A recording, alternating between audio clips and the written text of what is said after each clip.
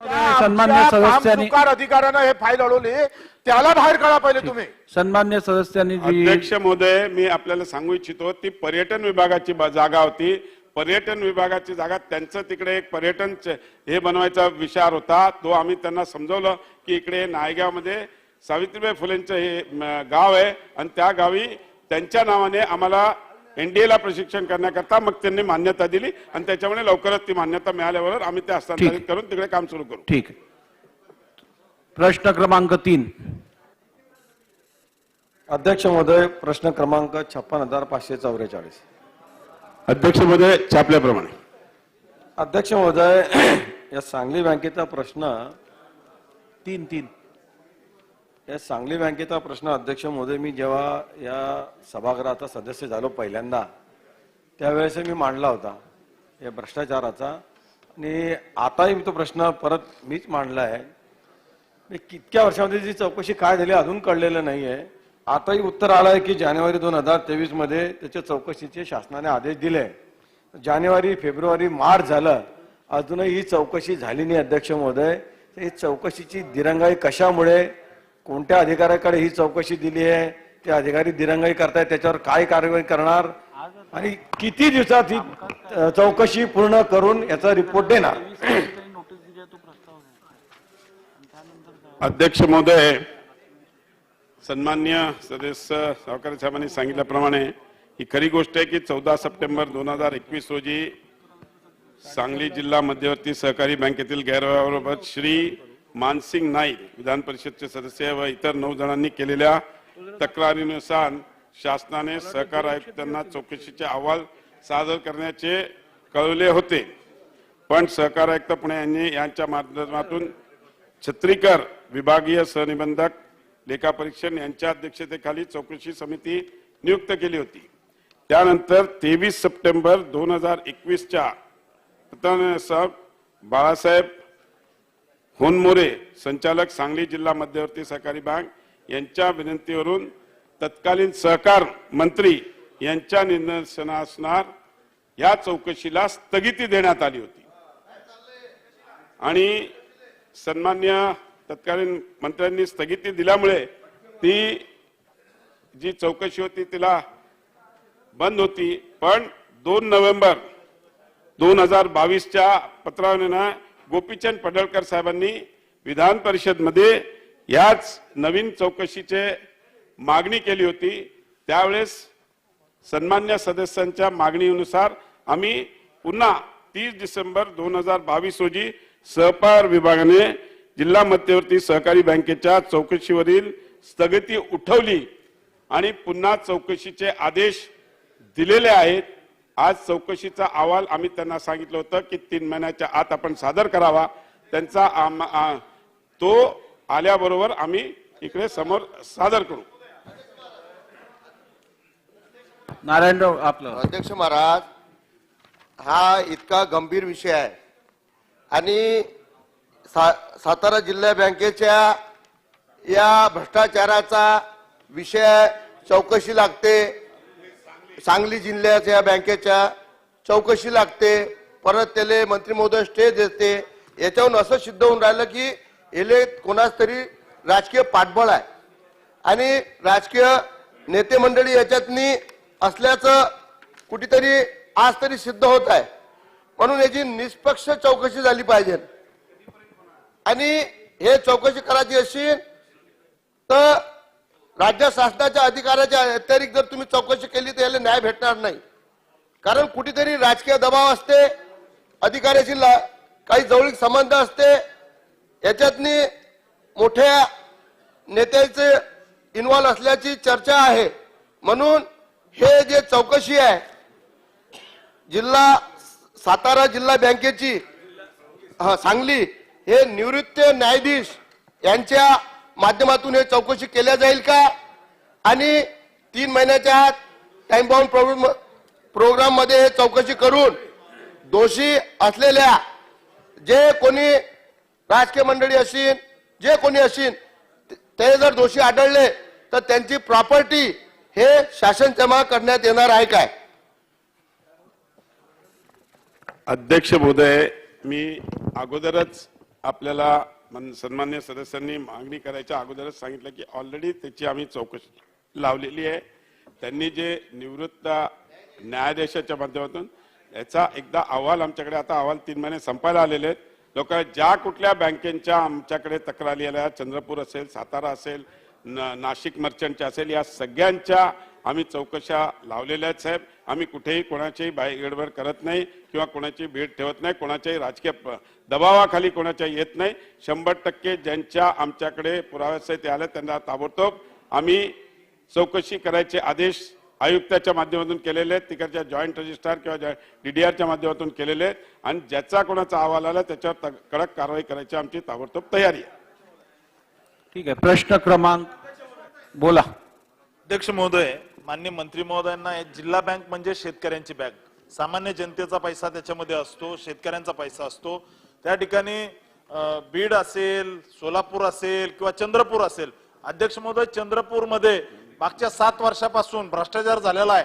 त्या ठिकाणी त्या बँकेची निवडणूक नाहीये. मंत्री महोदयांना माझा स्पेसिफिक प्रश्न आहे की चंद्रपूर जिल्हा मध्यवर्ती बँक जी आहे याची चौकशी आपण CID मार्फत करणार का भ्रष्टाचाराची?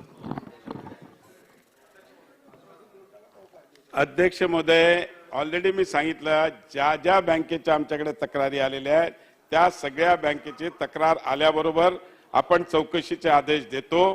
बीड असो, सोलापूर असो, चंद्रपूर असो, सगळ्यांच्या आपण चौकशीचे आदेश दिलेले आहेत. त्यांचे अहवाल आल्याबरोबर जर ते सॅटिस्फॅक्टरी नसले तर आपण, कारण की CID किंवा हे करायचं असेल तर त्याच्यासाठी मान्य मुख्यमंत्री उपमुख्यमंत्र्यांचे आंबेडकरजी. आणि नाही तर त्याच्यावर आपण प्रशासक नेमून त्याला स्थगिती देऊ शकतो. अध्यक्ष महोदय, सांगली जिल्हा बँकेच्या चौकशीबद्दलचा प्रश्नाचं उत्तर सन्मान्य मंत्री महोदय देत आहेत. खरं म्हणजे विधानसभेमध्ये ज्यावेळेला एखादा प्रश्न येतोय त्यावेळेला त्या प्रश्नाचं उत्तरच घेऊन जायला पाहिजे. 2021 मधली चौकशी आज सुद्धा आपण जर काय तेच कारवाई करतोय तर याच्या इतकं दुर्दैव काय नाही. मग आता नेमकं आता सगळ्या लोकांनी कुठं जायचं? माझी सन्मान्य मंत्री महोदयांना विनंती इतकीच आहे की सभागृहामध्ये ज्या पद्धतीने हा प्रश्न आला, खरं तर प्रश्नाच्या उत्तरामध्ये त्याच्यावरच्या कारवाई सहित आपण उत्तर द्यायला पाहिजे होतं. तुम्ही ज्या पद्धतीने उत्तर गोलमोल दिले ते आता 2021 पासून 2031 पर्यंत आपण थांबणार आहोत काय, असा प्रश्न आमच्या मनामध्ये येतोय. सहकार विभाग, साहेब जरा एक मिनिट ऐका, सहकार विभाग बदनाम झाला तो फक्त सहकार खात्यातल्या अधिकाऱ्यांमुळे. वेळेत जर काही शिक्षा दिली तर बघता बघता सहकाराच्या माध्यमातून खूप चांगल्या पद्धतीची प्रगती होईल आणि एक चांगला मेसेज जाईल. माझी विनंती आहे की राज्यातल्या सहकाराला कीड लागलेले सगळे जे अधिकारी आहेत त्यांनी जर वेळेवरती जर चौकशा केल्या, कारवाई केल्या, कन्व्हिक्शन फायनल झालं तर एक अत्यंत चांगल्या पद्धतीचा मेसेज जाईल. त्याची सुरुवात सांगली जिल्हा बँकेपासून करण्यासाठी या प्रश्नाच्या उत्तरात सुधारणा करून तात्पुरतं बघून घेतो, सुधारणा करतो असं आम्हाला अपेक्षित नाही आहे. 2021 पासून सभागृहामध्ये प्रश्न आल्यानंतर त्याच्यावरती कारवाई काय करणार याची स्पष्टता द्यावी. अध्यक्ष महोदय, मी अगोदर सांगितलं की सन्मान्य सदस्यांची जी अपेक्षा आहे, आपण नक्कीच ह्याच्यामध्ये कारवाई करायला कोणालाही आम्ही भीडभाड ठेवणार नाही. कुठल्या बँकेत कुठल्या, त्याला शेवटी आपण 3 महिन्याचा वेळ दिलेला आहे. 3 महिन्याच्या वेळामध्ये आपल्याकडे आयुक्तांकडून जसा अहवाल येईल तसं ताबडतोब आणि कडक कारवाई करू.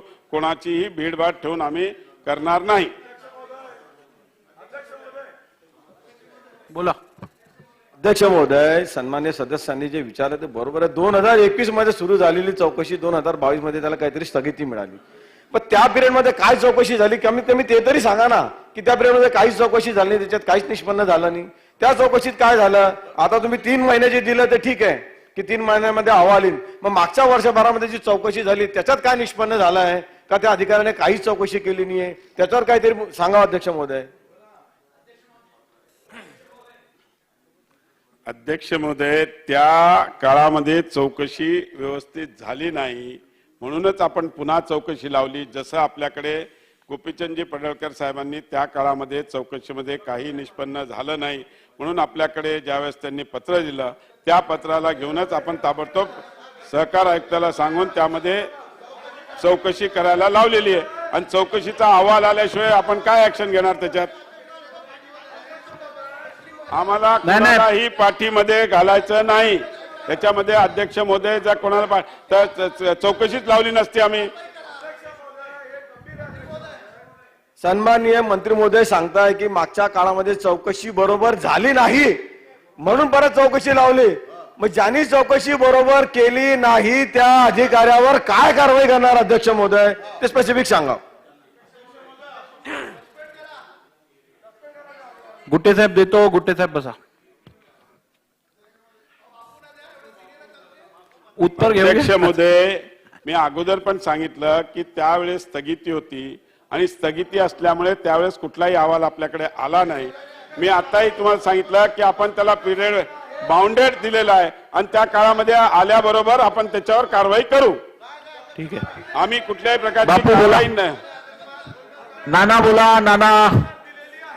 अध्यक्ष महाराज,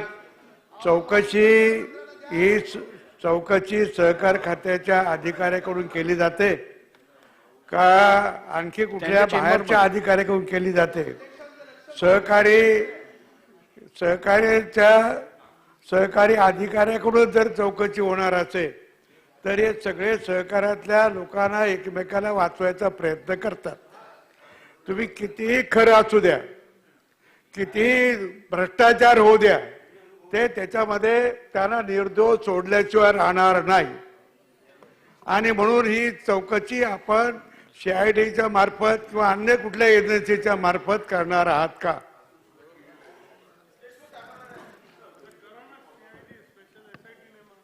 अध्यक्ष महोदय, सन्मान्य ज्येष्ठ सदस्य आदरणीय हरिभाऊ बागडे साहेब, नानांनी जी मागणी केली आहे, नाना अशी जर आपल्या सगळ्यांची इच्छा असेल तर नक्कीच आम्हाला काही हरकत नाही CID किंवा SITच्या माध्यमातून चौकशी करायला. चला देशमुख SITच्या साहेब. माध्यमातून आम्ही चौकशी करू. ठीक आहे. देशमुख साहेब बोला. अध्यक्ष महोदय, या बँका शेतकऱ्यांच्यासाठी, शेतकऱ्यांना उभा करण्यासाठी आहेत. माझी मंत्री महोदयाला विनंती आहे, या सांगली जिल्ह्यातल्या शेतकरी सोडून जे मोठे कारखानदार आहेत, सूतगिरणी आहेत, साखर कारखानदार आहेत, यांची किती कर्ज आहेत आणि ज्यांचे थकबाकी किती आहेत आणि जे थकबाकीदार आहेत त्यातले किती लोकांचे कारखाने विकून जिल्हा मध्यवर्ती बँकेकडे पैसे जमा झालेले आहेत आणि नावं जाहीर करता का? अध्यक्ष महोदय, सध्या माझ्याकडे ही माहिती नाहीये, पण ती घेऊन मी पटलावर ठेवण्याची व्यवस्था करतो. ठीक आहे. प्रश्न गुट्टे साहेब चला. महोदय, परभणी DCC मध्ये वेगळाच म्हणजे पराक्रम आहे. शेतकऱ्याला जे सोसायटीला जे कर्ज दिलं जातं, 1 लाख जर दिलं तर 40,000 रुपये त्याच्याकडनं परत घेतले जातात आणि 60,000 रुपये फक्त दिले जातात.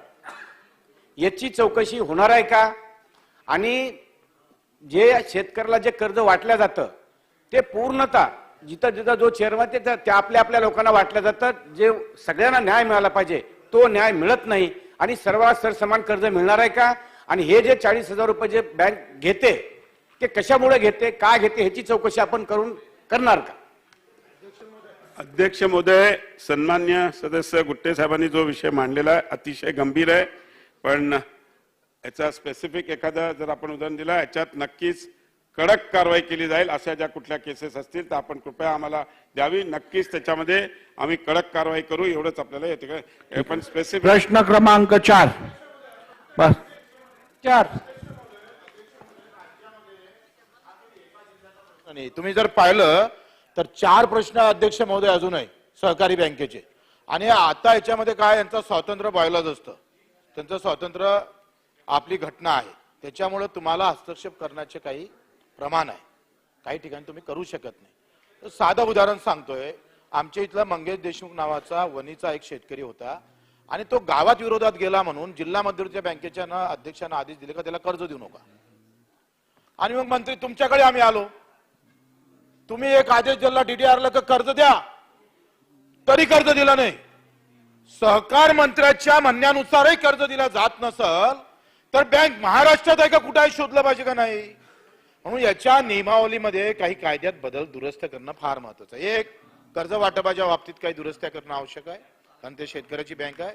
दुसरं, याच्यामध्ये बदलीमध्ये अतिशय मनमानी आहे. एक महिला आम्हाला या सहकाराच्या माध्यमातून काही नेते मंडळी याच्यातून आम्ही पाहतोय अनेक गोष्टी साध्य करतं. म्हणून या बदलीच्या मध्ये सुद्धा 2 महिन्यांना बदली होतं, 4 महिन्यांना बदली आपण करत राहतो. तुम्ही पहा ना, बदल्या तपासा. म्हणून हे राजकीय कसा वापर करता येईल या बँकेच्या माध्यमातून असं एकंदरीत चित्र अवघ्या महाराष्ट्रामध्ये आहे. बदल्या तुमच्या आता ह्या नियुक्त्या आहे, एनपीए मध्ये बँक असताना नियुक्त्या कशा होत आहे? केल्या ना, आपल्या आयुक्तांना दिलं ना, तुम्ही अधिकार दिले, त्यांना नियुक्त्या करायचे आदेश दिले. अध्यक्ष महोदय, या सगळ्या संदर्भात खरं तर कायद्यामध्ये दुरुस्ती करणं फार महत्वाचं आहे. त्याच्यासाठी तातडीनं बैठक आपण लावणार का? अध्यक्ष महोदय, सन्माननीय सदस्य बच्चू कडू साहेबांनी जी सूचना दिली की बँकांच्या कर्ज वाटप आणि या सगळ्या ह्याच्यामध्ये एनपीए मध्ये असतानाही बऱ्याचशा गोष्टी होतात, तर सन्माननीय सदस्यांच्या उपस्थितीमध्ये एक बैठक लावून लवकरात लवकर त्याच्यामध्ये आपण निर्णय करण्याचा आणि काय ज्या काही त्रुटी असतील त्या दुरुस्ती करण्याचा आपण प्रयत्न करू. ठीक आहे. प्रश्न क्रमांक 4. प्रश्न क्रमांक 4. अध्यक्ष महोदय, छापल्याप्रमाणे. अध्यक्ष महोदय, मुंबई बडोदा महामार्गासाठी भूसंपादन केले आहे, त्यांना महामार्ग प्राधिकरणाकडून अद्यापही नुकसान भरपाई देण्यात आली नाही, हे खरे आहे काय? आणि अध्यक्ष महोदय, एका प्रकरणात तर शेतकऱ्यांचा मोबदला त्यांना देण्याऐवजी एका कंपनीला अदा करण्यात आलेला आहे. तर अध्यक्ष महोदय, त्या शेतकऱ्यांनी जिल्हाधिकाऱ्याकडे एकतर आम्हाला मोबदला द्यावा, नाही तर इच्छा मरणाची परवानगी द्यावी अशी मागणी केलेली आहे, खरे आहे काय? अध्यक्ष महोदय, या संदर्भामध्ये जे काही भूसंपादन करण्यात आलंय या मुंबई वडोदरा महामार्गाच्या दृष्टीने, यामध्ये जी काही भूसंपादन करण्यात आलेली जमीन आहे ती एका खाजगी व्यक्तीच्याकडून करण्यात आली होती, कारण जमीन त्यांच्या नावावर होती. मात्र त्या जमिनीवर राहत असणारे 8 जे घरं होते त्या खाजगी घरमालकांना मग त्या एकूण मिळणाऱ्या भूसंपादनाच्या रकमेतून काही रक्कम अध्यक्ष महोदय अदा करण्याचा निर्णय झाला. साधारण 1,09,00,000 रुपये द्यावेत असं ठरलंय. प्रत्यक्ष मात्र 42 लाख रुपये फक्त त्यांच्या हातामध्ये दिले. एक प्रकारची फसवणूक त्या आमच्या आदिवासी बांधवांची झाली. अध्यक्ष महोदय, हे चौकशांती समोर आलेलं होतं. आणि मग अध्यक्ष महोदय, यामध्ये जी कंपनी आहे त्या कंपनीच्या अन्य प्रॉपर्टीवर, जमीन त्या जागेवर, त्या ठिकाणी मग शासनाने त्याची ताब्यात घेऊन अध्यक्ष महोदय त्याचे आता लिलाव करणं आपण करतोय की ज्यामुळे त्या मिळणाऱ्या रकमेतून ही आमच्या राहिलेली जी रक्कम आहे आमच्या त्या 8 तुमच्या राहणदारांना ती त्या अध्यक्ष महोदय त्यातून ती अदा करण्यात येईल. आणि म्हणून या बाबतीमध्ये ही जी काही प्रत्यक्ष या महामार्गामध्ये यापूर्वी एक सभागृहामध्ये चर्चा झाली, अशाच पद्धतीने लोकांची, शेतकऱ्यांची फसवणूक झाली, बदल्यामध्ये काही लोक पैसे घेतात, त्याबद्दल आपण एक त्या संदर्भात चौकशीची घोषणा केलेली आहे अध्यक्ष महोदय. पण या बाबतीमध्ये निश्चितच जी मंडळी त्यामध्ये वंचित राहिलेली आहे किंवा ज्यांना या विद्यावासिनी कॉर्पोरेशन प्रायव्हेट लिमिटेड या कंपनीकडून जी फसवणूक झाली अध्यक्ष महोदय, त्यांना ती त्यांच्या प्रॉपर्टी जप्त करून त्याचे लिलाव करून ती रक्कम संबंधितांना अध्यक्ष महोदय अदा करण्यात येईल. बोला. धन्यवाद अध्यक्ष महोदय. आता मंत्री महोदयाने जे उत्तर दिलं, खरं म्हणजे हा प्रश्न हिवाळी अधिवेशनापासून सातत्याने या सभागृहामध्ये येत असतो. आणि जे मंत्री महोदय आपण उत्तर दिलं का जी कंपनी आहे या कंपनीला जो मोबदला गेलेला आहे विद्या विकास आणि कॉर्पोरेशन, हे फक्त एक टोक आहे. अशी अनेक उदाहरणं ह्या पालघर जिल्ह्यामध्ये घडलेली आहेत आणि जाणीवपूर्वक घडवलेली आहेत. आता ही प्रक्रिया झाली 2013ला सुरू, जेव्हा गॅजेट प्रसिद्ध झालं हे 2013ला, तेव्हापासून ह्या जमिनी कोणाच्या ताब्यामध्ये आहेत हे तेव्हाच माहिती पडेल, भूसंपादन तेव्हा झालेलं आहे. आता हा जो प्रश्न हा गोळा सर्वे नंबरचा आहे, या गोळा सर्वे नंबर मध्ये ह्या कंपनीची जागा आहे असं याच्या उत्तरामध्ये दिलेलं आहे. त्या जागेमध्ये घर आहेत, परंतु त्या जागेमध्ये त्या आदिवासी खातेदार आहेत त्यांची सुद्धा जमीन आहे. खरं म्हणजे भूसंपादन करत असताना खातेफोड करणं गरजेचं होतं. आणि ऍक्च्युली जेव्हा सर्वे झाला जागेवर, त्या जागेचा सर्वे झाल्यानंतर ती क्षेत्र कोणाच्या हिस्स्याला आहे हे स्पष्टपणे त्या याच्यात आलेलं आहे, विवरण पत्रामध्ये आलेलं आहे. मग असं असताना सुद्धा हे पैसे मुळामध्ये ह्या कंपनीला गेले कसे प्रश्न हा एक. आणि आता आपण या उत्तरामध्ये लिहितोय का त्यांच्याकडनं प्रॉपर्टी वसूल करून हे पैसे रिकव्हर करण्याची आपण कारवाई चालू केलेली आहे.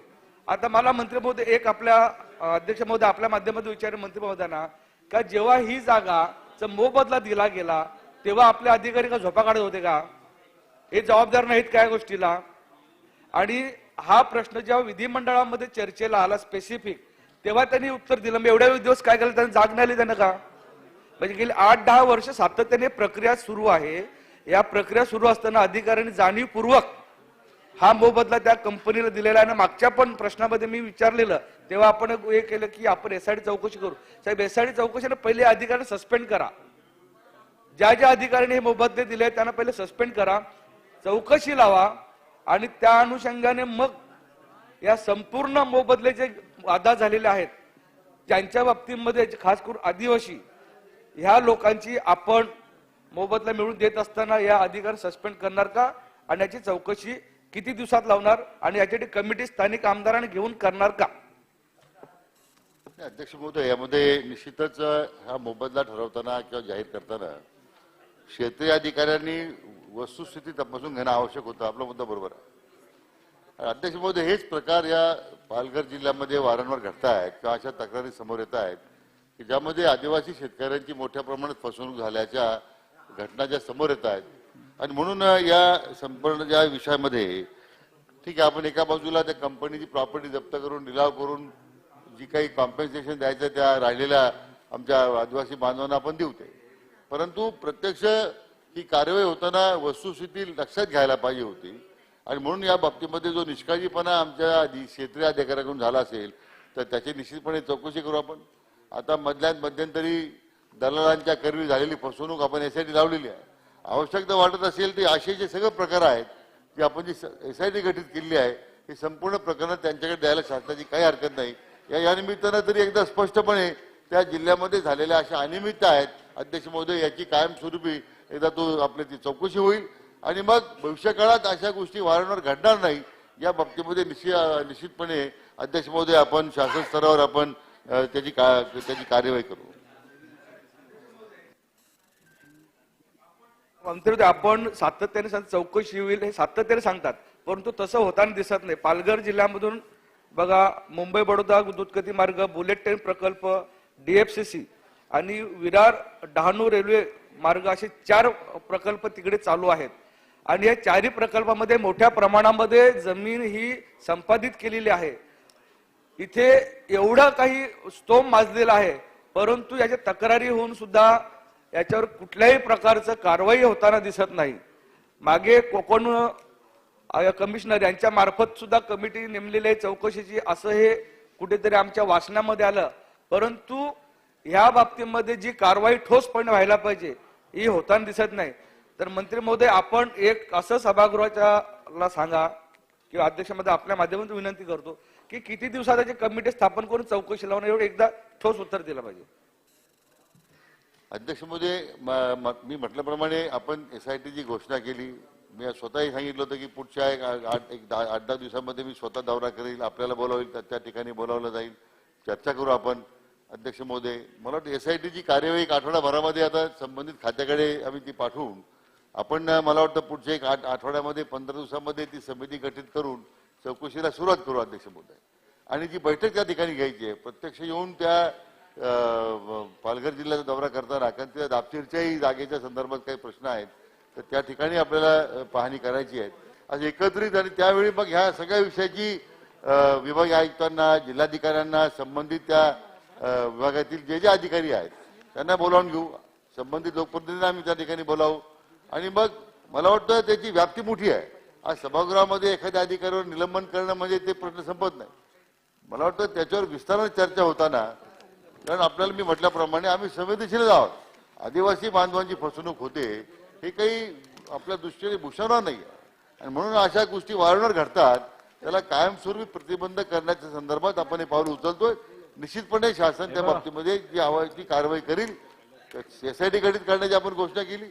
असे सगळे प्रकार ते एसआयटी कडे देण्याबद्दल आम्ही आश्वासित केलेलं आहे आणि पुढच्याही 10 दिवसामध्ये त्या पालघर जिल्ह्याचा दौरा करताना आपण स्वतंत्र बैठक घेऊ आणि त्या ठिकाणी मग आवश्यक असेल अध्यक्ष महोदय तर आणखीन त्या बाबतीमध्ये निर्णय करतो आपण निर्णय करू. प्रश्न क्रमांक 5. प्रश्न क्रमांक 5. अध्यक्ष महोदय, प्रश्न क्रमांक 5. अध्यक्ष महोदय छापल्याप्रमाणे. अध्यक्ष महोदय, 2019ला जेव्हा कोरोनाचा रोग ह्या संपूर्ण भारतात आला आणि कोरोना रोग आल्यामुळे अनेक परिवारातील लोक आपल्या परिवारातील लोकांना वाचवण्याकरता त्यांना रुग्णालयात भरती करण्यात आलं. अनेक लोक त्यात एक्सपायर झाले आणि अशा पडक्या स्थितीत त्यांची आर्थिक स्थिती मंदावली आणि ती आर्थिक परिस्थिती मंदावल्यामुळे त्यांना आपल्या प्रॉपर्ट्या विकाव्या लागल्या. मग याचाच फायदा घेऊन काही दलालांनी आणि दुय्यम निबंधक यांनी मिळून काही लोकांना फसवण्याचं काम केलं. नागपूर शहरात म्हणजे नागपूर ग्रामीणमधील भागातील कृषक आणि अतिक्रमित जागा जे सरकारने बंदी घातली आहे विकण्यास, ते विकून त्यांनी त्याच्यावर विक्री केलेली आहे. तर हे असं करता येते का? आणि नागपूर शहराच्या ग्रामीण भागात जे रजिस्ट्री लावणं बंद आहे तर ते सुरू करतील का? हे माझे 2 प्रश्न आहेत. अध्यक्ष महोदय, सन्मान्य सदस्य मान्य विकास कुंभारे साहेबांनी जो मुद्दा मांडला ही गोष्ट बरोबर आहे की या परिस्थितीचा काही फायदा घेऊन जे दस्त नोंदवले गेलेत त्याच्यामध्ये काय अनियमित आढळले आहे. तर मी माहिती घेत होतो त्यावेळी ज्यांनी नोंदवलेत तर ते कर्मचारी त्या अधिकारी त्या ठिकाणी त्यांनी सेवानिवृत्त झालेले आहेत. आणि म्हणून अध्यक्ष महोदय या बाबतीमध्ये खरं म्हणजे जिल्ह्याचे जे त्या ठिकाणी जे प्रमुख आहेत खरं म्हणजे त्यांनी वेळोवेळी त्याचा आढावा घेण्याची आवश्यकता आहे. त्यांच्याकडून निष्काळजीपणा झाला दिसतो अध्यक्ष महोदय. त्यांच्या या बाबतीमध्ये खुलासा मागवण्यात आलेला आहे. आणि अशा काही दस्त नोंदणीच्या संदर्भात ज्या अनियमित झालेल्या आहेत या बाबतीमध्ये जी काही फसवणूक झाली असेल तर त्याबाबत त्या संबंधी सुधारणा करावी, त्या लोकांना न्याय द्यावा. त्या आवश्यक असेल तर त्या ठिकाणी स्पेशल कॅम्प घेऊन ज्या फसवणूक झालेल्या लोकांना त्यातून आपल्याला न्याय देता कसा येईल या बाबतीमध्ये सूचना देण्यात येतील. अध्यक्ष महोदय बोला. अध्यक्ष महोदय, मी 14/11/2022 सन्माननीय नागपूरचे कलेक्टर यांना पत्र दिलं आणि त्यांना मागणी केली की त्यांना सगळं सविस्तर सांगितल्यानंतर त्यांनी त्याच्यावर एक समिती लावली आणि त्यांना मी विनंती केली की या समितीचा निर्णय 1 महिन्यात यायला पाहिजे आणि त्यांनी ते मान्यही केलं आणि त्यांनी स्पष्टपणे लिहिलं जे समिती तयार केली होती त्यांना आणि त्यांना सांगितलंही.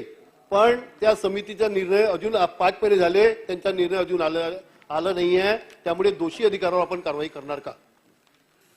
अध्यक्ष महोदय, सन्मान्य जिल्हाधिकारी नागपूर यांनी जे सन्मान्य सदस्यांच्या म्हणण्याप्रमाणे जे आश्वासित केलं होतं की जी समिती तयार करून 1 महिन्यात या चौकशी करण्यात येईल. अध्यक्ष महोदय, मान्य जिल्हाधिकारी नागपूर यांच्याशी मी स्वतः आज चर्चा करील आणि त्यांनी जी समिती गठीत केलेली आहे तात्काळ त्याचा अहवाल मागवून जे त्याचे दोषी असतील अध्यक्ष महोदय त्या संदर्भात कारवाई करण्याचे निर्देश देण्यात येतील.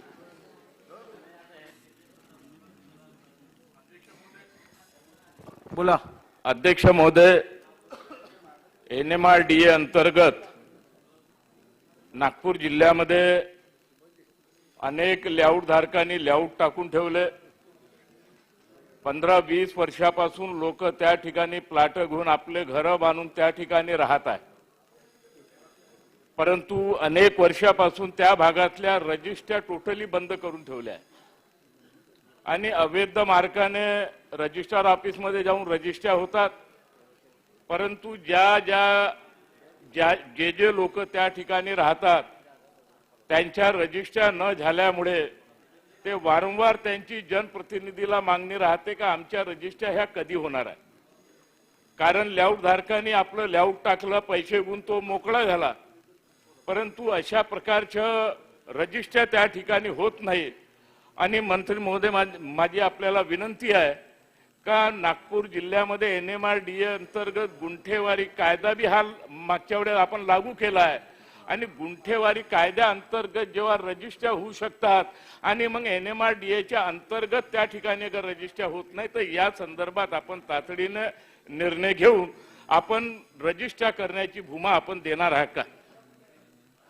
माननीय अध्यक्ष महोदय, सन्मान्य खोपडे साहेबांनी जो विषय मांडलेला आहे, NMRDAचं जे क्षेत्र आहे या क्षेत्रामध्ये आतापर्यंत आपण गुंठेवारी लागू केली नव्हती, पण आता NMRDA क्षेत्रातही गुंठेवारी लागू केली जाईल आणि ती गुंठेवारी लागू झाल्यामुळे त्या ठिकाणी परमिशन घेऊन अशा प्रकारे गुंठेवारीच्या अंतर्गत रजिस्ट्री करता येईल. ठीक. प्रश्नोत्तराचा तास संपलेला आहे. लेंग घ्या. थांबा लेंग होऊ दे. लेंग झाल्यानंतर तारांकित प्रश्नोत्तरांची यादी सभागृहाच्या पटलावर ठेवणे. महोदय, शुक्रवार दिनांक 24 मार्च 2020 रोजीची तारांकित प्रश्नोत्तरांची यादी मी सभागृहाच्या पटलावर ठेवतो. शुक्रवार दिनांक 24 मार्च 2023 रोजीच्या तारांकित प्रश्नांची यादी सभागृहाच्या पटलावर ठेवण्यात आली. तारांकित प्रश्नाबाबतची अधिक माहिती सभागृहाच्या पटलावर ठेवणे. महसूल मंत्री. अध्यक्ष महोदय, मी आपल्या अनुमतीने आमगाव तालुका वाडा जिल्हा पालघर येथील जमीनदारांना इनामात मिळालेली जागा शासनाची पूर्व परवानगी न घेता विकल्याबद्दल या विषयावरील श्री दौलत दरोडा विधानसभा सदस्य यांचा तारांकित प्रश्न क्रमांक 39,354 दिनांक 24 मार्च 22 रोजी अनुपूरक प्रश्नोत्तराच्या वेळी दिलेल्या आश्वासनानुसार माहिती सभागृहाच्या पटलावर ठेवतो. अधिक माहिती सभागृहाच्या पटलावर ठेवण्यात आली. सार्वजनिक बांधकाम मंत्री. माननीय अध्यक्ष महोदय, मी आपल्या अनुमतीने दिनांक 2 मार्च 2023 रोजीच्या तारांकित प्रश्नोत्तराच्या यादीतील श्री राजन साळवी विधानसभा सदस्य यांच्या ओणी अनुस्करा तालुका राजापूर जिल्हा रत्नागिरी रस्त्याची दुरुस्ती करण्याबाबत या विषयावरील तारांकित प्रश्न क्रमांक 57,433 ला दिलेल्या उत्तरातील आश्वासनानुसार अधिक माहिती सभागृहाच्या पटलावर ठेवतो. अधिक माहिती सभागृहाच्या पटलावर ठेवण्यात आली. कागदपत्रे सभागृहाच्या पटलावर ठेवणे. मुख्यमंत्री. माननीय अध्यक्ष महोदय, मी आपल्या अनुमतीने कोकण रेल्वे कॉर्पोरेशन लिमिटेड यांचा सन 2021-22 या वर्षाचा वार्षिक अहवाल सभागृहासमोर ठेवतो. अहवाल सभागृहासमोर ठेवण्यात आला. सदर अहवाल विधिमंडळाच्या संकेतस्थळावर उपलब्ध करून देण्यात येईल. उपमुख्यमंत्री.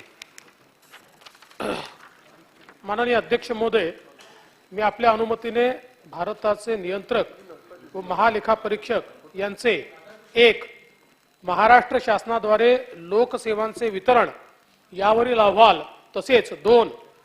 बृहन्मुंबई महानगरपालिकेवरील विशेष लेखापरीक्षण अहवाल सभागृहासमोर ठेवतो. भारताचे नियंत्रक व महालेखापरीक्षक यांचे महाराष्ट्र शासनाद्वारे लेखा सेवांचे वितरण यावरील अहवाल तसेच बृहन्मुंबई महानगरपालिकेवरील विशेष लेखापरीक्षण अहवाल सभागृहासमोर ठेवण्यात आले. दोन्ही अहवालांच्या CD व सर्व सन्मान्य सदस्यांना हजेरी पटलाजवळ उपलब्ध करून देण्यात येतील. इतर मागास बहुजन कल्याण मंत्री.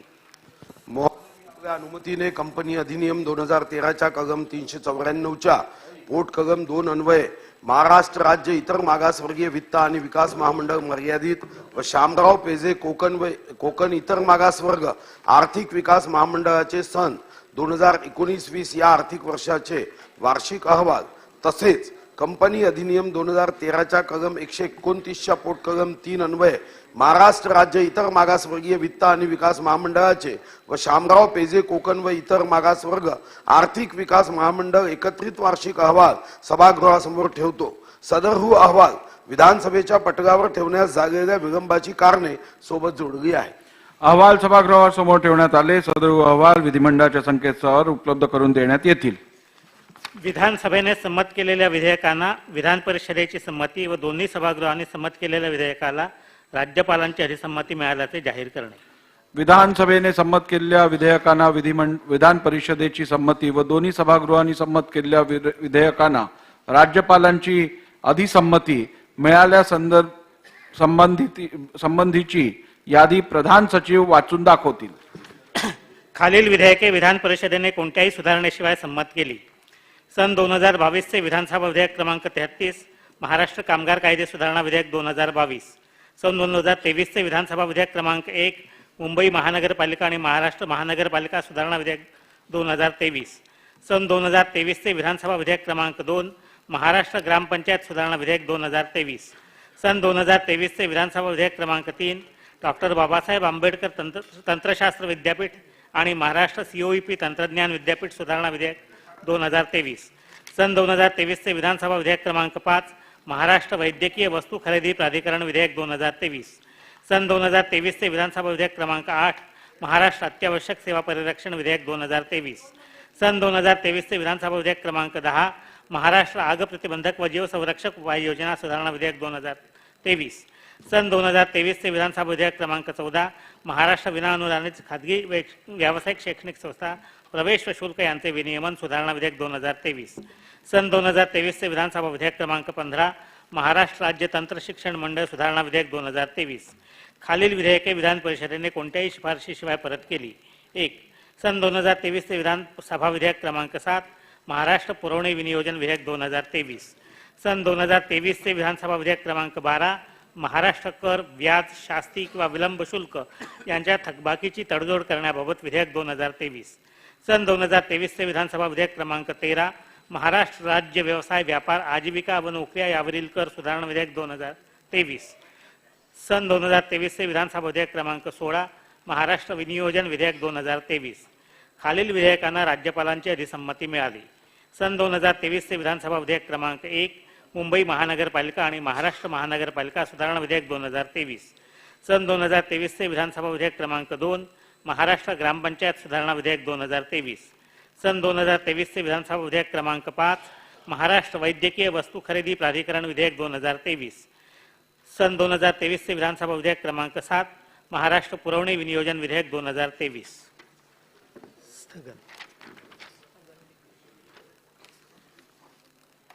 आज प्राप्त झालेल्या सर्व स्थगन प्रस्तावांच्या सूचनांना मी दंडनात अनुमती नाकारलेली आहे.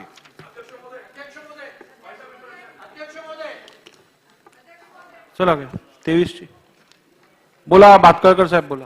अध्यक्ष महोदय, महाराष्ट्र विधानसभा नियम 23 अन्वये मी आपल्याकडे ब्रिटिश ब्रॉडकास्टिंग कॉर्पोरेशन म्हणजे BBCचा निंदाविषयक प्रस्ताव ठराव मांडण्याबाबत मी आपल्याला पत्र दिलं होतं आणि या ठिकाणी हा ठराव मी मांडतोय. 17 फेब्रुवारी 2023 रोजी BBCने आपल्या माननीय पंतप्रधान आणि भारतीय प्रजासत्ताकावर हल्ला करण्याच्या एकमेव कारणास्तव प्रकाशित केलेल्या लाजिरवाण्या माहितीपटाचा भाग प्रसिद्ध केला. हे सभागृह या माहितीपटाच्या बाबतीत प्रकाशनाचा तीव्र निषेध करते. या सभागृहाच्या सदस्यांचा असा विश्वास आहे की गुजरात 2002 मध्ये घडलेल्या घटनांचे खोटे व काल्पनिक चित्रण करून BBCने भारताच्या न्यायिक संस्थांना तडजोडीच्या संस्था म्हणून रंगवले आहे. हे सभागृह ठामपणे प्रतिपादन करते की भारताची न्यायव्यवस्था त्याच्या सर्वोच्च न्यायालयापासून ते त्याच्या अधीनस्थ न्यायालयांपर्यंत अत्यंत मुक्तपणे प्रकरणांचा निवाडा करते. तथापि 24 जून 2022 रोजी माननीय सर्वोच्च न्यायालयाच्या निकालाकडे पूर्णतः दुर्लक्ष करून BBC खोट्या कथांचा छडा लावत आहे. अशी कृती म्हणजे भारताच्या न्यायिक अधिकाऱ्याच्या अखंडतेवर थेट हल्ला आहे. BBCने भारताच्या माननीय सर्वोच्च न्यायालयाच्या तुलनेत न्यायिक शहाणपण असलेले अपीलीय न्यायाधिकरण म्हणून स्वतःला प्रभावीपणे लादण्याचा प्रयत्न केला आहे. BBCचा हा माहितीपट हा न्यायालयाचा पूर्ण अवमान मानला जातो कारण त्याने न्यायालयाच्या तर्कशक्ती आणि क्षमतांना खारिज केलेले आहे व धोक्यात आणलेले आहे. भारताची अखंडता धोक्यात आणण्याचा सुद्धा या माहितीपटाचा हेतू आहे आणि त्यामुळे हे सभागृह या माहितीपटाचा आणि BBCचा तीव्र निषेध या ठरावाद्वारे करत आहे. असा प्रस्ताव मी मांडतो आणि हा प्रस्ताव आपण आवाजी मतदानाने मंजूर करावा अशी मी विनंती आपल्याला करतो. प्रस्ताव असा आहे की ब्रिटिश ब्रॉडकास्टिंग कंपनी केंद्र शासनाकडून बंदी घालण्यात आलेली आहे. सदरहू कंपनीच्या माध्यमातून तयार करण्यात आलेल्या माहितीपटाद्वारे धार्मिक समुदायांना भडकवण्याचा आणि धार्मिक तणाव निर्माण करण्याचा प्रयत्न करण्यात आला असून भारताची न्याय व्यवस्था सर्वोच्च न्यायालयापासून ते त्याच्या अधीनस्थ न्यायालयांपर्यंत न्यायालयीन प्रतिमा मलिन करण्याचा प्रयत्न करण्यात आला असल्याने BBCच्या या सदरहू कृती विरुद्ध महाराष्ट्र विधानसभा नियम 23 अन्वये निंदाव्यंजक प्रस्ताव देण्यात आला आहे. आता मी सदरू प्रस्ताव मतास टाकतो.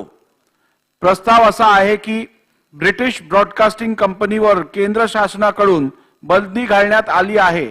सदरू कंपनीच्या माध्यमातून तयार करण्यात आलेल्या माहिती पटाद्वारे धार्मिक समुदायांना भडकवण्याचा आणि धार्मिक तणाव निर्माण करण्याचा प्रयत्न करण्यात आला असून भारताची न्याय व्यवस्था सर्वोच्च न्यायालयापासून ते त्याच्या अधीनस्थ न्यायालयांपर्यंत न्यायालयीन प्रतिमा मलिन करण्याचा प्रयत्न करण्यात आला असल्याने बीबीसीच्या या सदरहू कृतीविरुद्ध महाराष्ट्र विधानसभा नियम 23 अन्वये दिलेल्या निंदाव्यंजक प्रस्ताव मी आता मतास टाकतो.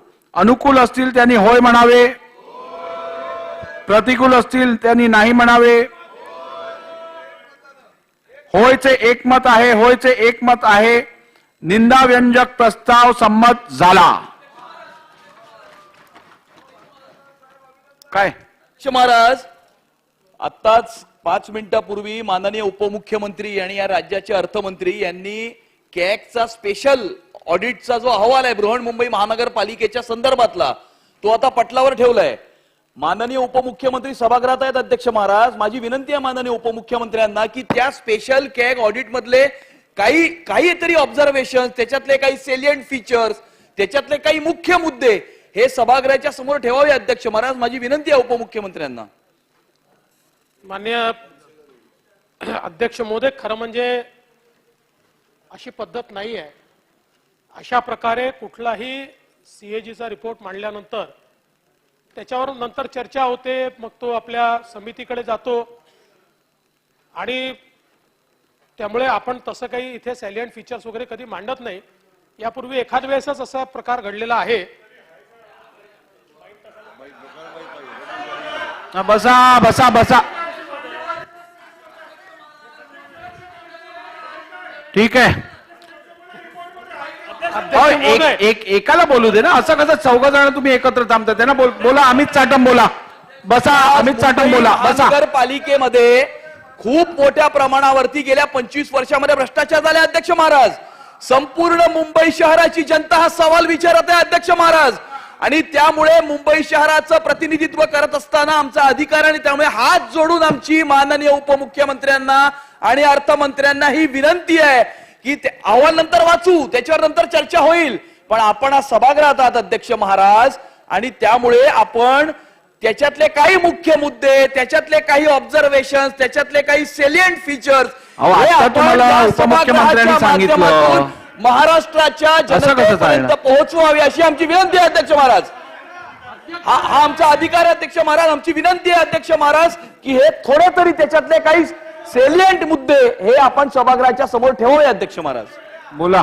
महोदय, अख्खा महाराष्ट्र बोला. अख्खा महाराष्ट्र रोज दिवसातून 4 वेळ या मुंबई महानगरपालिकेने भ्रष्टाचाराच्या विषयावर चर्चा करून राहिला. तसं काही महाराष्ट्रात दुसरं काहीच नाही आहे आणि त्यामुळे काय असेल नसेल माझी विनंती आहे उपमुख्य महोदय आणि अर्थमंत्र्यांना की त्यांनी मांडावं ना. आणि परंपरा असा आहे की असा नियम तर नाहीच आहे, मांडू शकत नाही आपण, आजपर्यंत मांडला नाही, पण तो नियम तर कुठेच बनलेला नाही माझ्या माहितीप्रमाणे. आणि माझी विनंती आहे की दूध का दूध, दूध का पाणी होऊन जाऊ द्या, चर्चा होऊन जाऊ द्या. तुम्हाला सगळ्यांना सीडी दिल्या आहेत ना, मग त्या सीडी काय कामाच्या, वाचा की त्या. अध्यक्ष महोदय,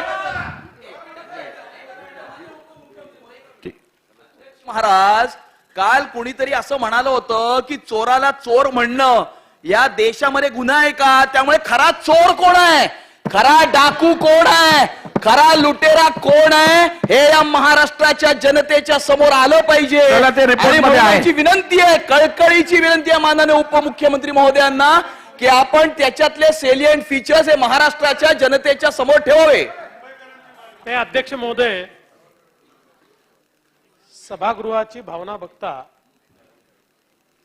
माझ्याकडे काही साधारण आपण पूर्ण रिपोर्टची कॉपीज आपण त्या ठिकाणी ठेवतो आणि काही मुद्दे असतात, त्यामुळे सगळे मुद्दे काही करायचे माझ्याजवळ नसतील, पण जे काही थोडीशी माहिती रिपोर्ट ठेवताना जी माझ्याकडे येते त्याच्या आधारावर मी काही मुद्दे फक्त या ठिकाणी सांगतो. पण मला असं वाटतं की हा अपवाद असावा, कारण अशा प्रकारे कॅगच्या रिपोर्टवर इथे मंत्र्यांनी रिपोर्टिंग करणं किंवा त्याच्यावर चर्चा करणं हे काही अजून आपल्या नियमात तरी मला असं सन्मान्य उपमुख्यमंत्री महोदय, मी या विषयाची इकडे आज चर्चेला परवानगी देत नाही, परंतु सभागृहाची भावना लक्षात घेता आपण फिजिकल कॉपी आज त्यांना दिल्या नाही आहेत, सीडी मात्र दिल्या आहेत, म्हणून तुम्हाला परवानगी देतो की आपण थोडक्यात हा रिपोर्ट काय आहे या संदर्भातली माहिती द्यावी.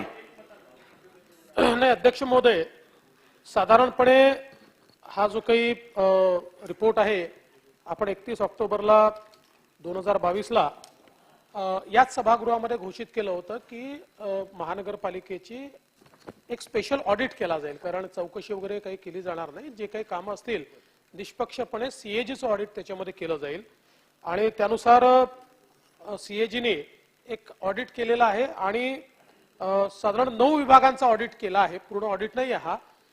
12,000 कोटी रुपयांच्या कामांचा ऑडिट या ठिकाणी केलेला आहे, सगळ्या कामांचंही केलेला नाहीये. जवळपास कोविडच्या काळातली जी कामं होती त्या संदर्भात महानगरपालिकेने आक्षेप घेतला होता की कोविडच्या काळातल्या कामांचं हे करता येणार नाही ऑडिट, तर तो मुद्दा अजून विचाराधीन आहे, त्यामुळे त्याचा ऑडिट झालेला नाही कोविडच्या काळातल्या. पण नॉन कोविड या काळातला साधारणपणे 28 नोव्हेंबर 2019 ते 31 ऑक्टोबर 2022 या कालावधीत कोविडची खरेदी सोडून इतर खरेदीच्या संदर्भात किंवा निविदांच्या संदर्भात या ठिकाणी हा ऑडिट झालेला आहे. साधारणपणे 14 नोव्हेंबर 2022ला सीएजीनी त्याला मान्यता दिली आणि त्यानंतर हा ऑडिट झाला. त्याची जी प्रमुख निरीक्षण आहेत त्यात पहिलं निरीक्षण आहे की मुंबई महानगरपालिकेने 2 विभागांची 20 कामं ही कोणतेही टेंडर न काढता त्या ठिकाणी केली. जवळपास 214 कोटी रुपयाची कामं आहेत की जी कुठलेही टेंडर न काढता त्या ठिकाणी केली आहेत. त्यानंतर 4,755 कोटी रुपयाची कामे एकूण 64 कंत्राटदार आणि बीएमसी यांच्यामध्ये करारच झाला नाही आणि त्याच्यामुळे बीएमसीला कुठली कारवाई त्यांच्यावर करण्याचा अधिकार राहिलेला नाही. त्यासोबत 3,355.57 कोटीच्या 3 विभागांच्या 13 कामांना थर्ड पार्टी ऑडिटरची नियुक्तीच केली नाही. त्यामुळे ही कामे नेमकी कशी झाली आहे हे पाहण्याची कुठली यंत्रणा उपलब्ध नाही आणि म्हणून कॅगने या संदर्भात असं म्हटलं आहे की पारदर्शकतेचा अभाव आहे, सिस्टमॅटिक प्रॉब्लेम आहे, ढिसा नियोजन आहे आणि निधीचा निष्काळजीपणे वापर करण्यात आलेला आहे. दहिसरमध्ये 32,394 चौरस मीटर जागा, ज्याच्यावर बगीचा, खेळाचे मैदान, मॅटर्निटी होम यासाठी 93च्या डीपी प्रमाणे तो राखीव होता. डिसेंबर 2011 मध्ये पहिल्यांदा बीएमसीने अधिग्रहणाचा ठराव केला आणि अंतिम जे मूल्यांकन केलंय ते मूल्यांकन 349 कोटी रुपयाचं केलंय आणि हे मूल्यांकन जे काही मूळ ठरवलं होतं त्यापेक्षा 716% जास्तीचं आहे. 716% आणि यात सगळ्यात धक्कादायक प्रकार हा आहे की अधिग्रहणाकरता पैसे दिले आहेत पण या जागेवर अतिक्रमण आहे. त्यामुळे त्या ठिकाणी जर त्याचा पुनर्विकास करायचा असेल तर पहिल्यांदा तर पुनर्वसनावरच जवळजवळ 80 कोटी रुपये खर्च करावे लागणार आहेत आणि प्लस वेगळं पुनर्वसन जे आहे, घर वगैरे जे आहे ते त्या ठिकाणी द्यावं लागणार आहे आणि याच्यामध्ये आणखी वाढ होण्याची शक्यता आहे. त्यामुळे सीएजीने असं सांगितलंय की या निधीचा बीएमसीला कुठलाही उपयोग झालेला नाही. त्यानंतर माहिती तंत्रज्ञान विभागामध्ये सॅप इम्प्लिमेंटेशनचं 159 कोटी रुपयाचं कंत्राट निविदा न मागवताच जुन्याच कंत्राटदाराला देऊन टाकलेलं आहे. बेसस सॅप इंडिया लिमिटेड यांना वर्षाकाठी 37 कोटी रुपये मेंटेनन्ससाठी देण्यात आले पण या बदल्यात कुठल्याही सेवा पुरवण्यात आलेल्या नाहीत. त्यामुळे धडधडीत नुकसान आहे.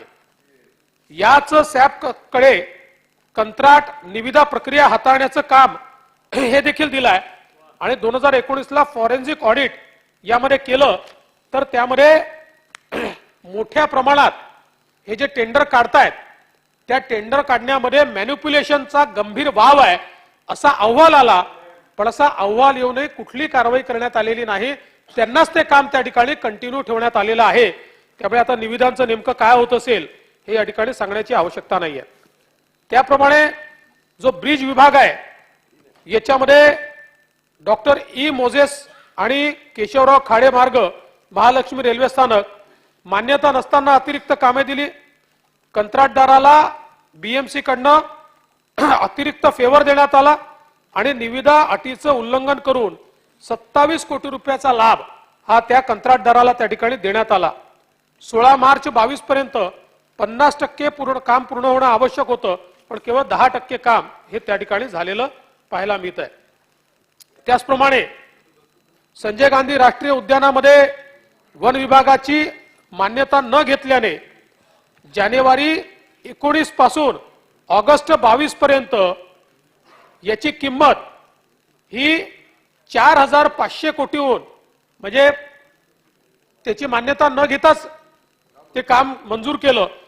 4500 कोटीवरनं ती किंमत ही मान्यता नसल्यामुळे 6322 कोटीवर गेली, हे देखील या ठिकाणी लक्षात आलंय. पटेल टीटी फ्लायओव्हर मध्ये देखील निविदा न मागवता अतिरिक्त काम देण्यात आलंय. गोपालकृष्ण गोखले पूल अंधेरी 9.19 कोटीचं काम बिना टेंडर देण्यात आलेलं आहे. पूल पाडण्यासाठी 15 कोटी देणं गरजेचं होतं, त्याच्याऐवजी 17.49 कोटी रुपये त्या ठिकाणी दिले आहेत. त्याचप्रमाणे रस्ते आणि वाहतूक यामध्ये 56 कामाचा अभ्यास करण्यात आला. त्यापैकी 52 पैकी 51 कामे कुठलाही सर्वे न करता निवडण्यात आली आहे. 54 कोटीची कामे ही निविदा न मागवता जुन्याच कामाला जोड कामं म्हणून देऊन टाकण्यात आली आहे. त्याचप्रमाणे M40 साठी M40 हा मायक्रो निविदा हा घटक वापरला जातो, तो बिलात दाखवला जातो, पण 2.40 कोटीच्या मायक्रो हे काय सिलिका आहे, मायक्रो सिलिका, मायक्रो निविदा नाही, M40 साठी मायक्रो सिलिका, पण 2.40 कोटीच्या मायक्रो सिलिका वापरलाच गेला नाही. त्याचप्रमाणे संगणकीकृत अहवालामध्ये हस्ताक्षरात नोंदी घेण्यात आल्या आहेत आणि कंत्राटदारांना 1.36 कोटीचा अतिरिक्त लाभ देण्यात आलाय. त्याचप्रमाणे आरोग्य विभागामध्ये केएम हॉस्पिटलमधील under graduate post graduate hostel tower बांधकाम परवानगी विना त्या ठिकाणी करण्यात आलं, त्यामुळे 2.70 कोटीचा जिल्हाधिकाऱ्यांनी दंड ठोठावलेला आहे. मिठी नदी प्रदूषण नियंत्रण जुलै 2019 मध्ये 4 निविदा कामे 4 विविध कंत्राटदारांना दिली. 24 महिन्याच्या कालावधीत ही कामं करायची होती, पण नंतर लक्षात असं येत आहे की 4 वेगवेगळे निविदाकार नाही आहे. ही 4ही कामं एकाच कंत्राटदाराला त्या ठिकाणी देण्यात आलेली आहे. म्हणजे 4 जे वेगवेगळे कंत्राटदार आहेत त्याच्याऐवजी हा एकच कंत्राटदार आहे. त्याचप्रमाणे मालाड जे इन्फ्लुएन्स पंपिंग स्टेशन आहे त्याच्यामध्ये 464 कोटीचं काम हे अपात्र निविदाकाराला दिलेलं आहे आणि 3 वर्षासाठी ते अपात्र आहेत हे ठाऊक असूनही त्या ठिकाणी हे काम देण्यात आलं. आणि म्हणून सीएजीने म्हटलंय की mala fide intentions cannot be ruled out, असं स्पष्टपणे त्या ठिकाणी सीएजीने म्हटलंय. सॉलिड वेस्ट मॅनेजमेंट मध्ये जागतिक निविदा वेस्ट टू एनर्जी 3000 टन प्रतिदिवस क्षमता ही अट 600 टन प्रतिदिवस क्षमता करण्यात आली. मेसर्स चेन्नई MSW प्रायव्हेट लिमिटेडला काम देण्यात आलं. 648 कोटी रुपयाचं काम आतापर्यंत 49 कोटीचं पेमेंट देखील केलं आहे. आणि याच्यात असं लिहिलेलं आहे, poor monitoring by BMC and abnormal delays in obtaining the mandatory clearances is likely to have a significant impact on the project delivering schedule. त्याचप्रमाणे अजून बऱ्याचशा गोष्टी या ठिकाणी आहेत. एकूणच हा जो काही अहवाल आहे, या अहवालाने महानगरपालिकेचा कारभार हा किती अपारदर्शी आणि भ्रष्ट प्रकारात चालला होता या संदर्भात सगळ्या गोष्टी उघड केल्या आहेत. आणि खरं म्हणजे अध्यक्ष महोदय, हा अहवाल ट्रेलर आहे, कारण लिमिटेड 12,000 कोटीच्याच कामांची चौकशी या अहवालात केली आहे. खरं म्हणजे जर पूर्ण चौकशी केली तर काय काय गोष्टी याच्यात निघतील हे सांगता येत नाही. मात्र आता हा अहवाल आपण ठेवलेला आहे. आपल्या नियमानुसार तो आपल्या लोकलेखा समितीकडे जाईल आणि याच्यातल्या जे काही भ्रष्टाचाराचे मुद्दे आहेत त्या मुद्द्यांच्या संदर्भात इतरही कुठली कारवाई करण्याची आवश्यकता असेल तर राज्य सरकार करेल. मुख्यमंत्री उपमुख्यमंत्री दोघेही हजर आहेत. त्यांनी अहवालातले काही सायलेंट फीचरही मांडलेले आहेत आणि जेव्हा इन प्रिन्सिपल आपल्याला दिसून राहिलं की याच्यामध्ये प्रचंड प्रमाणात भ्रष्टाचार झालेला आहे, माझी विनंती आहे सभागृहाच्या भावना लक्षात घेता की आमदारांची संयुक्त समिती याच्या चौकशीसाठी ठीक आहे, लोकलेखा समितीचा अहवाल येऊ दे ना, मग त्यानंतर निर्णय घेऊ. चला, हा आमचा अधिकार आहे. अध्यक्ष महोदय, आपल्या विधिमंडळात अधिकार आहे आणि माझी विनंती आहे मुख्यमंत्र्यांना उपमुख्यमंत्र्यांना की आमदाराची संयुक्त समिती याच्या चौकशीसाठी नेमण्यात यावी. या विषयावर आपण चर्चा घेणार नाही आहोत. मी पहिलीच सांगितलेलं, सन्माननीय उपमुख्यमंत्री आपल्या विनंतीनुसार केवळ काही ठळक मुद्दे मांडतील. त्यामुळे आता आपण पुढे जाऊ. अध्यक्ष महोदय, खरं म्हणजे राज्यामध्ये जलयुक्त शिवाराचं एवढं उत्तम काम झाल्याच्या नंतरही मध्यंतरी अध्यक्ष महोदय जलयुक्त शिवाराच्या संदर्भात केवळ राजकीय द्वेषबुद्धीनं समिती नेमण्याचा एक निर्णय झाला. त्याच पद्धतीने वृक्षारोपणाचा एवढा मोठा महत्वाकांक्षी कार्यक्रम अध्यक्ष महोदय राज्यामध्ये आपण राबवला, त्याविरुद्ध शंका उपस्थित करून त्याची एक समिती गठीत करण्यात आली. खरं अध्यक्ष महोदय, मुंबई महापालिका हा खरं भ्रष्टाचाराचा खरं म्हणजे भस्मासूर आहे. मग त्या मिठी नदीमध्ये तर अध्यक्ष महोदय किती लोकांनी त्या मिठी नदीमध्ये आपले हात साफ केलेले आहेत, गाळ साफ झालाच नाही.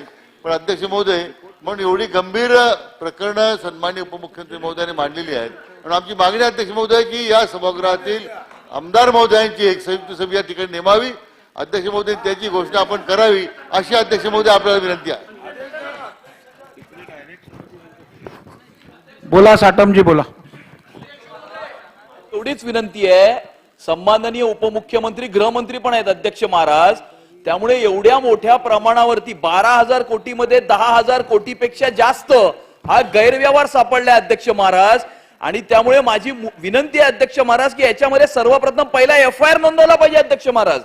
आणि त्यामुळे FIR नोंदवून त्याच्यावरती अँटी करप्शनच्या मार्फत आणि नंतर मग बाकीच्या येतीलच. पण पहिला त्याच्यावरती FIR नोंदवला पाहिजे अशी माझी विनंती आहे अध्यक्ष महाराज माननीय उपमुख्यमंत्री म्हणतात. ठीक आहे, चला आपण पुढे जाऊ. आता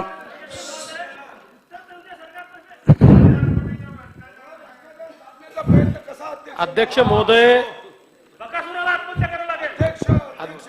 अध्यक्ष महोदय, जरी सभागृहाच्या भावना तीव्र असल्या तरीही आपल्याला हा अहवाल लोकलेखा समितीकडे पाठवावा लागेल. तथापि नाही, आपण चौकशी लोकलेखा समितीच करते, संपूर्ण स्क्रुटिनी करते.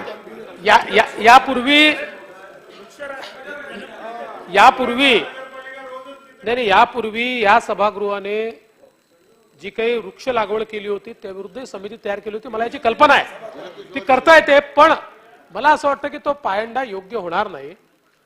त्यामुळे त्यांनी चुकीचा पायंडा पाडला म्हणून सुधीर भाऊ आपणही चुकीचा पायंडा पाडू नये असं माझं मत आहे. नाही, म्हणून आता आपल्या नियमाप्रमाणे हे लोकलेखा समितीकडे आपण जाऊ द्यावं. आणि अध्यक्ष महोदय, नाही ऐका, जे अमित साटम यांनी मांडलाय याच्यातला जो भ्रष्टाचाराचा अँगल आहे त्या संदर्भात जी काही आपल्याकडे वेगवेगळ्या एजन्सीज आहेत त्याचा विचार आपण करू. आज त्याची घोषणा करणं योग्य होणार नाही. एकदा मी पण अजून डिटेलमध्ये गेलेलो नाही. त्यामुळे जर असं कुठे ब्लॅटंट दिसत असेल तर त्या संदर्भात माननीय मुख्यमंत्र्यांची चर्चा करून आणि त्या संदर्भातली पुढची कारवाई आपण करूया. ठीक आहे, चला बिलो घ्या. शासकीय विधेयके पुरस्थापनार्थ सन 2023 चे विधानसभा विधेयक क्रमांक 6 महाराष्ट्र पोलीस सुधारणा विधेयक 2023. अध्यक्ष महोदय, सन 2023 चे विधानसभा विधेयक क्रमांक 6 महाराष्ट्र पोलीस सुधारणा विधेयक 2023 मांडण्यास मला सभागृहाची अनुमती मिळावी. प्रस्ताव असा आहे की सन 2023 चे विधानसभा विधेयक क्रमांक 6 महाराष्ट्र पोलीस सुधारणा विधेयक 2023 मांडण्यास अनुमती देण्यात यावी. प्रश्न असा आहे की सन 2023 चे विधानसभा विधेयक क्रमांक 6 महाराष्ट्र पोलीस विधेयक 2023 मांडण्यास सभागृहाची अनुमती आहे काय?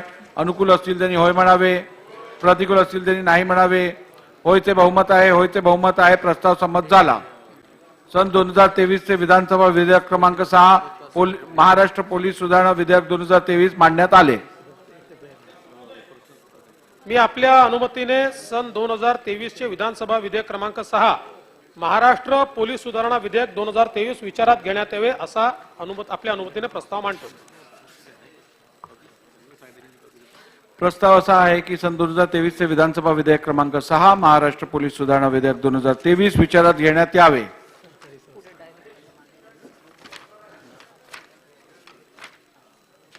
प्रश्न असा आहे की सन 2023 चे विधानसभा विधेयक क्रमांक 6 महाराष्ट्र पोलीस सुधारणा विधेयक 2023 विचारात घ्यावे. काय अनुकूल असतील त्यांनी होय म्हणावे, प्रतिकूल असतील त्यांनी नाही म्हणावे. होयचे बहुमत आहे, होयचे बहुमत आहे. विधेयक संमत विधेयक विचारात घेण्यात येत आहे.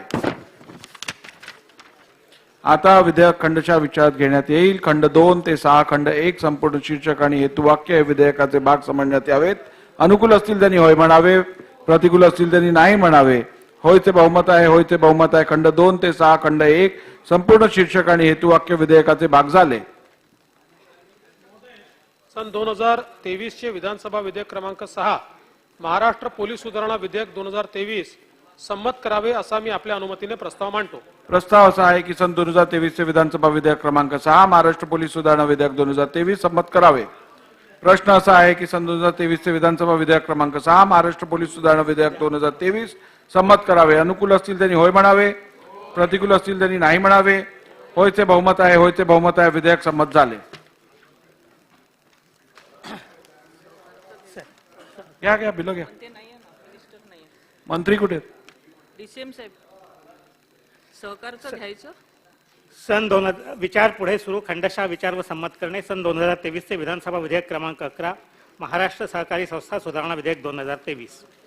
महोदय, सन 2023 चे विधानसभा विधेयक क्रमांक 11 महाराष्ट्र सहकारी संस्था सुधारणा विधेयक 2023 विचारात घेण्यात यावे असा मी आपल्या अनुमतीने प्रस्ताव मांडतो. प्रस्ताव असा आहे की सन 2023 चे विधानसभा विधेयक क्रमांक 11 महाराष्ट्र सहकारी संस्था सुधारणा विधेयक 2023 विचारात घेण्यात यावे.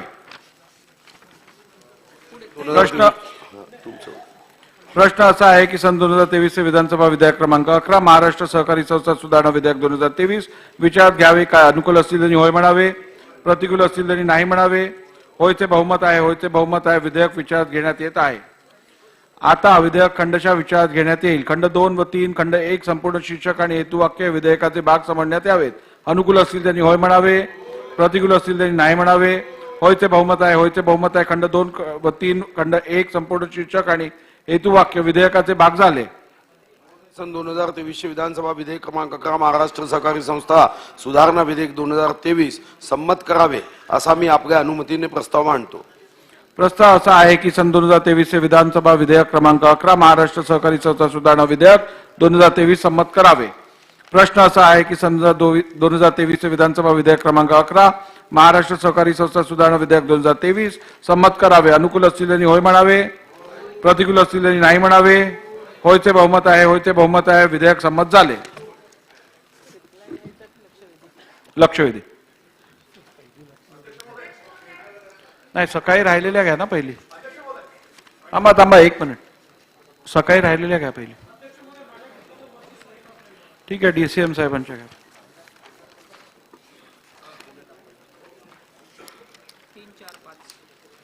लक्षवेधी क्रमांक 3.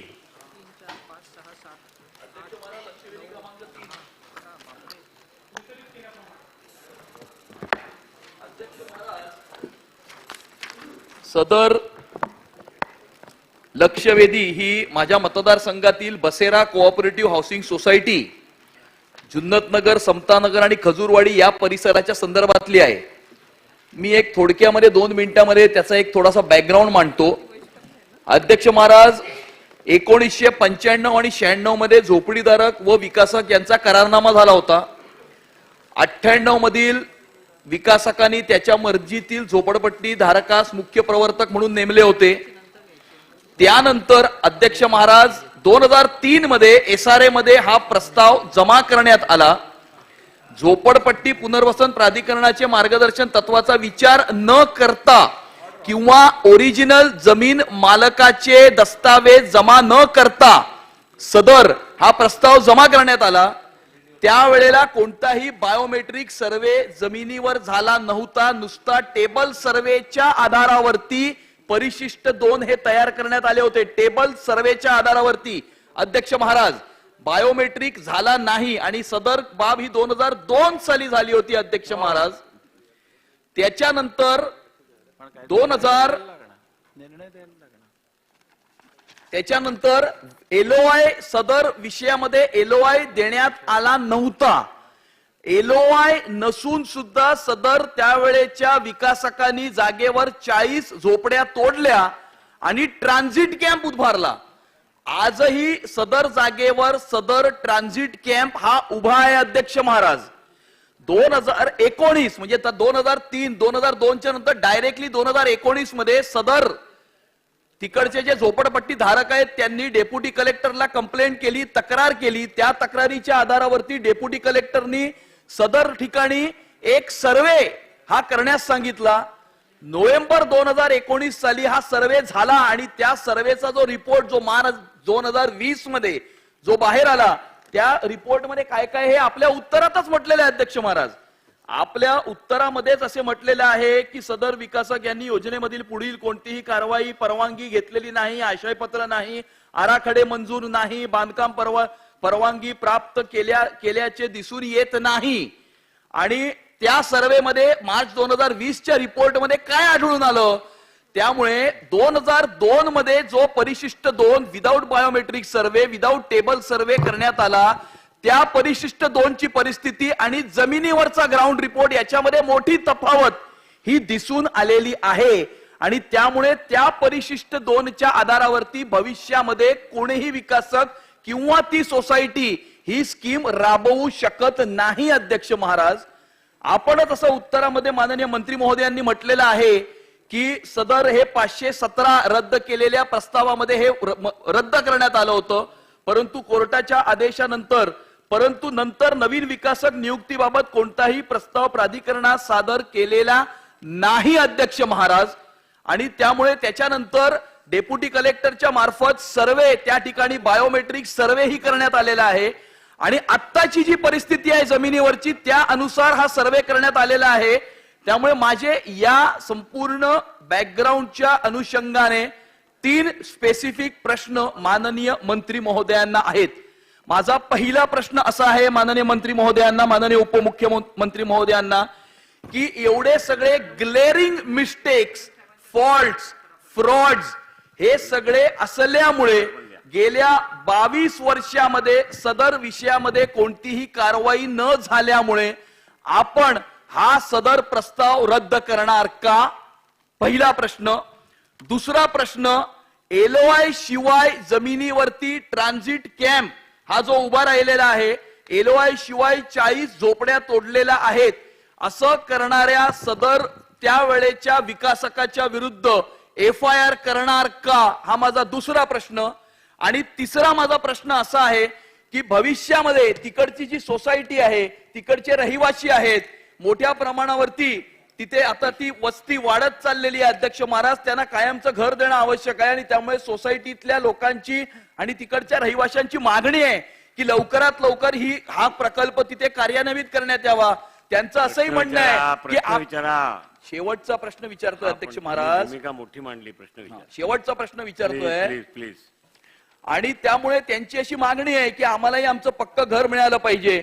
परंतु आता टेबल सर्वेच्या आधारावरती असलेल्या एनेक्चर 2च्या आधारावरती ही स्कीम होऊ शकत नाही अध्यक्ष महाराज, कारण डेप्युटी कलेक्टरनीच केलेल्या रिपोर्टमध्ये मोठी तफावत दिसून आलेली आहे.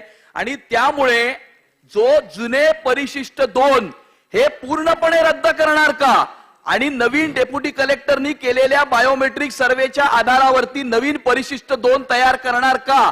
कारण कलम 35च्या अन्वये आपण जर एक एक झोपडीधारकाचं त्याच्यामध्ये आपण ती स्कीम इम्प्लिमेंट करू शकत नाही आणि त्यामुळे जुने परिशिष्ट 2 रद्द करून नवीन परिशिष्ट 2 आपणच केलेल्या सर्वेच्या आधारावर तयार करणार का? असे माझे 3 स्पेसिफिक प्रश्न आहेत अध्यक्ष महाराज.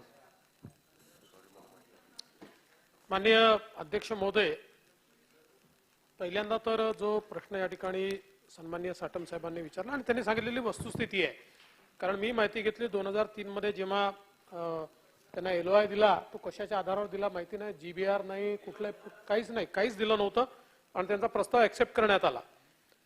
आता आपण 3 प्रश्न विचारलेले आहेत. पहिला तर प्रस्ताव रद्द करणार का, तर अशा प्रकारची मागणी असेल तर त्याची सुनावणी घेऊन निश्चितपणे आपण तो प्रस्ताव जो काय आहे त्याच्यावर उचित निर्णय, कारण इथे रद्द करण्याचा निर्णय नाही घोषित करतायत, पण तिथे सुनावणीमध्ये जर आपण सांगितलेली वस्तुस्थिती समोर आली तर निश्चितपणे ते आपण त्या ठिकाणी रद्द करू. दुसरं, आपण ट्रान्झिट कॅम्पच्या संदर्भात सांगितलेलं आहे.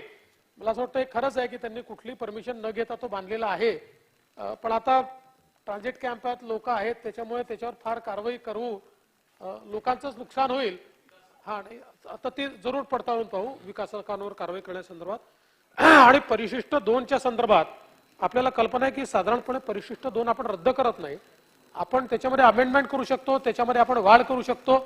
तर त्यानुसार आपण जो काही सर्वे झालेला आहे त्या सर्वेच्या आधारावर त्या परिशिष्ट 2 मध्ये काही अयोग्य नावं आले असतील तर ते काढून टाकण्यात येतील, नवीन नावं असतील तर ते आणि नियमाने असतील तर ते समाविष्ट करता येतील. केवळ ज्यांनी परिशिष्ट 2 मध्ये आल्यानंतर विक्री केली आहे ते विक्री आपण ग्राह्य धरत नाही आपल्या कायद्याप्रमाणे, त्यामुळे ती नावं समाविष्ट काही होऊ शकणार नाही. बाकी तुम्ही सांगताय त्याप्रमाणे चुकीची नावं काढता येतील, नवीन नावं त्या ठिकाणी टाकता येतील. जो सर्वे केला त्या सर्वेला बेस मानून तशा प्रकारचे निर्देश देण्यात येतील.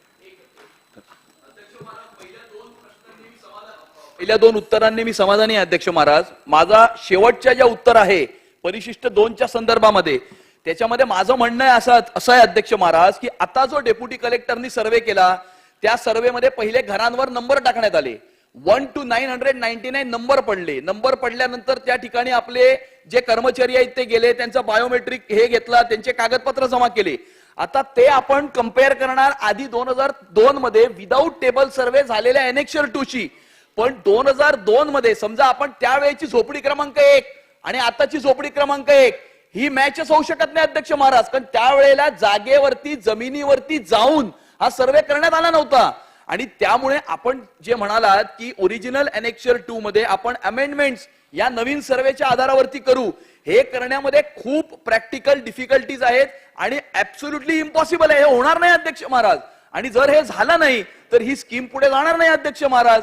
आणि त्यामुळे आणि कलम 35 आपण जे म्हणताय असा कुठेही कायद्यामध्ये असा नियम नाही आहे अध्यक्ष महाराज की आपण एनेक्शर 2 कॅन्सल करू शकत नाही, असा नियम नाही अध्यक्ष महाराज.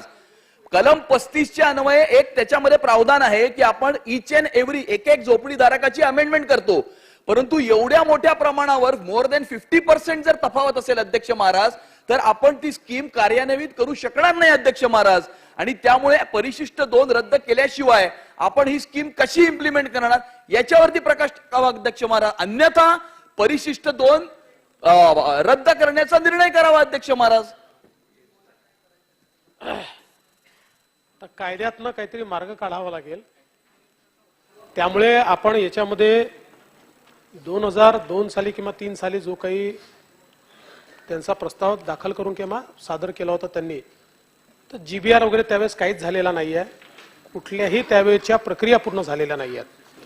त्यामुळे आता हा जो काही 2019चा सर्वे आपण केलेला आहे याला ग्राह्य आपण धरू आणि याला ग्राह्य धरून जणू काही आता नव्याने आपल्याकडे हे सबमिट झालाय असं समजून याच्या आधारावर आपण एनेक्शर 2 जे आहे हे तयार करू. फक्त ते तयार करताना निकष तर आपले राहतीलच की 2001च्या आधीचा असला पाहिजे आणि 2011च्या आधीचा असला पाहिजे. अशा 2 ज्या आपल्या आहेत या दोन्हीची पडताळणी करून फक्त जे मी सांगितलं की मुळामध्ये आता याच्यातनं एकच प्रॉब्लेम होतो अमित साटमजी की लोक एनेक्शर 2 मध्ये नाव आणतात आणि त्यानंतर ते विकून टाकतात.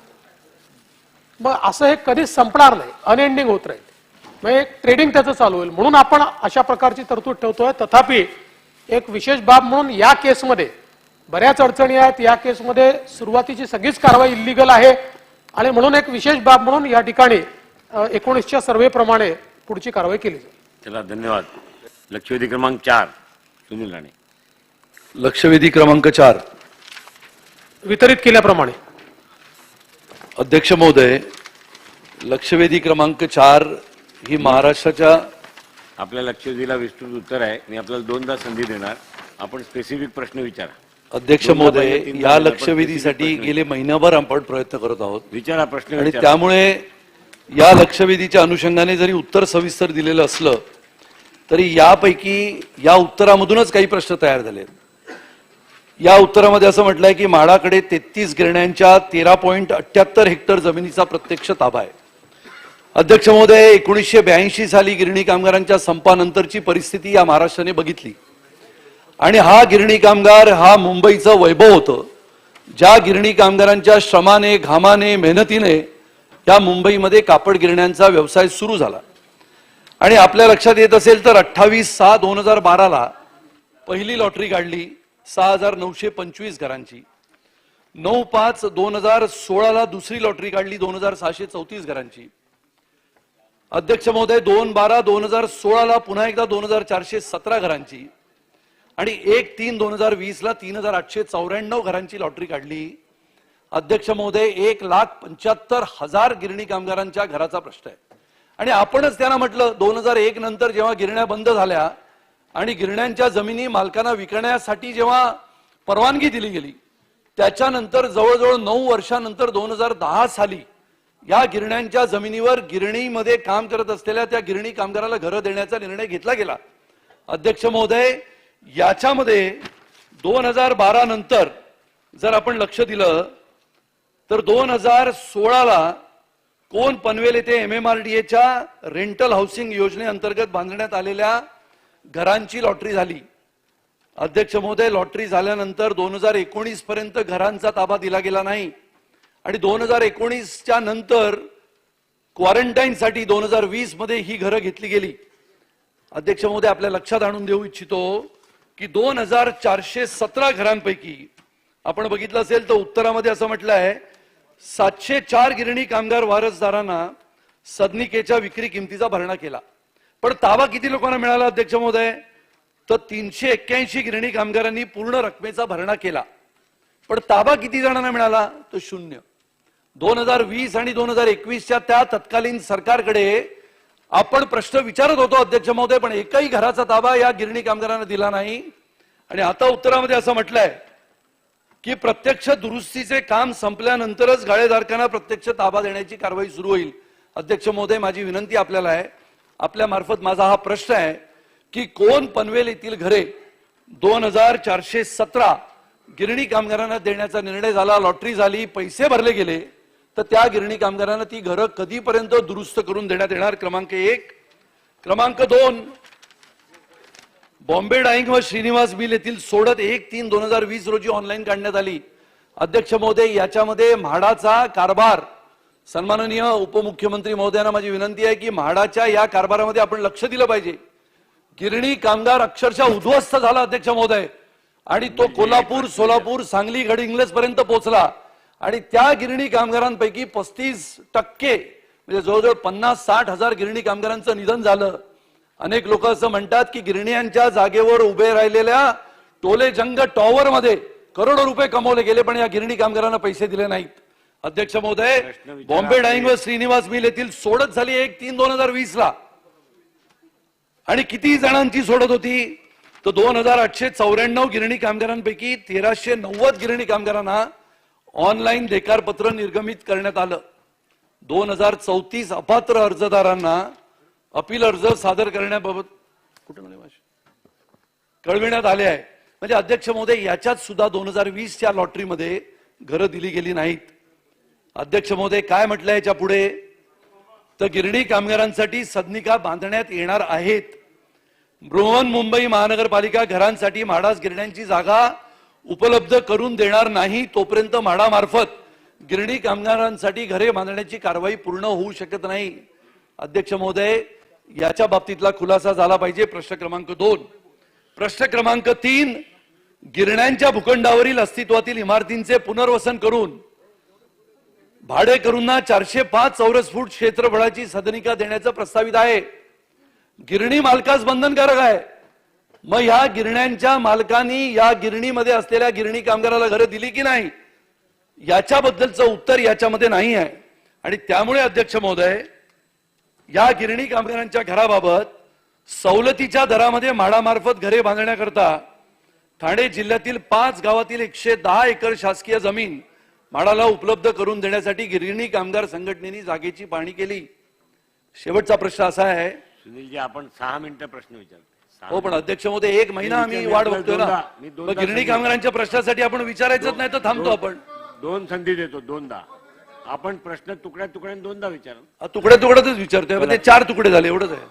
चला, आणि त्याच्यामुळे गिरणी कामगार संघटनेने या शासकीय जागेवर म्हाडामार्फत घरे बांधण्यासाठी जिल्हाधिकारी ठाणे यांच्याकडे पाठपुरावा केला. सदर प्रस्तावामध्ये MMRDA घरे, सरकारी जमिनी, पंतप्रधान आवास योजना, खासगी विकासकाकडून बांधण्यात येणारी घरे अल्प दरात मिळावी म्हणून प्रस्ताव दिला होता. यावर जिल्हाधिकारी ठाणे यांनी अभिप्रायासाठी शासनाकडे पाठवला 2020-2021, पण अजूनही प्रस्ताव मंजूर झालेला नाही. अध्यक्ष महोदय, याच्यासाठी माझी आपणाकडे विनंती आहे की सन्माननीय उपमुख्यमंत्री महोदयांनी तत्कालीन मुख्यमंत्री असताना BDD चाळीच्या धर्तीवर याच्यामध्ये जर समिती केली आणि त्या समितीमध्ये दररोजचं कामकाज करून या गिरणी कामगारांच्या घराबाबतचा निर्णय घेण्यासाठी आणि त्यांना खरोखर या महाराष्ट्र सरकारच्या वतीने आणि आजच्या या सरकारवरच गिरणी कामगारांचं भवितव्य अवलंबून आहे. पूर्वीचं सरकार घरं देण्याच्या बाबतीत गिरणी कामगारांच्या तोंडाला पानं पुसली, पण या सरकारवर विश्वास आहे. उपमुख्यमंत्री महोदय निर्णय घेतील हा विश्वास गिरणी कामगारांना आहे. म्हणून सन्माननीय उपमुख्यमंत्र्यांनी निर्णय घ्यावा अशी माझी विनंती करतो. धन्यवाद. अध्यक्ष महोदय, पहिला प्रश्न जो कोण येथे जी काही घरं आपण मागच्या काळामध्ये आपलं सरकार असताना दिली होती, पण नंतरच्या काळात ती क्वारंटीन करता घेण्यात आली आणि लॉटरी झाली आहे, पैसे भरून झाले आहेत. प्रश्न त्यात एवढाच आला की ती जेव्हा परत घेतली तर खूप नुकसान त्या घरांचं केलेलं आहे आणि म्हणून या संदर्भात ही घरं रिपेअर करण्याकरता टेंडर बोलवून वर्क ऑर्डर दिलेला आहे. लवकरात लवकर ते काम संपवून सुनील राणे साहेब कोण मधली घरं ही गिरणी कामगारांना देण्यात येतील. दुसरा प्रश्न आपण जो या ठिकाणी उपस्थित केला बॉम्बे डाईंगच्या संदर्भात, त्याचं उत्तर तर आपण दिलंच आहे, पण आपण हेही सांगितलंय की या ठिकाणी बृहन्मुंबई विकास नियंत्रण प्रोत्साहन नियमावलीच्या अंतर्गत 405 चौरस फुटाची जी सदनिका द्यायची आहे त्या संदर्भात किती प्रस्ताव आले आणि त्याच्यावर काय काय कारवाई झाली, तर ही सगळी माहिती मी निश्चितपणे पटलावर ठेवीन. गिरणी कामगारांना घरं देण्याच्या संदर्भात मागच्या काळामध्ये ज्या काही संघटना आहेत त्यांनी MMR रिजनमध्ये त्या ठिकाणी पाहणी केली होती. त्यांना जे प्लॉट्स त्यावेळेस दाखवण्यात आले होते ते जवळपास 110 एकराचे प्लॉट्स हे त्यांनी बघितले होते. एकूण हे 8 प्लॉट होते. आता असं लक्षात आलंय की या 8 पैकी 2 प्लॉट जे आहेत हे बांधकामाकरता अयोग्य आहे. उर्वरित जे 6 प्लॉट आहेत जे बांधकाम योग्य आहे, याच्यामध्ये काही प्लॉट हे गुरचरणचे आहेत आणि काही आदिवासी ना बिलॉंग करतायत आणि म्हणून आता या संदर्भात नेमकी जागा आपल्याला किती उपलब्ध आहे ही एसर्टन करण्याचं काम हे जिल्हाधिकाऱ्यांना दिलेलं आहे आणि जेवढी जागा उपलब्ध असेल त्या जागेवर पुढच्या 3 ते 4 महिन्यामध्ये ही जागा प्राप्त करून घेण्यात येईल आणि त्याचं नियोजन त्यानंतर गिरणी कामगारांकरता घरे बांधण्याकरता केलं जाईल. आणि आपण जी मागणी केली आहे सन्माननीय सुनील राणेजी की या संदर्भात एक समिती देखील असावी. आपण स्वतः गिरणी कामगारांच्या प्रश्नाकरता नेहमी आग्रही असता आणि म्हणून आपल्याच अध्यक्षतेखाली ही समिती तयार केली जाईल आणि या सभागृहातले कालिदाजी कोळंबकर यांच्यासारखे किंवा दोन्ही बाजूचे जे सदस्य प्रामुख्यानं या सगळ्या विषयांमध्ये रस घेतात अशा सदस्यांना त्या समितीचं सदस्यपद देऊन या समितीमार्फत इफेक्टिव्हली ही कारवाई झाली पाहिजे या संदर्भातली कारवाई करण्यात येईल. प्रकाश आंबेडकर देतो मी देतो संबंधितांना देतो. प्रकाश आंबेडकर अध्यक्ष महोदय देतो ना मी देतो. बसा बसा. नाही, अध्यक्ष आपण महोदय बसा. सन्माननीय उपमुख्यमंत्री विषय महोदयाने वेगळा आहे. अत्यंत सकारात्मक अशा खूप सभागृहात पद्धतीने उत्तर प्रश्न दिलं. नाही. आज शेवटचा उत्तर दिवस आहे, दिल्याबद्दल तुमचा बाहेर पहिल्यांदा नाही. मी सन्माननीय उपमुख्यमंत्री महोदयांचं अभिनंदन करतो. मगापासून मी हात वरती करतोय. आपल्याला सुद्धा प्रश्न पडला असेल की प्रकाश आंबेडकरचा नाही, मला माहिती आहे कोल्हापूरला मी नाही. काय सगळे चाकरमानी जे आहेत ते माझ्या जिल्ह्यातले आहेत. चला. 5 ते 5.5 हजार लोक आहेत की जे सातत्यानं हा प्रश्न लागावा, आम्ही काय बोलतोय की नाही, आम्ही भांडतोय की नाही सरकार बरोबर आणि आम्हाला काय मिळतंय की नाही याकडे बघत बसलेले आहेत. माझी विनंती आपल्याला आपल्या माध्यमातून उपमुख्यमंत्री महोदयांना आहेत की आता जे सुनील राणे साहेब आहेत त्यांचे वडील सन्माननीय आदरणीय दत्ताजीराव राणे साहेब सुद्धा आमच्याकडे त्याच या प्रश्नासाठी गिरणी कामगारांच्या येत असतात. आमच्या लोकांना 2010 पासून 2017 पर्यंत 1,74,000 घरांची लिस्ट लोकांची लिस्ट तयार झाली. साहेब आम्ही इतक्या वेळेला पाठलाग करतोय त्या 1,74,000ची स्कुटीनी करा. त्यातले जे कारण काय झालं की एकाच घरातल्या 2, 3, 4 लोकांचा सातत्याने तेच लोक येतात आणि मग डुप्लिकेसी झाल्यामुळे सुद्धा तुमच्या त्या लकी ड्रॉचा आम्हाला उपयोगच काय होत नाही. याबाबत सुद्धा म्हाडाची कमालीची अनास्था आहे साहेब. माझी विनंती अशी आहे कारण ह्याच्यापूर्वी सुद्धा अनेक मोर्चे कोरोनामध्ये सुद्धा लोकांनी काढले पण दुर्दैवाने त्याच्या बाबतीत काय झालं नाही. 1,74,000 पैकी एक्झॅक्ट किती लोक पात्र आहेत की ज्यांच्यासाठीच ती जर केली आपण त्या ड्रॉ तर अतिशय उपयोग होईल. त्यामुळे माझी विनंती आहे की त्याबाबतचा निर्णय घ्यावा. प्रश्न क्रमांक 1. आणखीन 2 प्रश्नाबाबत साहेब सकारात्मक उत्तर तुम्ही द्या कारण खूप गिरणी कामगारांच्या अपेक्षा या लक्षवेधीच्या निमित्तानं आपल्याकडे लागलेल्या आहेत. दुसरा प्रश्न असा आहे की आपण जे काही उत्तरात म्हणतेलं आहे एकूण 58 बंदच्या काही गिरणी आमच्या गिरणी आहेत त्या गिरणींपैकी 32 खासगी मालकीच्या आणि 25 NTCच्या आणि 1 MSTC या 3 पद्धतीच्या गिरणींमधली फक्त म्हाडाकडे जे असणार आहे त्याच्याबाबत आपण बोलतोय. आमचा प्रश्न असा आहे की आमच्या सगळ्या लोकांना घरं देण्याबद्दल शासनानं धोरण जाहीर केलं. अनेक मोर्चे आंदोलनं काढली आपण खूप आश्वासित केलंय. त्यामुळे आमच्या सगळ्या लोकांना कालबद्ध पद्धतीनं जो काय प्रोग्राम ठरवून आपण ह्या लोकांना घरं दिली नाहीत साहेब बरेचसे लोक वारले. आता त्यांची मुलं आमच्याकडे विचारतात अरे काय करणार आहात तुम्ही लोक. माझी विनंती अशी आहे की त्याच्यासाठी काहीतरी कालबद्ध प्रोग्राम करायला पाहिजे आणि जी कमिटी आपण आता या ठिकाणी घोषित केली त्या कमिटी बरोबर आस्थापनेतले लोक कारण कमालीची अनास्था ही फक्त आणि फक्त त्या म्हाडा आणि त्या सगळ्या यंत्रणेत होती. त्यामुळे त्या सगळ्या यंत्रणेला सुद्धा अतिशय चांगल्या पद्धतीने गतिमान करून किती कालावधीमध्ये ह्या सगळ्या विषयाला आपण निपटारा करू. सन्माननीय आंबेडकर साहेबांनी अतिशय महत्वाच्या विषयाला हात घातलाय. हे खरंच आहे की 1,74,000 1,74,000 आपण सांगतो पण त्यात डुप्लिकेशन देखील आहे. एका घरचे जास्तीचे लोक देखील आलेले आहे आणि म्हणूनच आता आपण निर्णय घेतलाय की याची संपूर्ण स्क्रुटिनी आपण करणार आहोत. त्यामुळे पुढच्या 1 महिन्यामध्ये ही स्क्रुटिनी सुरू करण्यात येईल. त्याला जो काही विवेक्षित कालावधी लागेल तेवढा कालावधी घेऊन ही यादी पूर्णपणे अपडेट करून ऍक्च्युअल पात्र लोकांची यादी आपण तयार करू जेणेकरून ही जी लॉटरी आपण काढतो ती लॉटरी योग्य प्रकारे ही त्या ठिकाणी निश्चितपणे आपल्याला काढता येईल. आपण जसं सांगितलंय की कालबद्ध कार्यक्रम असावा. मुळातच आंबेडकर साहेब आपल्याला याची कल्पना आहे की वन थर्ड हा ज्यावेळी निर्णय झाला आणि त्या निर्णयानंतर त्या 1/3चं काय झालं हे आता त्याच्यात इतिहासात जाऊन फायदा नाहीये. बिल्डरांचे मजले उभे राहिले, मोठे मोठे टावर उभे राहिले, सगळी जागा चालली गेली. आता ज्यावेळेस आपण गिरणी कामगारांच्या घराचा विषय म्हणतो तर जागा कुठे आहे ही शोधायला निघावं लागतं. अशा प्रकारची अवस्था आहे. पण आता ठीक आहे आता त्या इतिहासात जाऊन काय आपण ती घरं देऊ शकणार नाही आहोत. म्हणून आपल्या सरकारने हा निर्णय घेतलाय की आता जी काही त्यांनी पसंत केलेल्या जागा आहेत या जागांच्या संदर्भातला ऍक्च्युअल जी जागा बिल्डेबल देखील आहे आणि ज्या जागेवर कुठलंही रिझर्वेशन नाही चुकीचं म्हणजे ज्या ठिकाणी गुरुचरण वगैरे असं रिझर्वेशन नाही अशा जागा ऍसर्टन करून आणि त्याच्यावर कालबद्ध पद्धतीनं गिरणी कामगारांकरता घरं तयार करायची. एकदा जागा ऍसर्टन झाल्या की पुन्हा नव्याने कालबद्ध कार्यक्रम देखील आपण घोषित करू. चला सदा सरवणकर नाही जोरगेवार इकडे प्रश्न घेतो ना घेतो अध्यक्ष महाशय घेतो तुम्ही लगेच पाळता मग तुमची लक्षवेधी केल्यावर अध्यक्ष महाशय गिरणी कामगारांचा त्याग ह्या मुंबई शहरासाठी कोणी भूमिका मांडू नका. माझी विनंती आहे सगळ्या प्रश्नाला माननीय उपमुख्यमंत्री महोदय व्यवस्थित उत्तर देत आहेत. थोडासा वेगळा विषय आपण भूमिका मांडल्याशिवाय प्रश्न विचारले तर आपल्या प्रश्नाला न्याय मिळेल. अध्यक्ष महाशय साधारणतः 62 गिरण्या होत्या मुंबई शहरात. 3 लाख गिरणी कामगार काम करत होते आणि याची एकूण जमीन होती ती 600 एकर होती.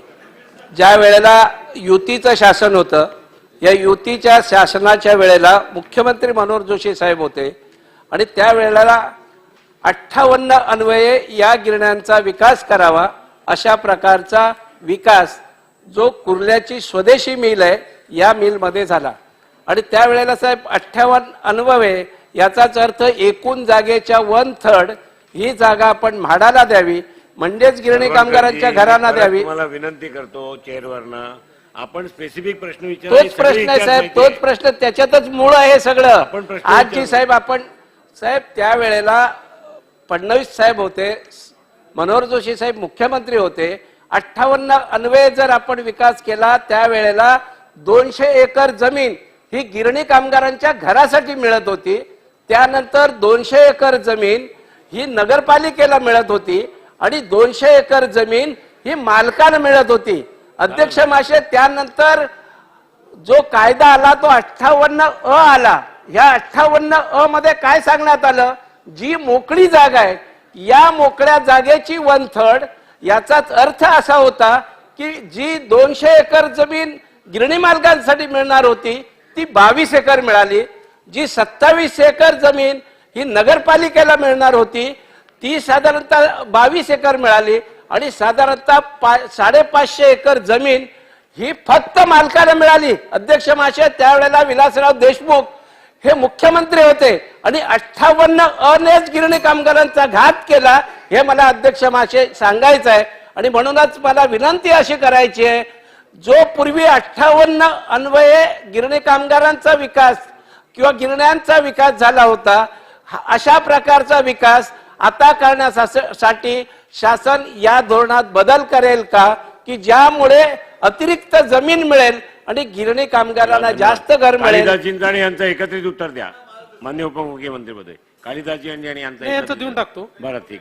आणि मग बघा कालिदासची शेवटची चला. खरं म्हणजे माननीय सदा सरवणकर साहेबांनी मांडली ती वस्तुस्थिती आहे.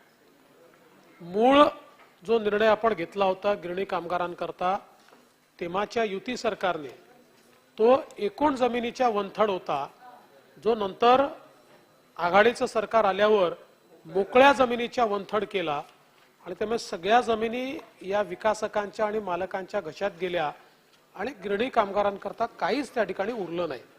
पण आता सदा सरवणकर साहेब इतके वर्ष निघून गेले, आता हा नियम जरी बदलला तरी देखील मृत्युमुखी पडलेल्याला आपण जिवंत करू शकत नाही अशा प्रकारची अवस्था झाली आहे. आता टावर बांधून मोकळे झाले आहेत लोक, जमिनी संपलेल्या आहेत. त्यामुळे आता हा काही नियम बदलून फायदा होईल अशी परिस्थिती उरलेली नाही. मात्र आता आपल्याला प्रयत्न करावा लागेल की वेगवेगळ्या पद्धतीनं किमान आमच्या गिरणी कामगारांना घरं द्यायची, त्याकरता शासन कटिबद्ध आहे आणि आम्ही कालबद्ध पद्धतीनं कशी घरं देऊ याचा कार्यक्रम लवकरच जाहीर करू. कालिदास कोळंबकरजी शेवटचा प्रश्न.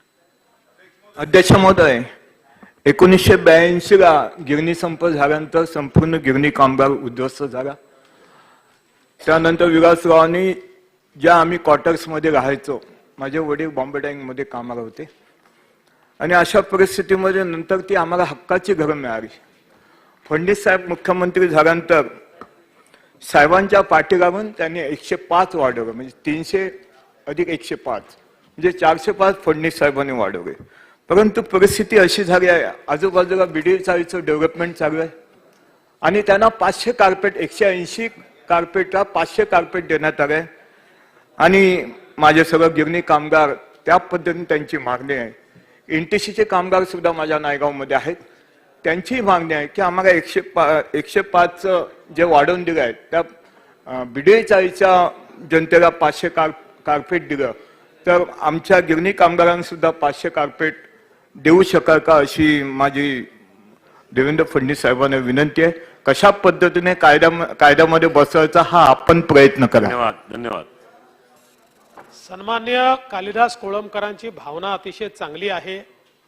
त्यांचा सातत्याने गिरणी कामगार असो की पोलीस असो या संदर्भात त्यांना घरं मिळाली पाहिजे, ती मोठी मिळाली पाहिजेत हाच आग्रह असतो. आपल्या सरकारला देखील असं वाटतं की जास्तीत जास्त मोठी घरं ही कशी आपल्याला कामगारांना देता येतील.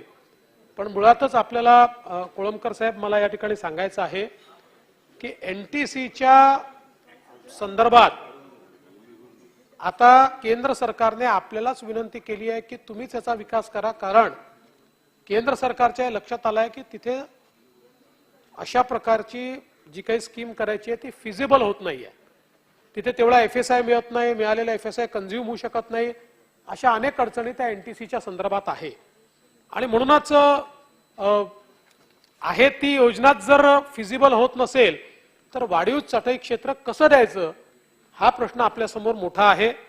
आपण मागणी केली आहे, तपासून बघू, पण प्रायमरीली आज तरी असं दिसतंय की आपल्याकडे ती आल्यानंतर आपण जर अजून वाढीव चटई क्षेत्र किंवा BDDच्या धर्तीवर देण्याचा प्रयत्न केला तर कदाचित स्कीम कधीच होणार नाही आणि आपले कामगार हे त्या ठिकाणी कदाचित वर्षानुवर्ष वंचित राहतील.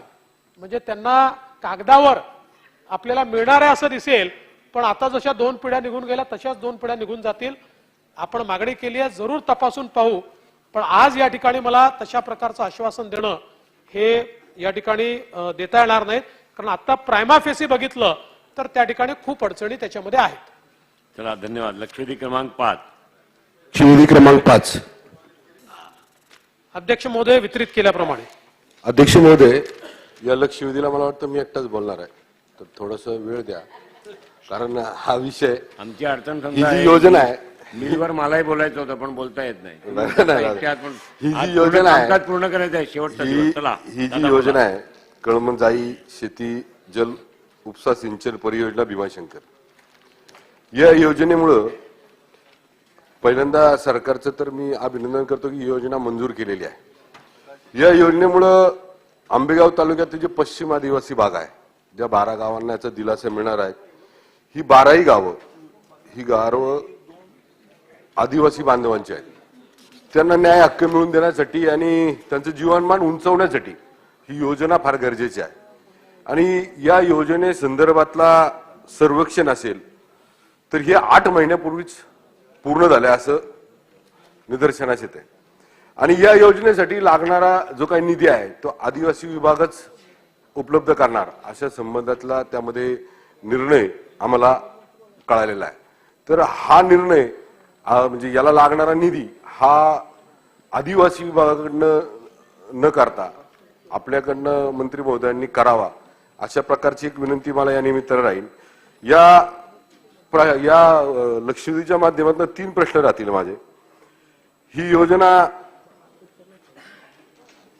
मंजूर झालेली आहे, त्याला निधी उपलब्ध नाही, तो जवळजवळ 105 कोटीचा निधी आहे, तो निधी उपलब्ध सरकार लवकर करून देईल का? निधी उपलब्ध झाल्यानंतर या कामाला लवकरात लवकर आपण राज्य सरकार सुरुवात करणार का? आणि त्या संदर्भात लागणारं आपल्या समजा आता याच्या उत्तरामध्ये लिहिले की आपल्याला त्या प्रकल्पामध्ये उत्तरामध्ये असं लिहिले की आपल्याला फेर नियोजन करणे आवश्यक आहे आणि त्याच्याकरता आपल्याला या कुकडी प्रकल्प डिंब धरणाच्या जलाशयातून जे पाणी मिळणार आहे त्या पाण्याचे फेरनियोजन करण्यासाठी मंत्री महोदय त्या संदर्भात त्या विभागाला सूचित करतील का? अध्यक्ष महोदय, 3 माझे महत्वाचे प्रश्न आहेत. या योजनेमुळं विशेषतः गोहे खुर्द, गोहे बुद्रुक, राजेवाडी, पोखरी, चिखरी, जांभोरी, नांदुरकीची वाडी, फळोदे, तळेघर, राजपूर, गाडेवाडी, तेरुगण, निगडाळे या गावातल्या सगळ्या आदिवासी बांधवांना त्याचा फायदा होणार आहे. तर माझ्या या 3 प्रश्नासंदर्भात मंत्री महोदयांनी मला सरकारने अवगत करावं. अध्यक्ष महोदय, सन्माननीय सदस्य महेशदादा लांडगे यांनी जो प्रश्न मांडलाय तो खरोखर अत्यंत महत्वाचा आहे, कारण ही सगळी आदिवासी गावं आहेत आणि त्यांना पाणी देणं हे अत्यंत त्या ठिकाणी मला असं वाटतं महत्वाचं आहे. केवळ आता जर आपण बघितलं तर हा जो काही डिंबे धरणातनं ही जी काही सिस्टीम आपण उभी केली आहे, आता आपण 6% LISला आणि 14% ड्रीपला असं त्या ठिकाणी नोव्हेंबर 2002च्या GR प्रमाणे देतो. आणि आता वाढीव मागणी जी आली आहे ती जवळपास 12 वेगवेगळ्या घटकांची 10 TMC ची मागणी तिथे वाढीव आली आहे. त्यामुळे सगळी वाढीव मागणी तर आपल्याला अकोमोडेट करता येणार नाही, पण आपण मागणी केल्याप्रमाणे आपल्याला कुकडीच्या फेर नियोजनाचा विचार करायचा आहे. त्यामुळे कुकडीच्या फेर नियोजनाचा विचार निश्चितपणे त्या ठिकाणी करण्यात येईल, फेर नियोजन त्या ठिकाणी करण्यात येईल आणि त्यातनं जे पाणी उपलब्ध होईल ते प्राधान्याने आदिवासी गावांच्या या योजनेकरता उपलब्ध करून देण्यात येईल आणि तशा प्रकारची योजना तयार झाली तर त्याला प्राधान्याने राज्य सरकार निधी उपलब्ध करून देईल. चला दादा ठीक आहे विचार. एकच गोष्ट. धन्यवाद मुख्यमंत्री महोदय, आपण सकारात्मक उत्तर दिले. 10 TMC जे पाण्याची एक्स्ट्राची आपल्याला जी काही नियोजन करावं लागणार आहे तर त्याच्या माझ्या असं आपल्याला विनंती राहील की आपल्याला मी जी योजने संदर्भामध्ये या 12 गावांबद्दल बोलतोय तर मला वाटतं अर्धा TMC मध्ये या गावाचा पूर्ण योजना पूर्ण होईल आणि मला असं वाटतं की या आपल्या आदिवासी बांधवांना न्याय मिळेल, त्यांचं जीवनमान उंचावेल. त्याकरता आपण ह्या अर्धा TMC साठी जर आपण ह्या नियोजनामध्ये जर या योजनेसाठी जर काही लवकरात लवकर कारवाई करणार असेल तर तसं आपण निवेदन करा. महेश दादा, आपल्याकडे एकूण जी मागणी आली आहे ती 10 TMC ची आहे. ती सगळी 10 TMC ची आपण मागणी मान्य करू शकू असं नाही आहे. या गावांना तर 0.23 म्हणजे 0.23 TMC एवढंच पाणी लागतं आहे. त्याच्यामुळे फेर नियोजन झाल्यानंतर जे उपलब्ध होईल त्यातनं प्राधान्यांना पहिल्यांदा पाणी यांना देण्यात येईल. चला लक्षवेधी क्रमांक 6 डॉक्टर भोयर. अध्यक्ष महोदय, वर्धा जिल्ह्यातला बोर आणि धाम लक्षवेधी 6 माझीच आहे. लक्षवेधी क्रमांक 6 वितरित केल्याप्रमाणे. अध्यक्ष महोदय, वर्धा जिल्ह्यातला माझ्या मतदारसंघातला बोर आणि धाम हे अतिशय 2 महत्वाचे सिंचनाचे प्रकल्प आहेत आणि हे दोन्ही प्रकल्प जवळजवळ 50 वर्षापेक्षा जास्त जुने असल्यामुळे आणि निकृष्ट दर्जाचं काम झाल्यामुळे इथली सर्व वितरण व्यवस्था, कालवे हे उद्ध्वस्त झालेले आहे. आणि आज या ठिकाणी आपण जर बघितलं तर ह्या प्रकल्पाची सिंचन क्षमता जेव्हा 16,000 हेक्टर आहे तर ऍक्च्युअल वापरामध्ये फक्त याचं पूर्ण काम हे 11,000 हेक्टर मध्ये झालं. आजपर्यंत फक्त 11,000 हेक्टर शेतकऱ्यांनाच याचा लाभ मिळत आहे. माझी आजच्या ह्या लक्षवेधीच्या अनुषंगानं माननीय उपमुख्यमंत्री महोदयांना विनंती राहील की वर्धा जिल्हा हा गांधी जिल्हा आहे, दारूबंदीचा जिल्हा आहे, परंतु याला शेतकरी आत्महत्याग्रस्त जिल्हा म्हणून देखील कलंक लागलेला आहे. हा कलंक पुसण्याकरता ह्या ठिकाणी सिंचनाची व्यवस्था बळकट करणे अतिशय आवश्यक आहे. त्यामुळे माझी या ठिकाणी माननीय उपमुख्यमंत्री महोदयांना ह्या प्रकल्पाच्या अनुषंगाने स्पेसिफिक प्रश्न असा राहील की उर्वरित सिंचन क्षमता जी फक्त 11,000 हेक्टर करण्यात आली आहे त्याची क्षमता ही 16,000 हेक्टर आहे, ही पूर्ण करण्यात येईल का? नंतर PDN द्वारा म्हणजे पाईप डिस्ट्रीब्युशन नेटवर्क ह्या सिस्टमचा वापर करून जी जीर्ण झालेली सिंचन व्यवस्था आहे त्याचं नूतनीकरण करण्यात येईल का?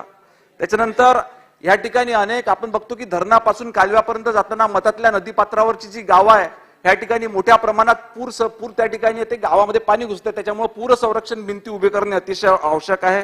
त्याच्यामुळं नदी पात्रात आणि कॅनलमध्ये त्याच पद्धतीने जो या ठिकाणी मोठ्या प्रमाणात घास असलेला आहे त्याचं खोलीकरण करण्यात येणार आहेत का?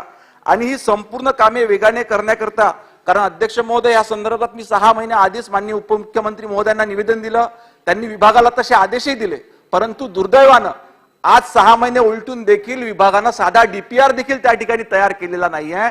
DPR करण्याची प्रक्रिया चालू आहे, मला मागच्या 6 महिन्यापासून सांगण्यात येते.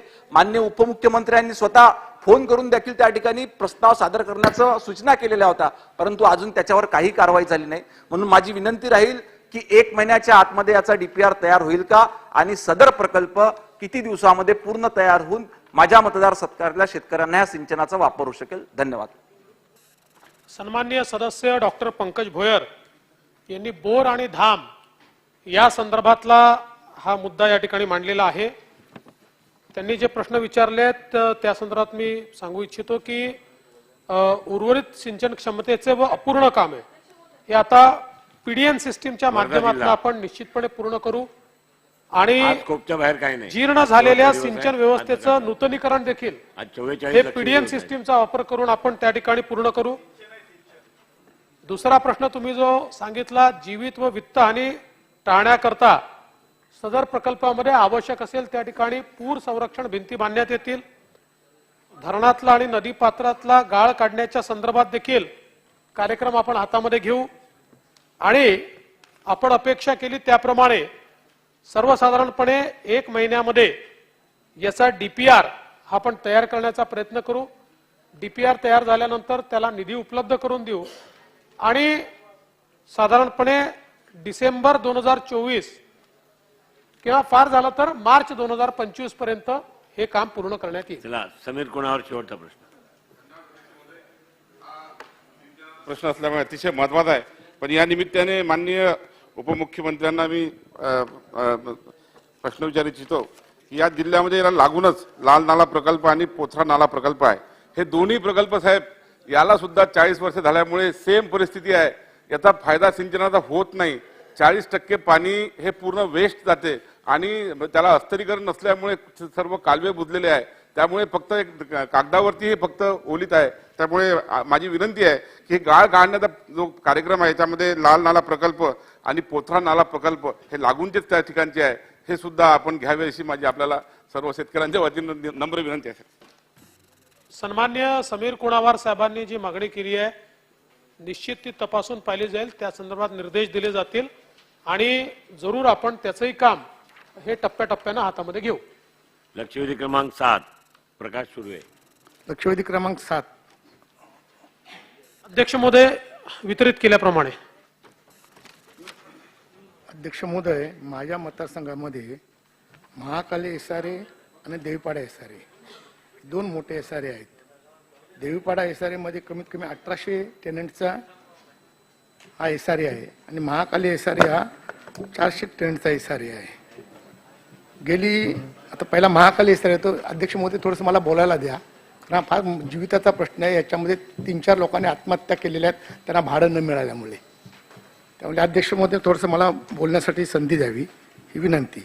महाकाली एसआरए आहे त्याच्यामध्ये माननीय CO साहेबांनी 13-2 केलं होतं, भाडं दिलं नव्हतं म्हणून.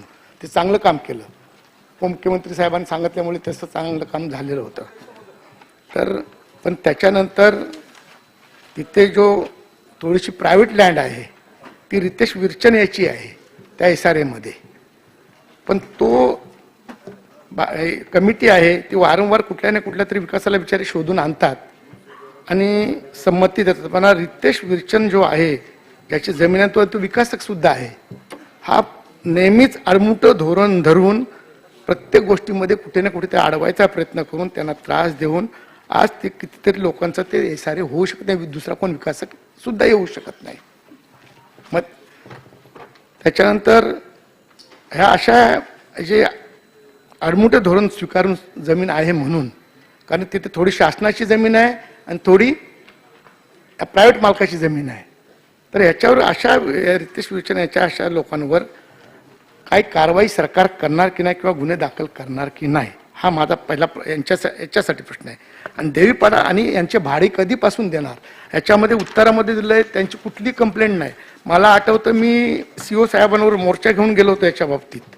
तर CO साहेबांनी सांगितलं होतं की आम्ही लवकरात लवकर भाडे देऊ, पण अद्यापही भाडं दिलेलं नाही. त्यामुळे हे उत्तर कुठेतरी चुकीचं देण्यात आलेलं आहे. दुसरा मोठा एसआरए आहे तो देवीपाडा एसआरए. याच्यामध्ये उत्तर देण्यात आलेलं आहे. मी खरोखर उपमुख्यमंत्र्याचा अत्यंत आभारी आहे की त्यांच्या जो सेलचा भाग आहे याच्यामध्ये स्टॉप वर्क त्यांना देण्यात आलेलं आहे. खूप आनंदाची गोष्ट आहे. पण याच्या बाबतीत सुद्धा मागे मी प्रश्न विचारला होता तेव्हा CO साहेबांनी बैठक लावून 400 लोकांना भाडं देण्याचे चेक्स सुद्धा दिले होते. पण त्या विकासकाच्या खात्यामध्ये पैसे नसल्याने त्यांनी पेरोलवर ठेवलेला एक महेश शिंदे नावाचा तिथला स्थानिक गुंड आहे त्यांनी ते चेक वाटून सुद्धा दिले नाहीत आणि ते चेक लोकांपर्यंत पोहोचण्यामध्ये अयशस्वी ठरलो आणि त्याच्यानंतर आजपर्यंत अजिबात भाडं मिळालं नाही. आणि हा तिथल्या त्या कमिटीला धमकवण्याचं नाही करण्याचं काम करत असतो. आणि अध्यक्ष महोदय महत्वाची गोष्ट अशी आहे, हा माझा प्रश्न नाही आहे, अख्ख्या मुंबईमध्ये जेवढे एसआर आहेत त्यांचा प्रश्न आहे खरा आहे. तर माझा प्रश्न असा आहे की अशा विकासकांवर कारवाई गुन्हे मागच्या वेळी शासनाने सांगितलं तर आम्ही त्यांच्यावर गुन्हे दाखल करू, पण अशा यांच्यावर अजून गुन्हे दाखल का झालेले नाहीत हा प्रश्न आहे. आणि ह्यांना भाडं किती दिवसात कालबद्ध याच्यामध्ये तेव्हा शासनाने बोललं होतं की आम्ही भाडं देऊ म्हणून, आम्ही काहीतरी कार्यक्रम आखून त्याच्यामध्ये 2 वर्षाचं भाडं आम्ही देऊ. तर ते भाडं कधीपासून मिळणार आहे शासनाने याच्याबद्दल लवकरात लवकर धोरण जाहीर करावं अशी माझी विनंती आहे. कारण याच्यामुळे बऱ्याच लोकांचं मुलांचं शिक्षण सुद्धा नाही, गिरणी कामगारासारखी अवस्था अशा माझ्या मतदारसंघामध्ये झालेली आहे. दुसरा प्रश्न माझा आहे, अशा गुंडांवर कारवाई होणार का? दुसरा प्रश्न माझा असा आहे की, एक मिनिट, माझा प्रश्न आहे, नंतर विचारा, 4-5 मिनिटं.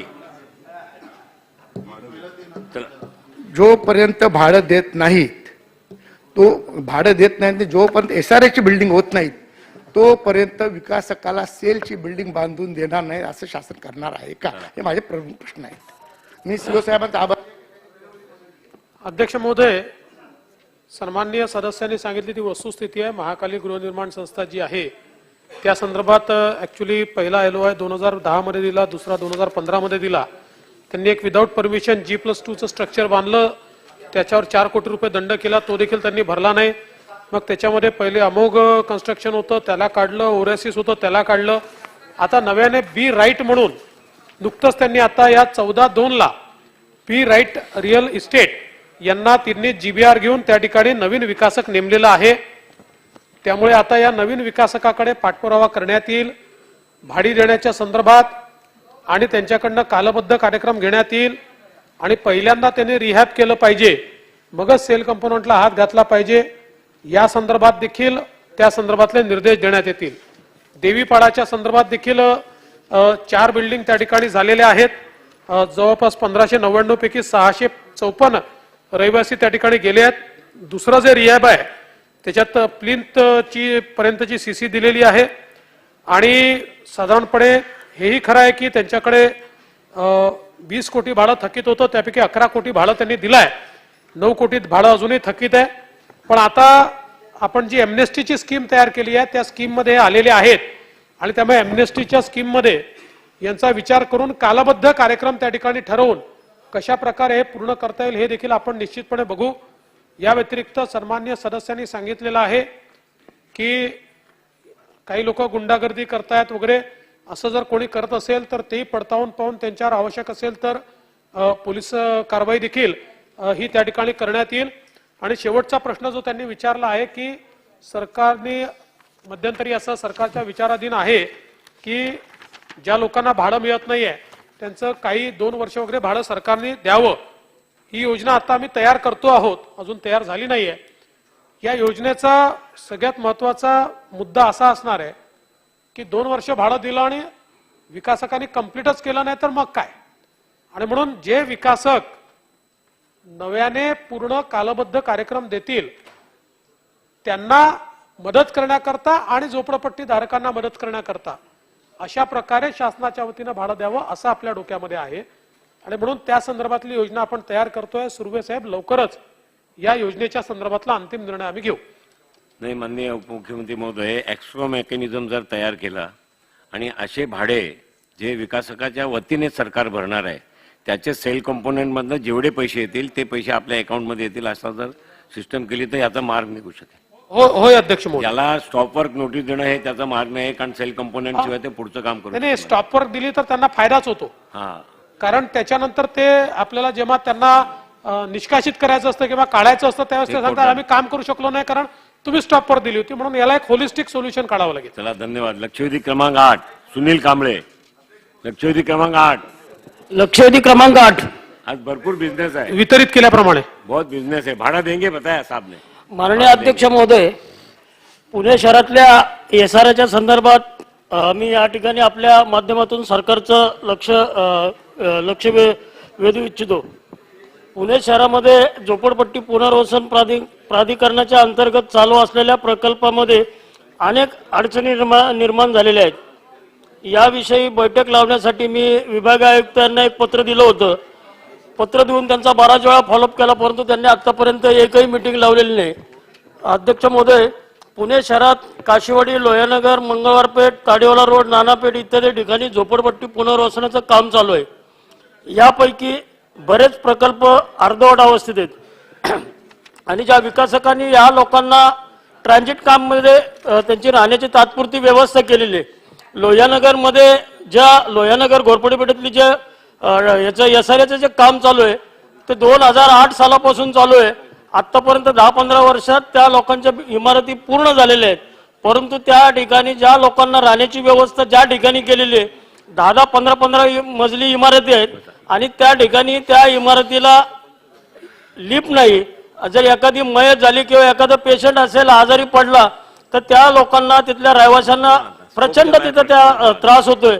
तर या ठिकाणी आपल्या माध्यमातून मी आपल्याकडे प्रश्न माननीय उपमुख्यमंत्री महोदयांना मी प्रश्न विचारू इच्छितो की ही जी लोहियानगर भागातली 2008 सालापासून जे चालू असणारी जे SRA योजना आहे ती योजना कधीपर्यंत पूर्ण होईल आणि त्यात अध्यक्ष महोदय ज्या ठिकाणी महानगरपालिकेने या विकासकाला ट्रान्झिट कॅम्पसाठी जे जागा दिलेली आहे तिथं पत्र्याचे शेड उभारलेले असताना त्या ठिकाणी त्या विकासकांनी त्या ट्रान्झिट कॅम्पमध्ये भाड्याने दिलेले आहेत काही घरं आणि त्या बिल्डरचे काही लोक तिथं प्रत्येक त्या भाडे वसूल करतात 3,000, 4,000, 5,000 रुपये असे भाड्याने देऊन आणि त्या लोकांना दुसरं लेक टाउन म्हणून जे बिबेवाडीत जे हे आहे ट्रान्झिट कॅम्प त्या ठिकाणी त्यांची व्यवस्था केलेली आहे.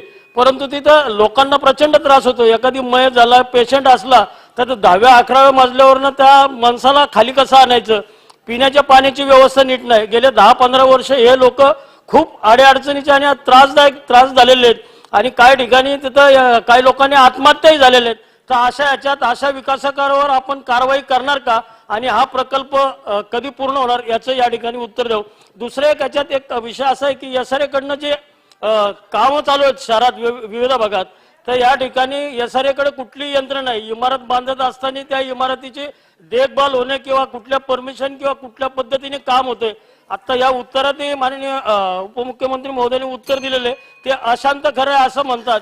तर या SRA कडे जर अशी यंत्रणा नसेल तर कसं काय ह्याच्यात धोकादायक इमारती होतात का ते कशा पद्धतीचं बांधकाम होते ही देखरेख करण्याची SRA कडे व्यवस्था नाही. तर ह्याच्यात पुढच्या काळात त्याची व्यवस्था SRA करेल का ह्याचं या ठिकाणी उत्तर द्यावं. अध्यक्ष महोदय सन्माननीय सुनील कांबळेजींनी 3 विषय महत्वाचे मांडलेले आहेत.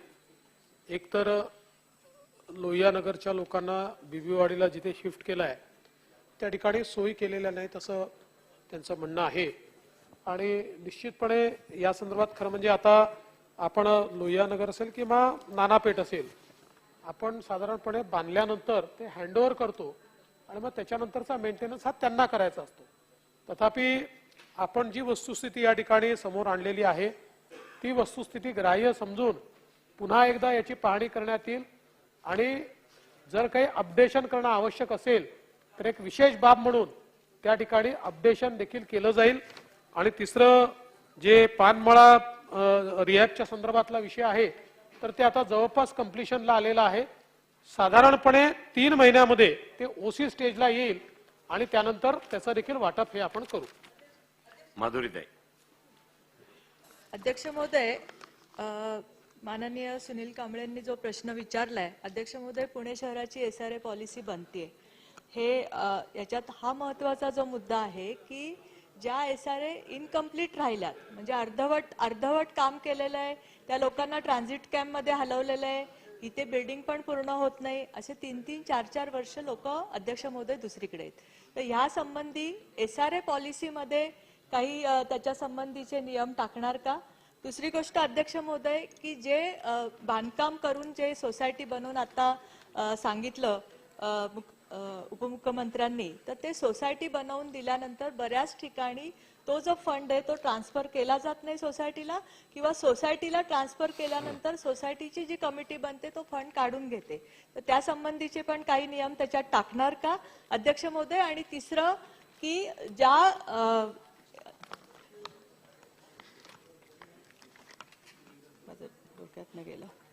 तिसरं अध्यक्ष महोदय की ह्या ज्या आता जे प्रपोजल आपल्याकडे SRAचे जे आता पडून आहेत तर त्याला काही मर्यादा घालणार का की त्याच्या जे प्रपोजल वर्ष झाले 2 वर्ष झाले आणि अजूनपर्यंत ते काही होत नाहीयेत तर असे प्रपोजल रद्द करून नव्याने तुम्ही त्याची प्रक्रिया सुरू करणार का. अध्यक्ष महोदय सन्माननीय माधुरीताई मिसाळ यांनी जो विषय मांडलाय किंवा सुनील कांबळेजींनी देखील जो विषय मांडलाय तर आपण आता नवीन नियमावलीच त्या ठिकाणी प्रस्तावित केली आहे ताई आपल्याला देखील माहिती आहे आता ही जी नवीन नियमावली आपण प्रस्तावित केली आहे पुण्याकरता, त्याच्यामध्ये त्याचे ठळक मुद्दे असे आहेत की निवासी सदनिकेचं क्षेत्र हे आता आपल्याला माहिती आहे की 269च्या ऐवजी 300 चौरस फूट विनाशुल्क आपण देणार आहोत.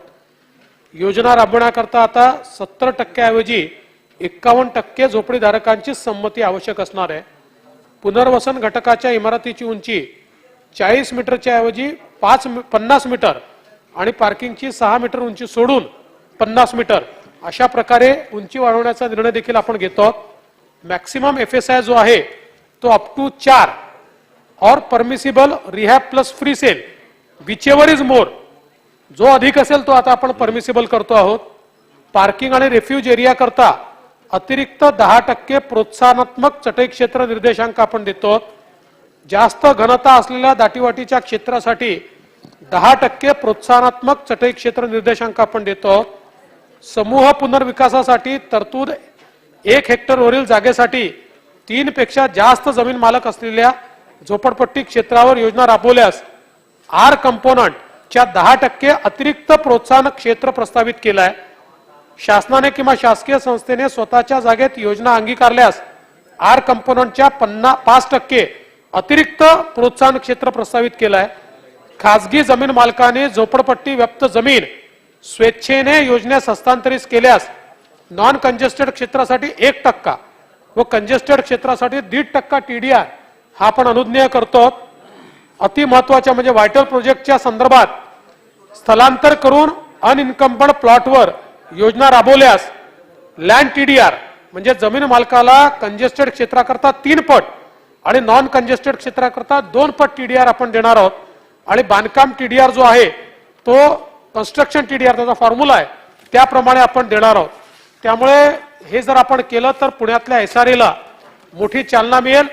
त्यासोबत आपणही जे मुद्दे सांगितलेले आहेत की ते जे डिपॉझिटचे पैसे आहेत ते मिळत नाहीत किंवा ज्या काही अडचणी आपण सांगितल्या त्याचाही समावेश हा यामध्ये निश्चितपणे करण्यात येईल. माधुरीताई. अध्यक्ष महोदय, जे अर्धवट राहिलेले आता ज्या स्कीम आहेत ती SRAने सुरू केल्या स्कीम आणि आता अर्धवट ठेवल्यात, तर त्याच्यासाठी आपल्याला ह्याच्यातले नियमावलीतले सगळे रूल त्यांना पण लागू करणार का रिवाइज करून? साधारणपणे आपल्या इथे पद्धत अशी आहे की ज्याला OC नाही अशांना आपण ते लागू करतो. त्यामुळे निश्चितपणे ते मला असं वाटतं, तरी मी अजून त्याची तपासणी केली नाही त्यामुळे मी आश्वासन काही देत नाही, पण साधारण माझ्या माहितीप्रमाणे जिथे OC नसते त्या ठिकाणी आपण नवीन नियम लागू करतो. हे इन्सेंटिव्ह खाली पुण्यासाठी आहे की साहेब मुंबईसाठी सुद्धा असे इन्सेंटिव्ह? चला, लक्षवेधी क्रमांक 9 राजेश हेकडे सभागृहात नाहीये. आपण विचारतायत डॉक्टर संजय कुटे. अध्यक्ष महोदय, लक्षवेधी क्रमांक 9 त्याचा जिल्हा आहे ना बुलढाणा. वितरित केल्याप्रमाणे अध्यक्ष महोदय, लक्षवेधीचा स्कोप पाहता स्कोपच्या बाहेर काय आज प्रश्न नाही. स्कोपच्या बाहेर नाही विचारणार, परंतु अध्यक्ष महोदय, माननीय उपमुख्यमंत्री जे आज जलसंपदा मंत्री सुद्धा आहेत, हा प्रकल्प अतिशय महत्वाकांक्षी आहे आणि त्यांनी 2017-18 मध्ये वॉर रूम मध्ये येऊन याला गती दिली होती. अध्यक्ष महोदय, मध्ये 2.5 वर्षाला ब्रेक लागलेत. म्हणून आता आपण उपमुख्यमंत्री महोदय, आपण आता जलसंपदा मंत्री सुद्धा आहात, म्हणून लोकांची अपेक्षा खूप मोठी आहे आपल्याकडून. आणि म्हणून ह्या लक्षवेधीच्या द्वारे जो एक स्पेसिफिक प्रश्न विचारलेला आहे की या नांदुरा तालुक्यामध्ये प्रकल्प आहे, पण जळगाव आणि संग्रामपूर मधला बुडीत क्षेत्र हे मोठं आहे, तरी पण नांदुरा तालुक्यामधले हे जे 14 गावं आहेत की जे याच्यापासून वंचित आहेत, यांचा आपण सकारात्मकतेने विचार करणार आहात का, हा एक विषय.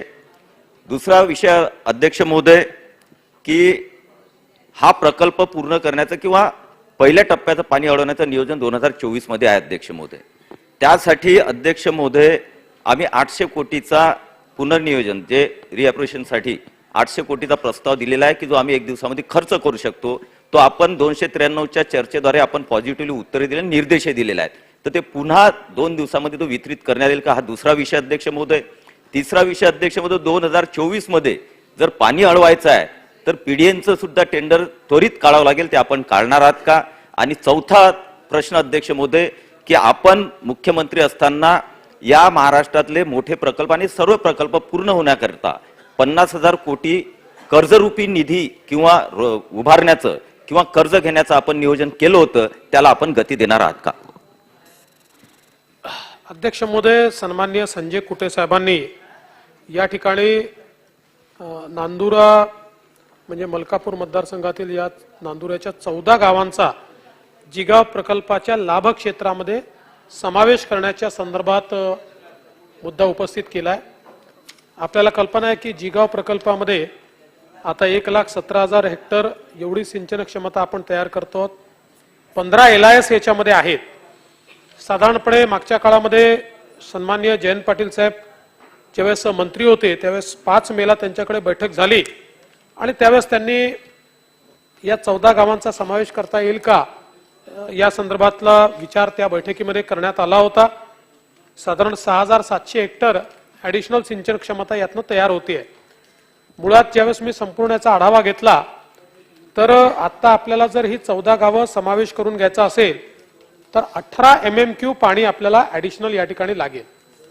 ही लाभक्षेत्राबाहेरची गावं आहेत. लाभक्षेत्राबाहेरची गावं जर लाभक्षेत्रात आणायची असतील तर पाण्याची उपलब्धता झाल्यानंतरच ती आपल्याला आणता येतात. कारण कागदावर आपण ती आणली आणि पाणी जर उपलब्ध झालं नाही तर त्याचा फायदा होत नाही. उलट गावागावांमध्ये त्या ठिकाणी कुठेतरी वाद तयार होतो. त्यामुळे तत्वतः अशा प्रकारची गावं आणण्यास कुटे साहेब आमची काही हरकत नाही आहे. पण पाण्याची उपलब्धता आहे की नाही हे तपासून बघावं लागेल. त्यामुळे पहिल्यांदा पाणी उपलब्धतेच्या संदर्भातलं प्रमाणपत्र प्राप्त करून घेण्यात येईल आणि पाणी उपलब्ध आहे असं जर प्रमाणपत्र प्राप्त झालं तर या 14 गावांचा समावेश हा लाभ क्षेत्रामध्ये करण्यात येईल आणि त्यांनाही योजनेचा लाभ देण्यात येईल. दुसरं आपण जे सांगितलं निश्चितपणे जेवढे पैसे उपलब्ध आहेत ते जे काही रिएप्रोप्रिएशन मधून उपलब्ध होतात ते या जिगाव प्रकल्पाकरता त्या ठिकाणी देण्याच्या संदर्भात आपण निश्चितपणे कारवाई जी आहे ती कारवाई करू. जिगाव प्रकल्प लाभ क्षेत्रामध्ये बंद नलिका वितरण प्रणालीद्वारे सिंचन करण्याचे आपण नियोजित केलेलं आहे आणि एकूण 1,16,770 पैकी 45,000 हेक्टरचं संकल्पन आता पूर्ण झालं आहे आणि आता पाणी साठ्याच्या नियोजनानुसार बंद नलिका वितरण प्रणालीचं काम लवकरच आपण हातामध्ये घेणार आहोत. आणि शेवटचा जो आपण प्रश्न या ठिकाणी विचारलेला आहे तर जसे जसे पैसे लागतील तशी तशी पैशाची उभारणी करण्यात येईल. आकाश फुंकर, बुलढाणा जिल्हा आहे. अध्यक्ष महोदय, हा प्रश्न बुलढाणा आणि अकोला जिल्ह्याचा अगदी म्हणजे महत्वाचा प्रश्न आहे. या प्रकल्पामुळे दोन्ही जिल्ह्यांना संजीवनी मिळणार आहे आणि आपल्या माध्यमातून मी मान्य उपमुख्यमंत्री महोदयांना एवढंच विनंती करणार आहे की हा नुसतं 14 गावांचा विषय नाही आहे. आज जर आपण पाहिलं तर खामगाव तालुक्यात सुद्धा जे क्षेत्र येते जी त्याची बाउंड्री येते त्याच्या जवळचे हिवरखेड असेल, कोंटी असेल, अटाळी, अकोली असे बरेच गावं जे बॉर्डरवर आहेत ज्यांना कोणत्याही लघु प्रकल्पांचा लाभ मिळत नाही. तर हा नुसतं 14 गावांचा विषय नसून हा बऱ्याच गावांचा विषय आहे. तरी मी उपमुख्यमंत्री महोदयांना एवढीच विनंती करणार आहे आपल्या माध्यमातून की जर याचं सर्वेक्षण करून असे आजूबाजूचे जे सुटलेले गावं आहेत यांचा सुद्धा जर याच्यात समावेश करता आला तर लोखंडा, पाळा असे बरेच गाव आहेत तर त्याच्यामुळे या शेतकऱ्यांना सुद्धा लाभ होईल. तर आपण याचा समावेश करणार नाही, जरूर तपासून बघण्यात येईल. मी जसं सांगितलं की नवीन कुठलंही आपल्याला समावेश करायचा असेल तर पाणी उपलब्ध आहे की नाही हे आपल्याला बघावं लागतं आणि ते उपलब्ध असेल तर निश्चित त्या ठिकाणी समावेश करण्यात येईल. संजय सावकारे. अध्यक्ष महोदय, हा जिगाव प्रकल्प जसा यांच्यासाठी महत्वाचा था तो आमच्या हातनूर धरणासाठी देखील महत्वाचा आहे. तर पूर्णा नदीवर असलेला हे जिगाव प्रकल्प पूर्णा नदीतनं प्रचंड गाळ हा अध्यक्ष महोदय हातनूर मध्ये येतो आणि हातनूर धरणामध्ये त्याच्यामुळे जवळपास 40-45% गाळ तयार झालेला आहे अध्यक्ष महोदय. त्याच्यामुळे हा गाळ थांबवण्यासाठी काही उपाययोजना तिथे करणार आहे का या जिगार प्रकल्पावर आणि हा प्रकल्प तातडीने पूर्ण करण्यासाठी काय उपाययोजना करणार? नाही, आपण आता जे काही गाळ काढण्याकरता पहिल्यांदा आपण 5 धरण क्षेत्र त्या ठिकाणी ठरवले होते. आता 2 धरण क्षेत्र त्याच्यामध्ये वाढवलेले आहेत आणि मला असं वाटतं की हतनूरचाही समावेश आपण त्याच्यामध्ये हा ठेवलेला आहे. त्यामुळे टप्प्याटप्प्याने सगळीकडचं आपण गाळ जे आहे तो काढणार आहोत. बच्चू कडू. अध्यक्ष महोदय, या जिल्ह्याचा मी पालकमंत्री होतो अध्यक्ष महोदय आणि जिगाव प्रकल्पाचा जे काही शेवटचा कालव्याचा हे आहे टोक आहे अध्यक्ष महोदय ते अकोल्यावरून 40 किलोमीटर आहे. अर्थात तिथं पाणी येतं अध्यक्ष महोदय. आणि म्हणून मी म्हणते उपमुख्यमंत्री महोदयांना एक माझा प्रश्न आहे का, कारण पाणी टंचाई खूप आहे. अकोला शहराचा पाणी टंचाईचा प्रश्न आहे, सेगावच्या पाणी टंचाईचा प्रश्न आहे, आणि आपण विविध धरणावरून जिथं पाण्याची उपलब्धता नाही आहे तिथून ह्या सगळ्या शहराला पाणी द्यायचा प्रयत्न करतो. माझा असा बेसिक प्रश्न आहे का, आपण जर पाणी पुरवठा मंत्री आणि आपण एक मीटिंग जर घेतली आणि जी गावून जर अकोला जिल्ह्यातला पाणी पुरवठ्याची व्यवस्था केली तर एक कायमचा प्रश्न त्या अकोला जिल्ह्याचा मिटू शकतो. तपासून बघण्यात येईल. आपण जे सजेशन दिलं आहे ते जरूर तपासून बघू. व्यवहारी असेल तर त्याचा विचार करण्यात येईल. चला लक्षवेधी क्रमांक 11 रवी राणा. लक्षवेधी क्रमांक 11 सभापती महोदय वितरित केल्याप्रमाणे 10 अध्यक्ष महोदय, लक्षवेधी क्रमांक 11 अध्यक्ष महोदय, माझी स्पेसिफिक अध्यक्ष महोदय उपमुख्यमंत्र्यांना विनंती आहे की पीडी प्रकल्प अध्यक्ष महोदय हा अध्यक्ष महोदय हा प्रकल्प गेल्या 20 वर्षापासून या प्रकल्पाचं काम चालू आहे. अध्यक्ष महोदय, या प्रकल्पामध्ये जेव्हा मुख्यमंत्री देवेंद्र फडणवीस साहेब होते त्यावेळेस या प्रकल्पाला गती मिळाली, पण अध्यक्ष महोदय 20 वर्ष हा प्रकल्प सुरू आहे. त्याच्यामध्ये अध्यक्ष महोदय पुनर्वसनाच्या माध्यमातून जे गाव वंचित आहे अध्यक्ष महोदय, सावरखेड, कतारपूर आणि वाशेवाडी या तिन्ही गावाचा प्रस्ताव अध्यक्ष महोदय गेल्या 2 वर्षापासून शासनाकडे प्रलंबित आहे. पण अध्यक्ष महोदय या तिन्ही गावं जे आहे सावरखेड, कतारपूर आणि वाशेवाडी या गावाचा अध्यक्ष महोदय जेव्हा पावसाळा येते पाण्यामध्ये अध्यक्ष महोदय बोटीनी त्या ठिकाणी लोकांना हलवावं लागते. 90% अध्यक्ष महोदय हे गाव पाण्यामध्ये बुडतात. आणि या ठिकाणी अध्यक्ष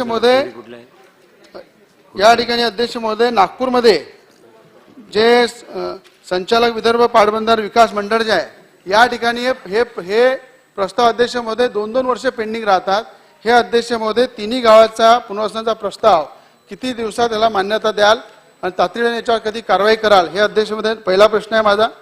अध्यक्ष महोदय, दुसरा अध्यक्ष महोदय, पीडी प्रकल्पाची 20 वर्षाआधी जी किंमत होती ती 50 कोटी रुपये.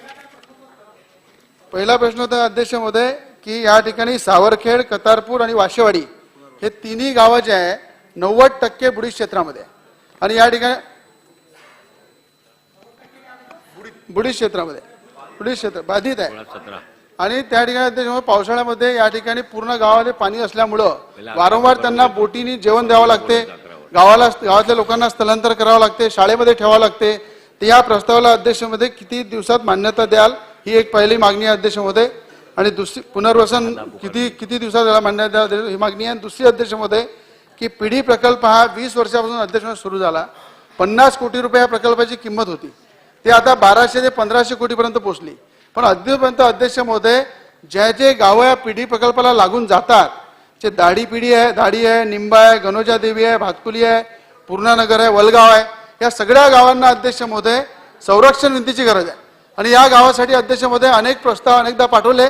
अनेकदा पावसाळ्यामध्ये तर गणोजा देवी गाव असं अध्यक्ष महोदय की पीडी नदीला पात्र एवढं मोठं आहे की त्या पात्राच्या पलीकडे 50 घरं अशी आहे की त्या घरांना त्या ठिकाणी पावसाळ्यामध्ये जाण्यासाठी 2-2 महिने संपर्क तुटून जाते. त्या 50 घराचं सुद्धा अध्यक्ष महोदय स्थलांतर झालं पाहिजे आणि पुनर्वसन झालं पाहिजे. अध्यक्ष सन्मान्य रवी राणा साहेबांनी जो विषय मांडलाय तो महत्त्वाचा आहे. विशेषतः त्यांनी हे सांगितलंय की सावरखेड आणि ततारपूर आणि अजून एक तिसरं या 3 ठिकाणचं पुनर्वसन, तर यातले 2चे प्रस्ताव आता मदत व पुनर्वसनकडे पोहोचलेले आहेत. तर तिसराही प्रस्ताव तात्काळ मागवण्यात येईल आणि या तिन्ही प्रस्तावांना साधारणपणे पुढच्या 3 महिन्यामध्ये मान्यता देण्यात येईल. आणि आपण एक अजून 50 घरांचा जो एक प्रश्न सांगितला तर त्याचाही जो काही तळोजा देवीचाही प्रस्ताव मागवण्यात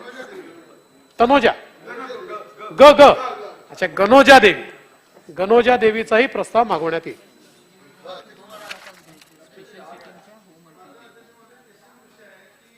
प्रकल्प 20 वर्षापासून सुरू आहे आणि अप्पर वर्धा धरणानंतर अध्यक्ष महोदय जिल्ह्यामधला सगळ्यात मोठा प्रकल्प आहे पीडी प्रकल्प. याची कालमर्यादा निश्चित केली पाहिजे या प्रकल्पाची. कारण की आज आपण अध्यक्ष महोदय जेव्हा मुख्यमंत्री होते तेव्हा आपण पैसे दिले, 90% प्रकल्पाचं काम पूर्ण झालं. 10% अध्यक्ष महोदय जे प्रकल्पाचं काम आहे त्याची कालमर्यादा निश्चित करून हा प्रकल्प पूर्ण करावा अशी अध्यक्ष महोदय उपमुख्यमंत्री महोदयांना माझी विनंती आहे. अध्यक्ष महोदय, निश्चितपणे मी स्वतः अधिकाऱ्यांची बैठक घेऊन याची कालमर्यादा ठरवून घेतो. अध्यक्ष महाराज, रवी राणाजींनी पिढी नदीवरच्या प्रकल्पाच्या संदर्भातला जो विषय मांडला आहे हा 20 वर्षापासून पेंटिंग आहे आणि रवी राणाजीचा आणि माझा मतदारसंघ लागून आहे आणि पिढी नदीला अमरावतीचं सगळं सांडपाणी येत असते, मोठ्या प्रमाणावर पूर येत असते आणि जसं त्यांच्या मतदारसंघातले गावाला त्याचं नुकसान होते तसं माझ्या मतदारसंघातलं हिवरा, बपोरी, सोनोरी, बल्लारखेड आणि परत ते आपल्या पूर्णा नदीत जाते. तो मोठ्या प्रमाणावर नुकसान होते. जेव्हा शेतीचं नुकसान होते, घरांचं नुकसान होते, जनावरांचं नुकसान होते. तर पिढी नदीचा प्रकल्प लवकरात लवकर करण्याच्या संदर्भातलं माननीय उपमुख्यमंत्री महोदयांनी सांगितलंय.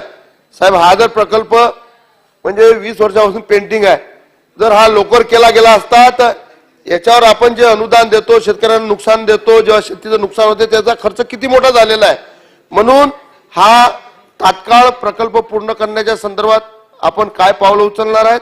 दुसरी गोष्ट, ही नदी आता गाळलेली आहे, या नदीला खोलीकरण केलं पाहिजे. तर जलयुक्त शिवार टप्पा 2 या अंतर्गत आपण विशेष बाब म्हणून हिवरा कोरडे, बपोरी, सोनोरी, बल्लारखेडला नदी खोलीकरण करण्यासाठी आपण मान्यता देणार आहेत का? अध्यक्ष महोदय, पहिल्यांदा तर या ठिकाणी हरिभाऊंनी जो प्रश्न विचारलेला आहे, मुळात प्रोजेक्ट आता माझ्याकडे माहिती आली आहे तो PMKSY मध्ये आहे. त्यामुळे पुढील 2 वर्षात आपण तो प्रोजेक्ट पूर्ण करण्याचा प्रयत्न करू. त्याला केंद्र सरकार निधी देत आहे आणि इतर खोलीकरणाच्या संदर्भातला जो विषय हरिभाऊ आपण मांडलेला आहे, जरूर ते तपासून पाहण्यात येईल आणि त्यालाही प्राधान्य देण्याचा प्रयत्न आपण करू. लक्षवेधी संपलं ना रवी राणा? माझी विनंती आहे अध्यक्ष महोदय की या 6 जून 2006 मध्ये अध्यक्ष महोदय जे परिपत्र शासनाचं होतं, माझी मागणी आहे अध्यक्ष महोदय की एका PD प्रकल्प असो की अनेक असे प्रकल्प आहे विदर्भामध्ये अध्यक्ष महोदय, ज्या ठिकाणी जून 2006च्या प्रमाणे परिपत्राप्रमाणे अनेक शेतकऱ्यांनी जमिनी दिल्या म्हणजे काँग्रेस सरकार असताना त्याच्यावरून जबरदस्तीने घेतल्या.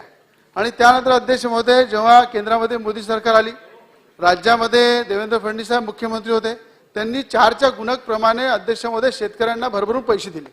तर माझं अध्यक्ष महोदय स्पेसिफिक सांगणं आहे की या ठिकाणी जर 6 जून 2006 मध्ये या ठिकाणी अध्यक्ष महोदय ज्या लोकांनी जबरदस्ती ज्यांच्या जमिनी घेतल्या, विदर्भामध्ये 65,000 कुटुंब आहे अध्यक्ष महोदय. आणि त्या ठिकाणी अध्यक्ष महोदय जवळपास अध्यक्ष महोदय या ठिकाणी ज्याप्रमाणे केंद्राचा आणि राज्याचा आपली सरकार असताना जो कायदा आला त्या कायद्याप्रमाणे त्यांना कुठेतरी समावेश केला पाहिजे अध्यक्ष महोदय. कारण प्रकल्पासाठी त्यांनी जमिनी दिल्या अध्यक्ष महोदय. जरी काँग्रेसनी जबरदस्तीने जमिनी घेतल्या, शेतकऱ्याच्या कॉन्ट्रॅक्टरच्या घशामध्ये मोठ्या प्रमाणात फायदा करून दिला, पण आपली सरकार असताना अध्यक्ष महोदय राज्यामध्ये आणि केंद्रामध्ये शेतकऱ्याच्या हिताचे निर्णय घेतले. समृद्धी सारखा एक मोठा मार्ग अध्यक्ष महोदय आनंदाने शेतकऱ्यांनी जमिनी दिल्या, अनेक प्रकल्पाला जमीन दिल्या. तर अध्यक्ष महोदय 65,000 शेतकऱ्यांचा विचार जर खऱ्या अर्थाने या ठिकाणी केला आणि तडजोड करून त्यांना जर या 4च्या गुणक प्रमाणे जर पैसे दिले अध्यक्ष महोदय, तर कमीत कमी 65,000 कुटुंब अध्यक्ष महोदय खऱ्या अर्थाने त्यांना समाधान होईल अध्यक्ष महोदय. आणि या संदर्भात अध्यक्ष महोदय एक बैठक पण लावावी अध्यक्ष महोदय, अशी माझी विनंती आहे. अध्यक्ष महोदय, मुळात आपल्याला कल्पना आहे की जी काही आपण मदत देतो ती पूर्वी आपण 99च्या कायद्याप्रमाणे द्यायचो, आता 2013च्या कायद्याप्रमाणे देतो. आणि एकदा आपण मदत घोषित केल्यानंतर मग तडजोड करणं हे कठीण असतं, कारण ते सरसकट मग सगळ्या प्रकल्पातनं ती मागणी रवी राणा साहेब येते. त्यामुळे मी जरूर आता आपल्याला एक दिवस माझ्याकडे बोलवीन आणि आपलं म्हणणं समजून घेईल, काही मार्ग काढता येत असेल तर प्रयत्न करू. चला, लक्षवेधी क्रमांक 10 अनिल पाटील. लक्षवेधी क्रमांक 10 अनिल पाटील सभागृहात उपस्थित नाही. आपण पुढे जाऊया.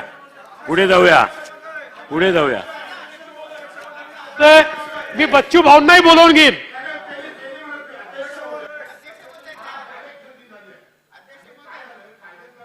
भूसंपादन झालं तर आपण कोर्टात जायची तरतूद आहे.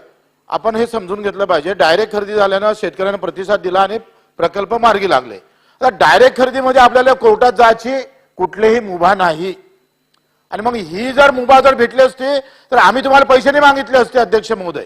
एक तर कोर्टात जायची मुभा तरी द्या. मग तसं काय करता येईल ते पहा.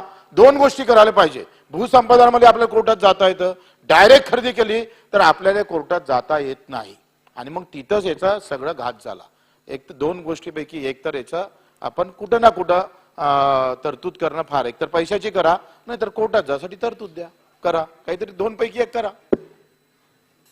आपण डायरेक्ट खरेदी आणलीच याकरता की ज्यांना आपले रेट मान्य आहेत, ज्यांची स्वतःची कन्सेंट आहे, जे कोर्टात जाणार नाही त्यांनी डायरेक्ट खरेदीत यावं. ज्यांना हे मान्य नाही त्यांनी सांगावं साहेब आम्हाला तुमचं मान्य नाही, आमचं तुम्ही एक्वायर करा, त्यांनी एक्विजिशन मध्ये जावं. आता डायरेक्ट खरेदी मधलाही फायदा घ्यायचा आणि आपण डायरेक्ट खरेदीत जास्त गुणांक दिलाय, जास्त आपण गुणांक दिलाय आणि मग नंतर असा प्रकारचा प्रश्न निर्माण करणं हे देखील अडचणीच आहे. आणि बच्चूभाऊ प्रश्न हा एका ठिकाणचा असता मी मार्ग काढून टाकला असता, पण याच्याने सगळीकडे एक पॅन्डोरा बॉक्स ओपन होईल. तथापि तुम्ही मी रविभाऊ बसू काही मार्ग काढता येतो का प्रयत्न करू. चला लक्षवेधी क्रमांक 10 अनिल पाटील सभागृहात उपस्थित नाहीये. चला पुढे चला, अर्धा तास चर्चा घेऊया. नाही चला एक निवेदन आहे, एक निवेदन करू द्या. अतिशय महत्वाचं निवेदन आहे. अध्यक्ष महोदय 21 मार्चला माननीय अध्यक्ष ॲडव्होकेट राहुलजी नार्वेकर यांच्या दालनामध्ये एक बैठक झाली. गरीब रुग्णावरील उपचारात हलगर्जीपणा झाल्यास सभागृहाचा अवमान समजून कडक कारवाई केली जाईल असे निर्देश मान्य अध्यक्षांनी दिले आणि त्या बाबतीतलं एक निवेदन करण्यासाठी मला आदेशित केलं. ते हे निवेदन आहे. धर्मादाय आयुक्त यांच्या अधिकार क्षेत्रात येणाऱ्या रुग्णालयात उपचार घेणाऱ्या आपण निर्धन आणि आर्थिकदृष्ट्या टायटल वाचा आणि मग पटलावर ठेवून द्या. दुर्बल घटकातील रुग्णाकडून वारंवार तक्रारी प्राप्त होत आहेत. त्याचप्रमाणे लोकप्रतिनिधीकडून देखील विधिमंडळात या संदर्भातील अडचणी सातत्याने मांडल्या जात आहेत. राज्यातील अशा 400 रुग्णालयाकडून दुर्बल घटकांना आवश्यक आरोग्य सुविधा पुरवण्यासंदर्भात कोणत्याही प्रकारे दिरंगाई होणार नाही अशी व्यवस्था तातडीने निर्माण केली जावी. तसेच या संदर्भात यापुढे तक्रार झाल्यास हा सभागृहाचा अवमान समजला जाऊन संबंधितावर कडक कारवाई केली जाईल असे निर्देश विधानसभा अध्यक्ष ॲडव्होकेट राहुलजी नार्वेकर यांनी आज दिलेले आहेत. बाकीचं निवेदन आहे ते पटलावरती ठेवतो. तसंच दुसरं एक निवेदन आहे. विरोधी पक्षनेते अजितदादाजी पवार यांनी स्थगन प्रस्ताव आणलेला होता. त्याच्यामध्ये 4 मुद्द्यावरती त्यांनी हा स्थगन प्रस्ताव आणला होता. राज्यातील महिलांच्या आरोग्यविषयक सुविधाबाबत ह्याच्यातला पहिला घटक कोल्हापूर येथील एक घटना होती. दुसरा नाशिक येथील एक घटना आहे. तिसरी डोंबिवली इथली एक घटना आहे. चौथं जे आहे ते माझ्याच मतदारसंघातील भूम या ठिकाणची असणारी दुरावस्था. तर याचं सविस्तर उत्तर तेही मी पटलावरती ठेवतोय, ते सर्क्युलेट केलेलं आहे. तुम्ही विचारा नाही. त्याला लक्षवेधी क्रमांक 10 संजय सावकार विचारू इच्छितात, जळगाव जिल्हा. अध्यक्ष महोदय लक्षवेधी क्रमांक 10 वितरित केल्याप्रमाणे आता उत्तर शोधावं लागेल. निम्न तापी प्रकल्प. अध्यक्ष महोदय जवळपास 5 तालुक्याचा या धरणामध्ये समावेश होतो. 25 वर्षापासून हा प्रकल्प रखडलेला अध्यक्ष महोदय.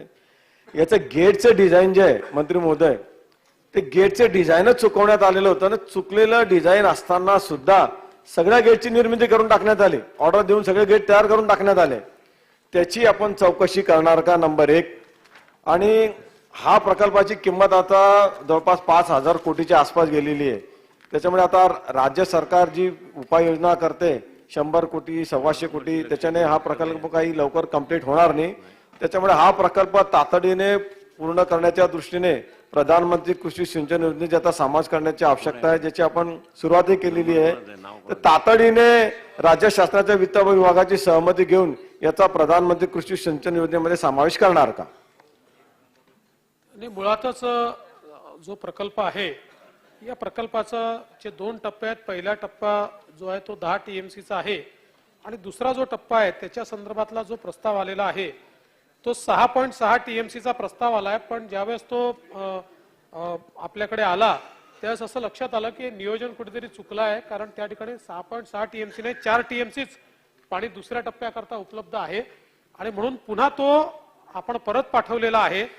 आता त्या संदर्भात त्याचं दुसऱ्या टप्प्याचं फेर नियोजन करून आणि मग तो मागवण्यात येईल. त्यानंतर त्याला आपल्या जी आपली पद्धत आहे SLTC, त्याच्यानंतर शासन, अशा प्रकारची सगळी मान्यता ही त्या ठिकाणी देण्यात येईल आणि ती मान्यता झाल्यानंतर आपण सांगितल्याप्रमाणे निश्चितपणे या प्रकल्पाचा टप्पा 1 जो आहे किमान तो 85% क्षेत्र हे अवर्षण प्रवण क्षेत्रातील असल्यामुळे प्रधानमंत्री कृषी योजनेच्या निकषानुसार 60% केंद्रीय वित्त सहाय्य मिळवण्याकरता आपण याचा प्रस्ताव पाठवणार. ते जे आपण सांगितलं जरूर ते तपासून पाहण्यात येईल आणि कोणी जर त्यात चूक केली असेल तर कारवाई करण्यात येईल. चला धन्यवाद. लक्षवेधी क्रमांक 16 शेखर निकम सभागृहात नाहीये. नाही सुधीर भाऊ घेतोय लक्षवेधी घेतायत. ऐका बसा, लक्षवेधी घेतायत मंत्री महोदयांची. बसा ना, अहो बसा, आपण खाली बसा. लक्षवेधी घेतायत मंत्री महोदयांची विनंती आहे, त्यांना बैठकीसाठी जायचं आहे, त्यामुळे 16, 17, 18 प्रायोरिटीवर घ्या अशी विनंती आहे. बाकी सगळ्या घेत आहेत. चला लक्षवेधी क्रमांक 17 प्रताप सरनाईक लक्षवेधी क्रमांक 17. अध्यक्ष महोदय, लक्षवेधी क्रमांक 17 वितरित केल्याप्रमाणे. अध्यक्ष महोदय, प्रामुख्यानं माझ्या मतदारसंघामध्ये हा महत्वाचा आणि जटिल विषय झालेला. अध्यक्ष महोदय, त्याचं कारण असं आहे की तिन्ही बाजूला खाडी आणि समुद्र किनारा असल्या कारणानं कांदळवनाचं जंगल माझ्या मतदारसंघात फार मोठ्या प्रमाणात आहे. अध्यक्ष महोदय, विविध विकास कामं करत असताना, म्हणजे जेटी उभारत असताना, रस्ता निर्माण करत असताना, पूल बांधत असताना किंवा महापालिकेच्या माध्यमातून विविध विकास कामं करत असताना कांदळवनाची फार मोठ्या प्रमाणात अडचण निर्माण होते. अध्यक्ष महोदय, ही वस्तुस्थिती जरी असेल तरी कांदळवन ही गरज आहे शहराच्या प्रमुख भागामध्ये ज्या ठिकाणी समुद्र किनारा आणि खाडी किनारा असेल, पण कांदळवनामुळे बऱ्याच वेळा विकास कामांना फार मोठा अडथळा निर्माण झालेला आहे.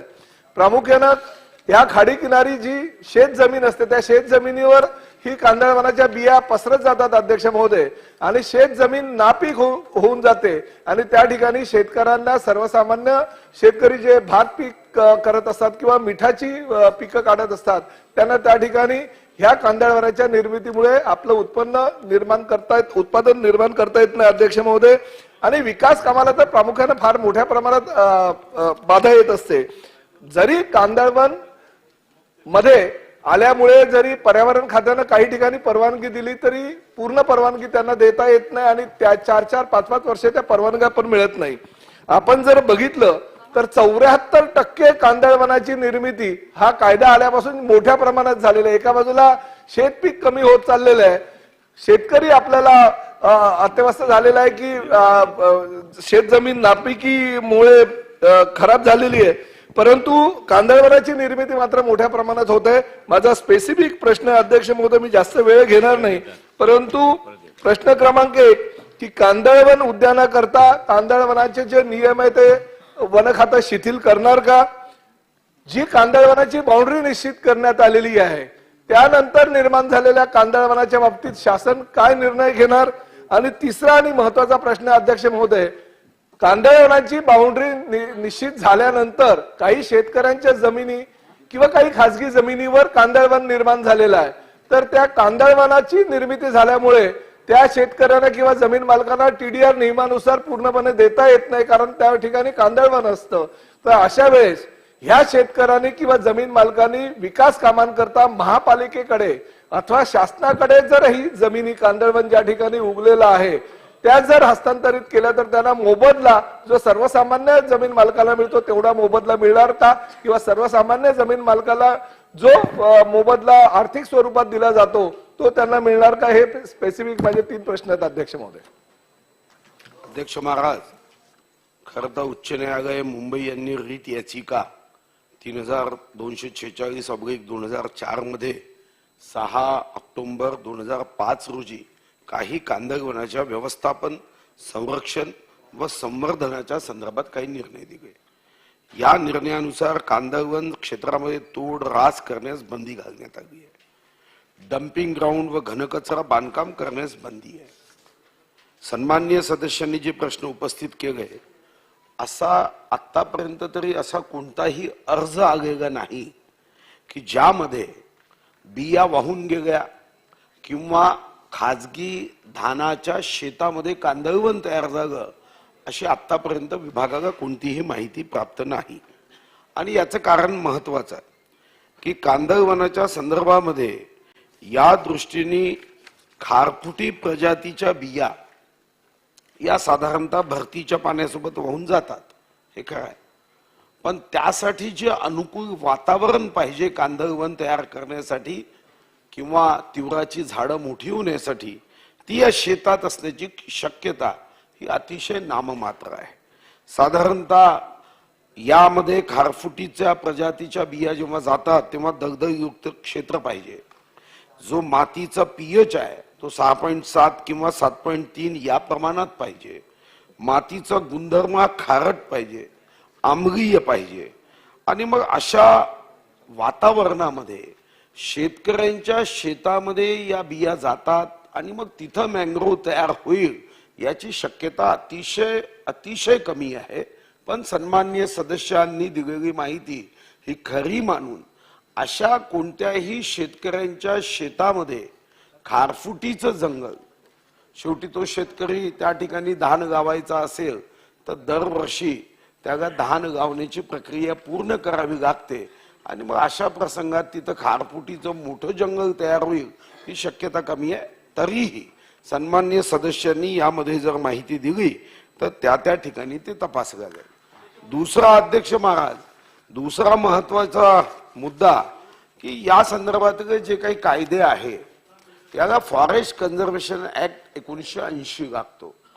या कायद्यामध्ये काही परिवर्तन करायचं असेल तर त्यासाठी केंद्र सरकारला संसदेमध्येच परिवर्तन करावं लागेल. या बाबतीमध्ये काही कोर्टाचेही निर्णय आहे.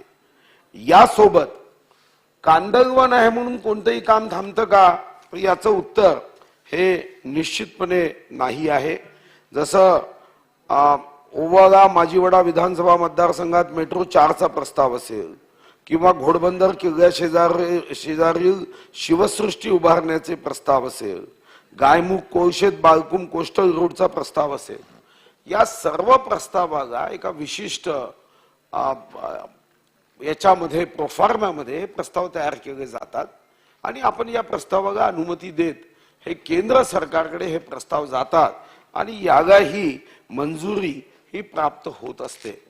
तिसरा मुद्दा जो सन्माननीय सदस्यांनी विचारला की काही ठिकाणी खाजगी क्षेत्रात किंवा महानगरपालिकेच्या जागेमध्ये जिथं कुठं असे कांदळवन तयार झाले असतील तर याचा TDR किंवा याचे फायदे मिळू शकतील का, तर निश्चितपणे सन्माननीय सदस्यांसोबत बैठक घेऊन, कारण असा कोणताही प्रस्ताव आत्ता तरी विचारार्थ नाही, प्रलंबित नाही, पण सन्माननीय सदस्यांची जी तीव्र भावना आहे ती लक्षात घेऊन त्यांच्यासोबत एक बैठक घेतली जाईल आणि त्यांनी सांगितलेले असे कोणते प्रस्ताव असतील TDRच्या बाबतीमध्ये किंवा त्या जागेवर मँग्रोव्ह तयार झालं म्हणून या संदर्भात काही अडचणी आल्या असतील तर त्यांच्यासोबत बैठक घेऊन या प्रस्तावाचा विचार हा निश्चितपणे सरकार सकारात्मक दृष्टीने करेल. लक्षवेधी क्रमांक 18 भारती लवेकर.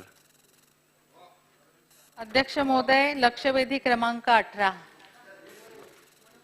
अध्यक्ष महाराज, वितरित केल्याप्रमाणे अध्यक्ष महोदय, माझ्या वर्सोवा मतदारसंघामध्ये जी वर्सोवा खाडी आहे त्या खाडीमध्ये जवळजवळ 55 ते 60 लाख क्युबिक मीटर एवढा गाळ साचलेला असल्यामुळं त्या ठिकाणी बोटींचे अपघात होतात आहे, मच्छीमारांना मच्छी पकडताना त्रास होतोय आणि त्यामुळे मी वारंवार मागणी करत असल्यामुळे मला देवेंद्र फडणवीस साहेब जेव्हा तत्कालीन मुख्यमंत्री होते त्यावेळेस त्यांनी मला 4 कोटी रुपयांचा निधी हा गाळ काढण्यासाठी दिला होता आणि त्या दृष्टीने आपण मग 1,28,586 घनमीटर गाळ काढला मेरीटाईम बोर्डाच्या थ्रू.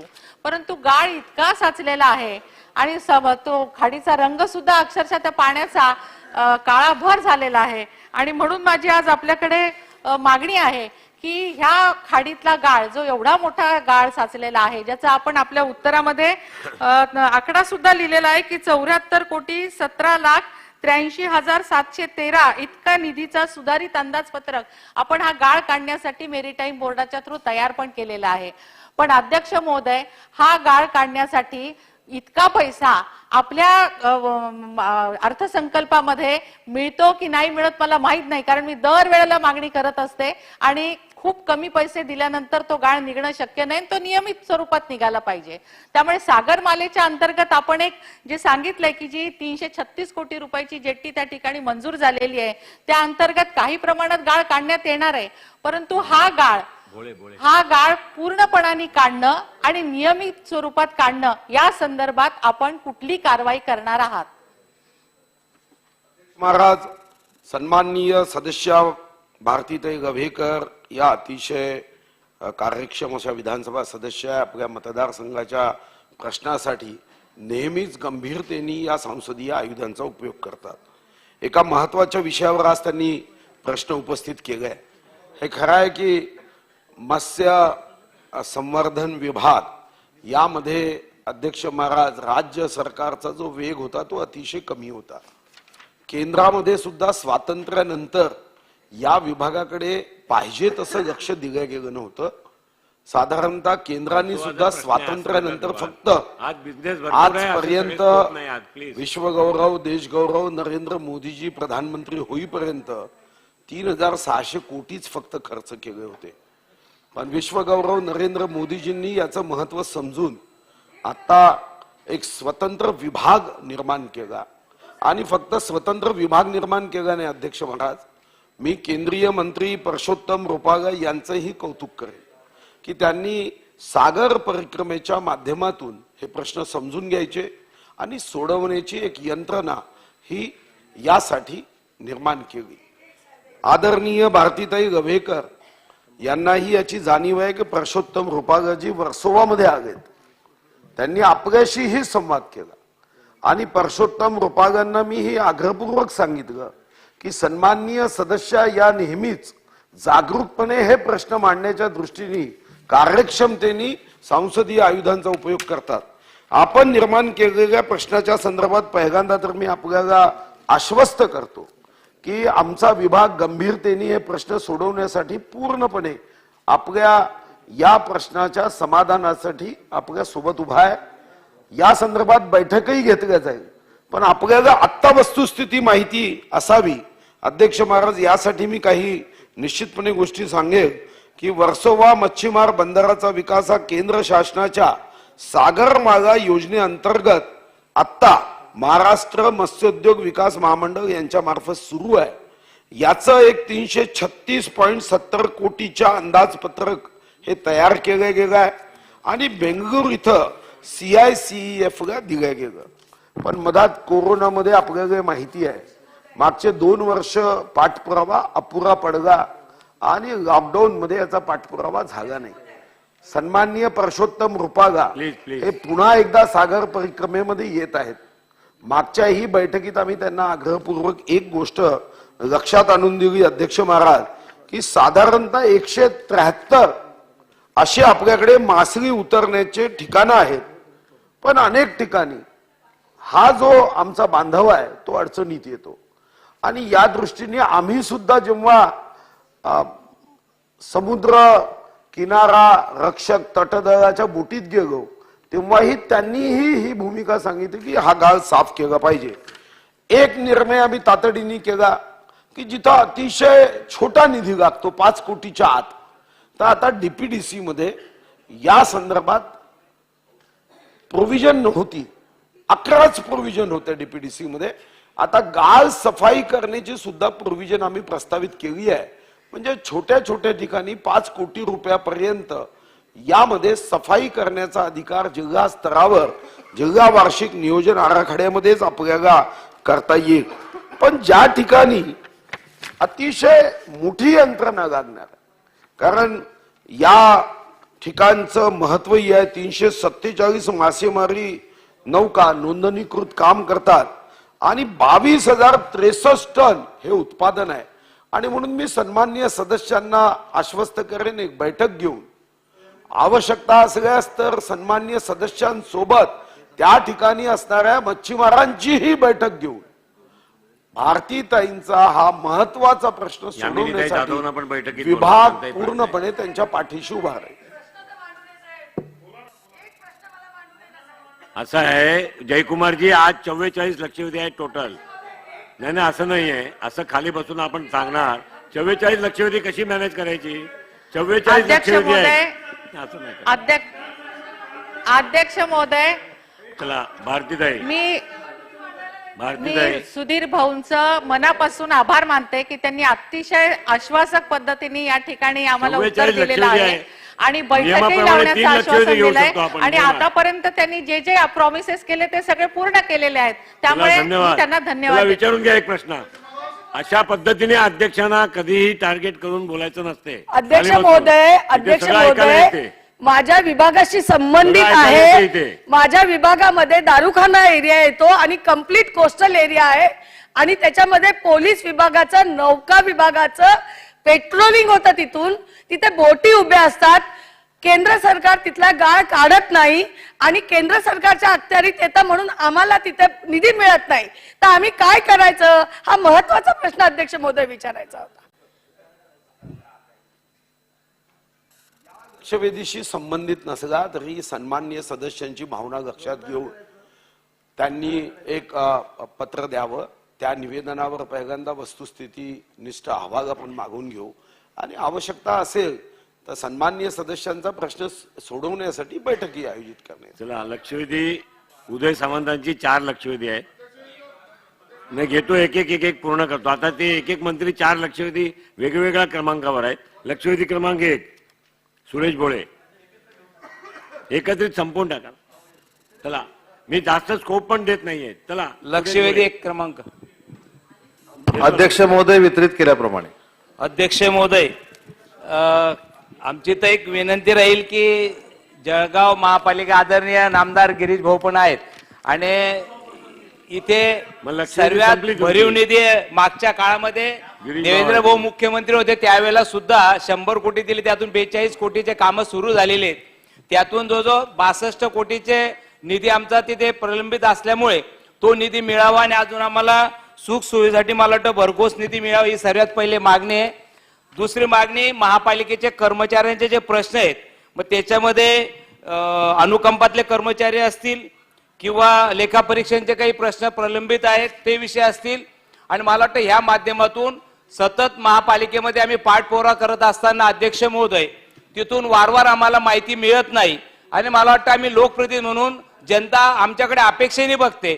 या लोकांना न्याय देण्यासाठी ज्यांनी 30-30 वर्ष सेवा दिली महापालिकेमध्ये त्यांचे मुलं अनुकंपात लागत नाही. मला वाटतं काही लोक इथे मुलं इतक्या 2-2, 5-5 वर्षापासून चक्रा मारतायत तर मला वाटतं त्यांना न्याय मिळाला पाहिजे. हा एक विषय. अध्यक्ष महोदय, एक जळगाव महापालिकेचा गाळ्यांचा प्रश्न प्रलंबित राहिलेला आहे.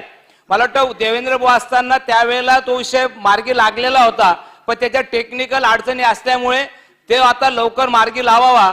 त्याच्यामध्ये भोयटे मार्केटला सील लागलेले आहेत काही गाळ्यांना, ते सील लवकरात लवकर काढण्यात यावं.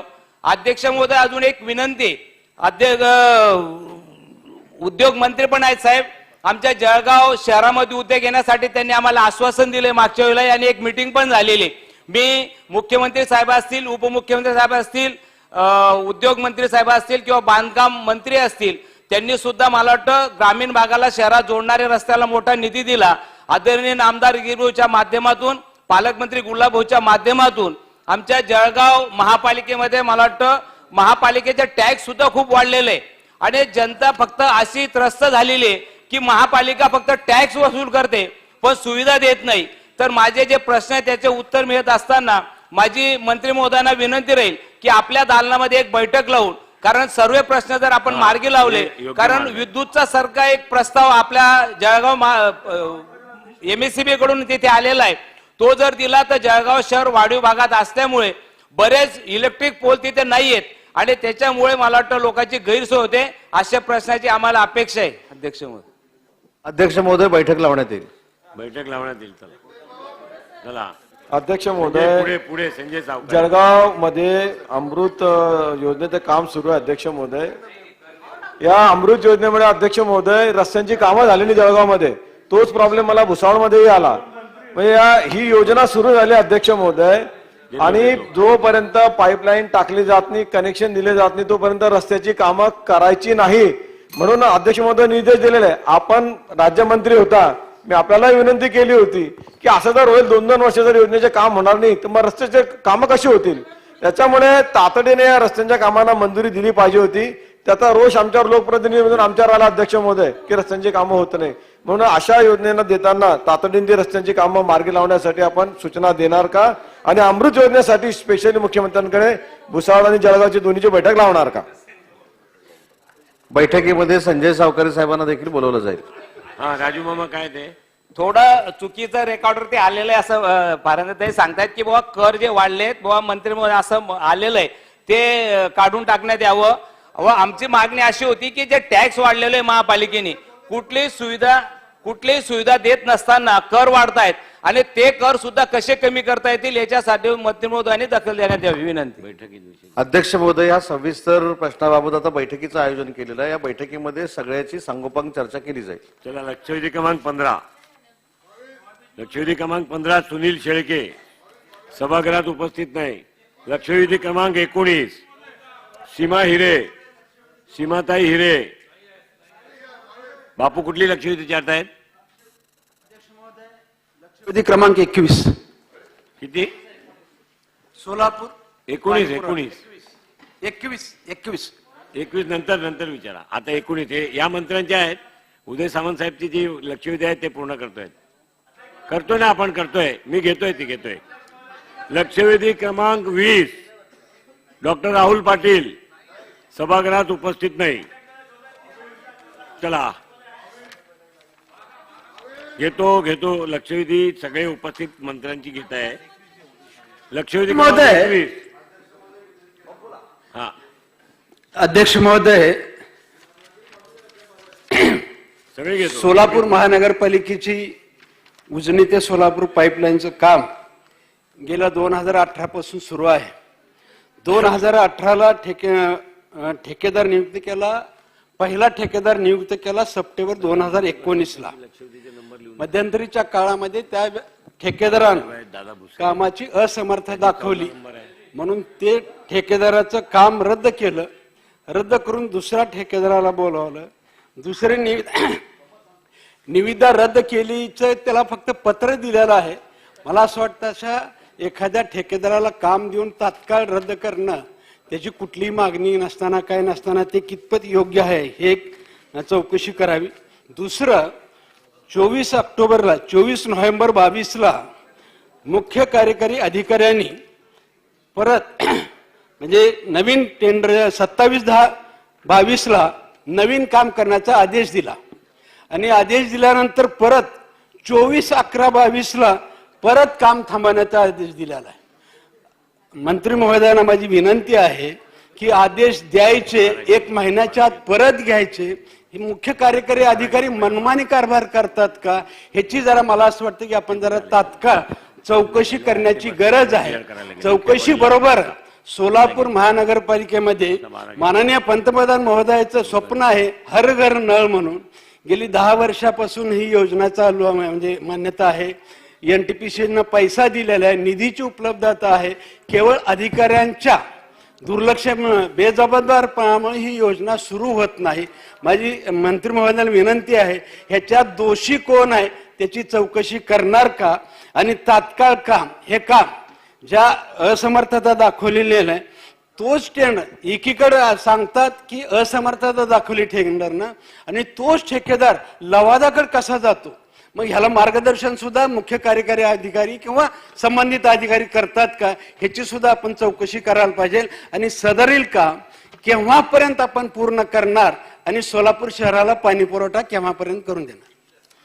अध्यक्ष महोदय, सन्माननीय सदस्य, सोलापूर शहराच्या बाबतीत पाण्याचा जो प्रश्न त्यांनी उपस्थित केलेला आहे आणि त्यांनी सांगितलेली सगळी वस्तुस्थिती ही खरी आहे. पहिलं त्याचं टेंडर काढण्यात आलं. टेंडर काढल्यानंतर ते टेंडर असमर्थता दाखवली म्हणून रद्द करण्यात आलं. परत टेंडर काढण्यात आलं. परत टेंडर ते स्थगिती दिली आणि परत ज्यानं असमर्थता दर्शवली होती त्याला पुन्हा टेंडर देण्यात आलं. अशा पद्धतीचा हा सगळा क्रम आहे आणि म्हणून या संदर्भात अशा पद्धतीची कार्यवाही का झालेली आहे या संदर्भामध्ये नक्की चौकशी केली जाईल. आणि दुसरी महत्वाची गोष्ट याच्यामध्ये आहे की याच्यामध्ये कोविडमुळे देखील कामाला विलंब झाला, परंतु किंमत त्याची 477.90 कोटी रुपये आहे पहिल्या टेंडरची. आणि त्याच्यानंतर पुन्हा एकदा जे टेंडर काढलं त्याला नवीन सुधारित मंजुरी 639 कोटीची दिलेली होती. आणि आपण जे सन्मान्य सदस्य सांगितले की त्या टेंडरला 24/11/2022 सीओनी त्याला स्थगिती दिलेली आहे. आणि हा जरी सोलापूर नगरपालिकेच्या महानगरपालिकेच्या पाण्याचा प्रश्न असला तरी याच्यामध्ये अनेक पैलू अध्यक्ष महोदय असल्यामुळं मी या संदर्भामध्ये सन्मान्य सदस्यांच्या सोबत एका बैठकीचं आयोजन केलं जाईल आणि याच्यामध्ये ही टेंडर अशा पद्धतीनं का दिली गेली याची चौकशी केली जाईल आणि चौकशीमध्ये तथ्य आढळल्यास ज्यांनी कोणी हे कृत्य केले त्यांच्यावर कारवाई केली जाईल. बाबू, आज 2018 पासून ही योजना चालू आहे. टेंडर काढतात, टेंडर रद्द होतंय, परत टेंडर काढतात, परस्पर अजून देतात. मला असं वाटतं ह्याच्यामुळे किमती किती वाढल्या. आज 18 ते 23 पर्यंत आपण आलेलो आहोत. ह्या वाढीव किमतीला सुद्धा जबाबदार कोण आहे याला? हे आपल्या जनतेचा पैसा आहे आणि जनतेचा पैशाचा दुरुपयोग होतोय, जनतेचा पैसा विनाकारण खर्च होतोय. आणि दुसरं एवढा खर्च होऊन सुद्धा सोलापूर शहराला प्यायला पाणी आज सुद्धा मिळत नाही. आणि म्हणून मला असं वाटतं की सोलापूर शहराला पाणी पुरवठा किती दिवसामध्ये पूर्ण करणार. अध्यक्ष महोदय, मी सुरुवातीला सांगितलं की 477 कोटीची ही पहिली स्कीम होती. त्याच्यानंतर नवीन सुधारित मंजुरी त्याला 639 कोटीला दिलेली आहे. सन्मान्य सदस्यांचं म्हणणं खरं आहे की याच्यामध्ये जवळजवळ 100 ते 150 कोटी रुपयाची वाढ झालेली आहे. पण या संदर्भामध्ये नक्की हे काम कधी सुरू होणार आहे आणि कधी संपणार आहे याच्याबद्दल जसं साशंकता आहे ती बैठक घेऊनच दूर करणं आवश्यक आहे. कारण पहिल्यांदा टेंडर दिलेलं आहे, परत टेंडरला स्थगिती दिलेली आहे, नवीन टेंडर काढलंय त्याला स्थगिती दिली आणि परत पूर्वीचं ज्याचं टेंडर रद्द केलं होतं त्याला ते टेंडर पुन्हा दिलेलं आहे. असा हा मी क्रम आपल्याला सांगितलाय. त्याच्यामुळे या संदर्भामध्ये चौकशी देखील केली जाईल आणि बैठकीचं आयोजन देखील केलं जाईल. पालकमंत्री महोदयाने सुद्धा याची बैठक घेतलेली आहे. त्यावेळेस सुद्धा त्यांनी सूचना दिलेल्या होत्या की तात्काळ कारवाई करायच्या. त्यावेळेस सुद्धा सूचना दिलेल्या होत्या. माझी विनंती आहे की तात्काळ याची खरोखरच सखोल चौकशी व्हावी. अध्यक्ष महोदय, अधिकची माहिती मी सांगतो. आता पालकमंत्री महोदयांशी देखील मी चर्चा केली. स्वतः महाराष्ट्र राज्याच्या उपमुख्यमंत्र्यांनी याच्यामध्ये लक्ष घातलेलं आहे. येत्या काही कालावधीमध्ये याच्यामध्ये तोडगा निघाला जाईल. चला लक्षवेधी क्रमांक 12. लक्षवेधी क्रमांक 12. अध्यक्ष महोदय, लक्षवेधी क्रमांक 12. अध्यक्ष महोदय, वितरित केल्याप्रमाणे अध्यक्ष महोदय, यांच्या संपल्यावर आदिवासी संशोधन व प्रशिक्षण संस्था पुणे यांच्या अहवालानुसार माझ्या सोलापूर जिल्ह्यासहित पूर्ण राज्यामध्ये महादेव कोळी, ओळीने आहेत ना, टोकरे कोळी, ढोर कोळी, मल्हार कोळी व पारधी या अनुसूचित जमाती राहतात. त्यामध्ये 2011च्या जनगणनेनुसार सोलापूर जिल्ह्यात 51,919 महादेव कोळी जमातीचे लोक राहतात. मग नेमके हे आदिवासी खरे आहेत की खोटे? अध्यक्ष महोदय, कारण या लोकांना प्रांताधिकारी जात प्रमाणपत्र देत नाहीत आणि जरी दिलं तरी प्रमाणपत्र पडताळणी समिती पुणे जात वैधता प्रमाणपत्र देत नाही. त्यामुळे या लोकांना शबरी घरकुल योजना, बिरसा मुंडा कृषी क्रांती योजना तसेच विद्यार्थ्यांना शैक्षणिक लाभ यापासून त्यांना लाभ मिळत नाही. तसेच आदिवासींच्या कोणत्याही योजनेचा लाभ या जमातीला मिळत नाही. तसेच समुद्र किनारपट्टीवर राहणाऱ्या व पारंपरिक मासेमारी करणाऱ्या कोळी समाजाला देखील कोणतेच लाभ मिळत नाहीत. अध्यक्ष महोदय, बोलू द्या. सकाळच्या लक्षवेधीमध्ये सुद्धा माझं नाव होतं तरी बोलू दिलं नाही. अध्यक्ष महोदय, महादेव कोळी समाजाचा मोठा हा प्रश्न आहे. थोडस बोलू द्या, कारण विस्तृत बोलल्याशिवाय पुढे कळणार नाही. अध्यक्ष महोदय, ही लोकसंख्या गृहीत धरून 1976 पासून आदिवासी विकास निधी घेतला जातोय. पर ही लोकसंख्या गृहीत धरून राजकीय आरक्षण घेतलं जातंय. सोलापूर जिल्ह्यासाठी आदिवासी विकास प्रकल्प कार्यालय स्वतंत्र आहे. अध्यक्ष महोदय, मात्र सवलती द्यायच्या वेळेला मात्र या लोकांना प्रशासन बोगस ठरवत आहेत. या लोकसंख्येच्या आधारावरती आदिवासी विकास निधी घेतला गेला आहे. राजकीय आरक्षण आणि आदिवासी विकास निधी घ्यायच्या वेळेला मात्र ही लोकसंख्या गृहीत धरता त्यावेळेला ही लोकसंख्या खरी असते, परंतु अध्यक्ष महोदय लाभ द्यायच्या वेळेला मात्र यांना प्रशासन बोगस समजतं. अध्यक्ष महोदय, माझे हे स्पेसिफिक प्रश्न आहेत की राज्यातील महादेव कोळी, टोकरे कोळी, कोळी डोर, कोळी मल्हार जमातीला जातीचे प्रमाणपत्र व जात वैधता प्रमाणपत्र सुलभरित्या विना अट मिळण्यासाठी मार्च महिन्याच्या अखेरपर्यंत शासन आदेश निर्गमित करणार काय? आणि दुसरा स्पेसिफिक प्रश्न अध्यक्ष महोदय, आतापर्यंत या जमातीला आदिवासी गृहीत धरून या लोकसंख्येच्या आधारे घेतलेला आदिवासी विकास निधी त्या लाभार्थ्यांना मिळालेला नसेल तर तो निधी अध्यक्ष महोदय कुठे गेला याची चौकशी करून त्याचा अहवाल शासन सभागृहात सादर करणार काय? आणि अध्यक्ष महोदय, शेवटचा प्रश्न, किनारपट्टीवर राहणाऱ्या कोळी समाजावर व पारंपरिक मासेमारी करणाऱ्या कोळी समाजावर अभ्यास करण्याकरता तज्ज्ञांची समिती नेमणूक त्यांना देखील आरक्षण कसे देता येईल याकरता शासन सकारात्मक कारवाई करणार का? सभापती महोदय, या ठिकाणी सन्मान्य सदस्यांनी सांगितलं की टोकरे कोळी असतील, महादेव कोळी असतील, मल्हार कोळी असतील यांना सर्टिफिकेट मिळत नाही अशा पद्धतीचं त्यांनी या ठिकाणी सांगितलंय.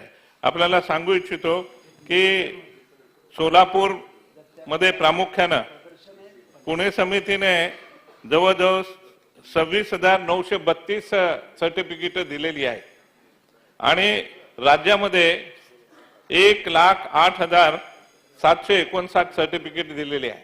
त्याच्यामुळे जे पात्र असतात, जे काही निकष ठरवून दिलेले आहे ते निकष जे पूर्ण करतात त्यांना आपण या ठिकाणी सर्टिफिकेट देत असतो.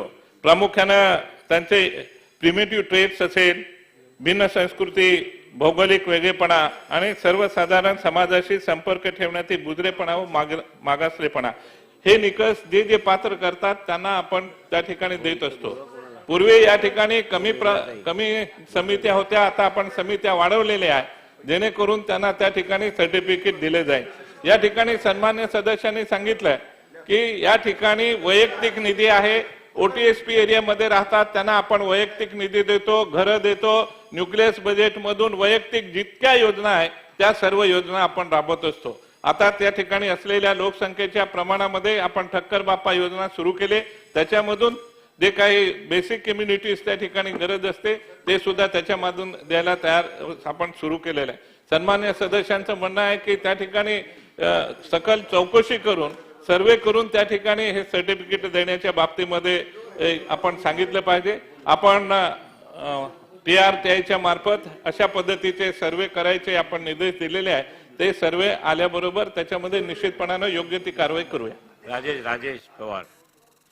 धन्यवाद अध्यक्ष महोदय. अध्यक्ष महोदय, हा विषय सूर्यप्रकाश एवढा स्पष्ट आहे. या ठिकाणी आपण जर बघितलात, हे जे सर्व राजकीय आरक्षण असेल, नोकरीतलं आरक्षण असेल, हे राज्यातील सर्व जे आदिवासी जमाती आहेत त्यामध्ये महादेव कोळी आले, मरेळू समाज आला, यांना गृहीत धरून हे सर्व आरक्षण दिले. परंतु याचा लाभ काही ठराविक आदिवासी जमातींनाच मिळतो. आणि माझ्या मतदारसंघासह राज्यातील जे महादेव कोळी आणि मरेळू समाज आहेत त्यांना बऱ्याच आणखी बोगस आदिवासी असं ठरवण्यात येतं आणि त्यांच्यावर फार मोठा अन्याय होतो. अध्यक्ष मध्ये एवढंच नाही तर जात पडताळणीचे हे जे कार्यालय आहेत ते त्यासाठी नसून केवळ पैसे खाण्यासाठी जे कार्यालय असल्यासारखे या ठिकाणी कार्यरत असतात. अध्यक्ष महोदय, अशा अधिकाऱ्यांमुळं मरेळू समाज आणि कोळी समाजातील अनेक विद्यार्थ्यांचं नुकसान झालंय. त्यांना उच्च शिक्षण घेता आलं नाही, अनेक जणांच्या नोकऱ्या या ठिकाणी गेलेल्या आहेत. अध्यक्ष महोदय, तर माझे स्पेसिफिक 3 प्रश्न आहेत सन्माननीय मंत्री महोदयांना. क्रमांक 1, या ठिकाणी आताची जी पद्धत आहे जात प्रमाणपत्र देण्याची, पडताळणीची जी आहे व्हॅलिडिटी सर्टिफिकेट, ही आपण बदलणार का? आणि बदलणार असेल तर ते कधीपर्यंत बदलणार? प्रश्न क्रमांक 2, अध्यक्ष महोदय, बरेच परिवारामध्ये आईकडे प्रमाणपत्र असतं, वडिलांकडे असतं, भावाकडे असतं, परंतु तरी सुद्धा परिवारातील इतर सदस्यांना पुन्हा सर्व कागदपत्रे द्यावे लागतात. तर ही अट आपण काढणार का? जर आई वडील किंवा भावाकडे किंवा बहिणीकडे असेल तर त्या परिवारातील सदस्यांना बाय डिफॉल्ट आपण व्हॅलिडिटी सर्टिफिकेट देणार का? क्रमांक 3, अध्यक्ष महोदय, आपण जर मागच्या 10 वर्षातला डेटा काढलात तर या ठिकाणी आपल्या प्रशासनाने जे प्रमाणपत्र रद्द केलेत तेव्हा जे लाभार्थी जेव्हा कोर्टामध्ये जर गेले तर कोर्टाने पुन्हा त्यांना प्रमाणपत्र द्यायला सांगितलं. अशा कारणामुळे या ठिकाणी ज्या अधिकाऱ्यांनी हा निर्णय घेतला आणि जो कोर्टाने परत फिरवला त्या अधिकाऱ्यांवर आपण कारवाई करणार का? जे नुकसान झालं या परिवारातलं, महादेव कोळी आणि मरेळू समाजातील नोकऱ्या गेलेत या अधिकाऱ्यांमुळे, अशा केवळ लाच खायची म्हणून त्या ठिकाणी चक्रा मारायला होतात, मनस्ताप करतात आणि त्यांचं आयुष्य बर्बाद होतं, अशांवर आपण कारवाई करणार का? सन्माननीय अध्यक्ष महोदय, या ठिकाणी सुप्रीम कोर्टाचे निर्देश आहे माधुरी पाटील या केसमध्ये, आणि त्या पद्धतीनं आपण त्या ठिकाणी त्यांना कास्ट व्हॅलिडिटी सर्टिफिकेट देत असतो. कारण तो पॅटर्न ठरवून दिल्यामुळे त्याच्यामध्ये बदल करण्याचे सुप्रीम कोर्टाचे आदेश असल्यामुळे ते करता येणं शक्य नाही. दुसऱ्या बाजूला सन्मान्य सदस्य सांगतात की पैसे घेऊन सर्टिफिकेट दिले असतील, ते अधिकाऱ्यांच्या बद्दल तक्रार केली तर चौकशी करू आणि त्यांच्यावर निश्चितपणानं कारवाई त्या ठिकाणी करता येईल. सन्मान्य सदस्य ही सांगतात की काही ठिकाणी निश्चितपणानं काही प्रकरणामध्ये घडलेलं आहे, पण हे सर्व सकट घडत नाही. आणि माधुरी पाटील त्या केसमध्ये त्यांनी स्पष्टपणानं म्हटलं आहे की घरामध्ये एकाला दिलं असेल सर्टिफिकेट तरी दुसऱ्याला देताना ते पुन्हा तपासलं पाहिजे, त्याच्याशिवाय देऊ नये, अशा पद्धतीचे निर्देश असल्यामुळे त्याच्यात बदल करता येत नाही. जयकुमार रावल महोदय, स्पेसिफिक प्रश्न अध्यक्ष महोदय. अध्यक्ष महोदय, आपल्या आदिवासी विभागासाठी बजेटमध्ये एक विशेष तरतूद करण्यात येते आणि ती बजेटमधली तरतूद ही सर्वेक्षणच्या आणि लोकसंख्येच्या आधारावर करण्यात येते. अध्यक्ष महोदय, अलीकडच्या म्हणजे मागच्या काळामध्ये ज्या वेळेस बजेट मिळालंय त्या बजेट तयार करत असताना जी लोकसंख्या घेतली आणि त्याच्यावर आपल्याला बजेट मिळालंय, त्या बजेट घेत असताना हे जे काही महादेव कोळी, मल्हार कोळी, टोकरे कोळी, ढोर कोळी, डोंगर कोळी आणि या इतर सगळ्या गोष्टी, सगळ्या जातीच्या लोकांचं सर्वेक्षण करून यांच्या आधारावर बजेट घेण्यात आलंय का, हो किंवा नाही, एवढंच विषय अध्यक्ष महोदय. सेन्सेस केला जातो, सेन्सेसच्या आधारे पर्सेंटेज प्रमाणे बजेट दिले जात आहे.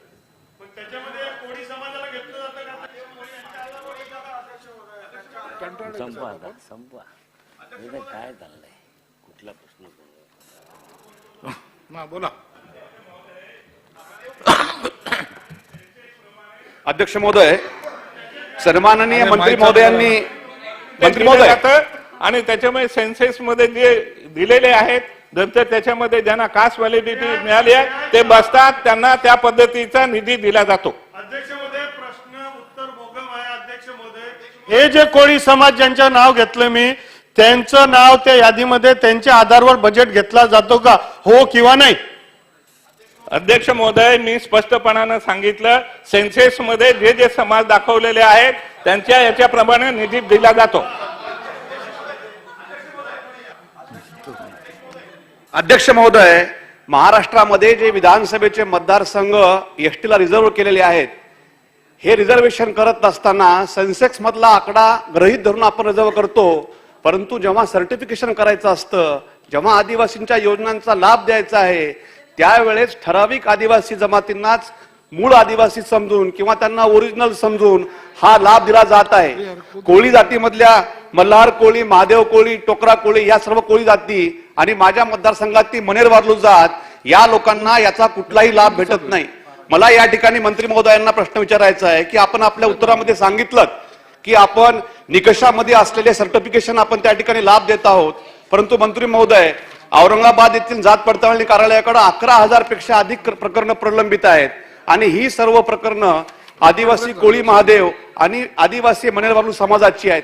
आपण ठराविक जातींना आदिवासी गृहीत धरून त्यांना कुठलाही निकष न लावता आपण त्यांना सर्टिफिकेशन देता आणि ठराविक जातींना 1951चा पुरावा त्यांच्या रक्तामधल्या लोकांना आपण व्हॅलिडिटी दिलेली आहे तरी पण आपण त्यांना देत नाही. अशा जातचं काठी आपण का लावत आहात? मला या ठिकाणी विनंती, आपल्याला या ठिकाणी विचारायचं आहे अध्यक्षांच्या माध्यमातून की आपण या जातचं काठी शिथिल करणार आहात का आणि करणार आहात तर कधी पण करणार आहात? कारण ज्या प्रकरणांना आपण त्या ठिकाणी निगेटिव्ह असं त्यांनी आपण निकाली काढलेला आहे, त्या प्रकरणांना हायकोर्टामध्ये त्यांना दिलासा देऊन त्यांनी व्हॅलिडिटी दिलेली आहे. अशी अनेक प्रकरण झालेली आहेत. तर या बाबतीमध्ये आपण धोरण ठरवून निर्णय घेणार आहात का? राज्यातल्या सर्व आदिवासींना आपण एकच निकष लावणार आहात का? अध्यक्ष महोदय, मी सुरुवातीला सांगितलं, माधुरी पाटील वर्सेस एटीसी ठाण्याच्या बाबतीमध्ये सुप्रीम कोर्टाने निकाल दिलेला आहे. कोणाला दिलं पाहिजे सर्टिफिकेट ते ठरल्यामुळे त्याच्यामध्ये सुप्रीम कोर्टाचे निर्देश असल्यामुळे त्याच्यामध्ये बदल करता येत नाही.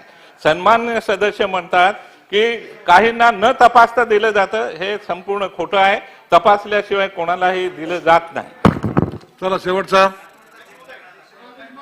अध्यक्ष महोदय, अध्यक्ष महोदय, सन्माननीय मंत्री महोदयांनी या ठिकाणी उत्तर दिले की सुप्रीम कोर्टाचा निर्णय, पण माझ्या माहितीप्रमाणे सुप्रीम कोर्टाच्या निर्णयामध्ये असा कुठेही उल्लेख नाही की जात पडताळणी प्रमाणपत्र देण्याची पद्धत बदलू नये किंवा ती सोयीस्कर करावी किंवा ती अन्याय होणार नाही अशा पद्धतीने करू नये असं कुठेही म्हटलं नाही. माझा स्पेसिफिक प्रश्न आपल्याला मंत्री महोदय हा आहे की माझ्या माहितीप्रमाणे काही दिवसापूर्वी सन्माननीय उपमुख्यमंत्री राज्याचे आदरणीय देवेंद्र फडणवीस साहेबांनी सुद्धा याबद्दल भाष्य केले की या ठिकाणी हे जे कार्यालय आहेत हे पैसे खाण्याचे या ठिकाणी कार्यालय झालेले आहेत, अशा प्रकारचं की त्यांनी वक्तव्य केलं. आणि लवकरच ही जी पद्धत आहे जात पडताळणी व्हॅलिडिटी सर्टिफिकेट देण्याची ती बदलण्यात येण्याचा विचार करत आहोत असं दिले.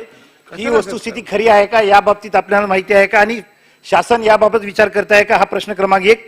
दुसरा मुद्दा अध्यक्ष महोदय, या ठिकाणी आता जे जात पडताळणीचे कार्यालय आहेत ते फार मोजके आहेत, त्या ठिकाणी अनेक अर्ज प्रलंबित असतात.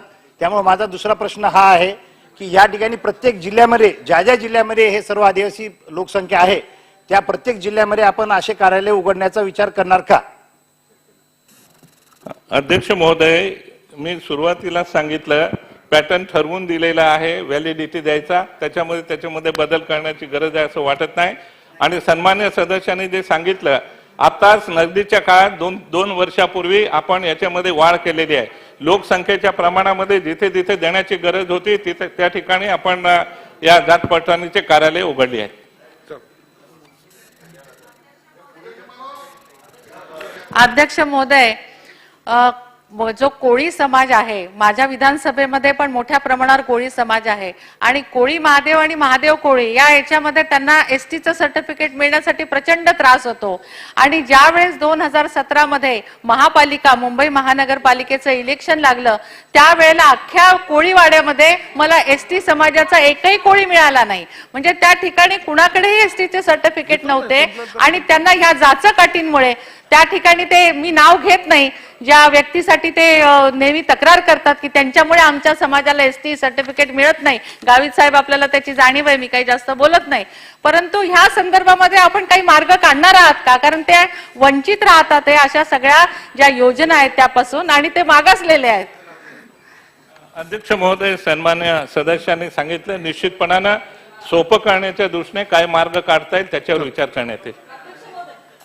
अध्यक्ष महोदय, कोळी समाजाच्या व्हॅलिडिटीचा प्रश्न वर्षानुवर्षे या सभागृहामध्ये चर्चेला जातो पण त्याच्यावर तोडगा काही निघत नाही.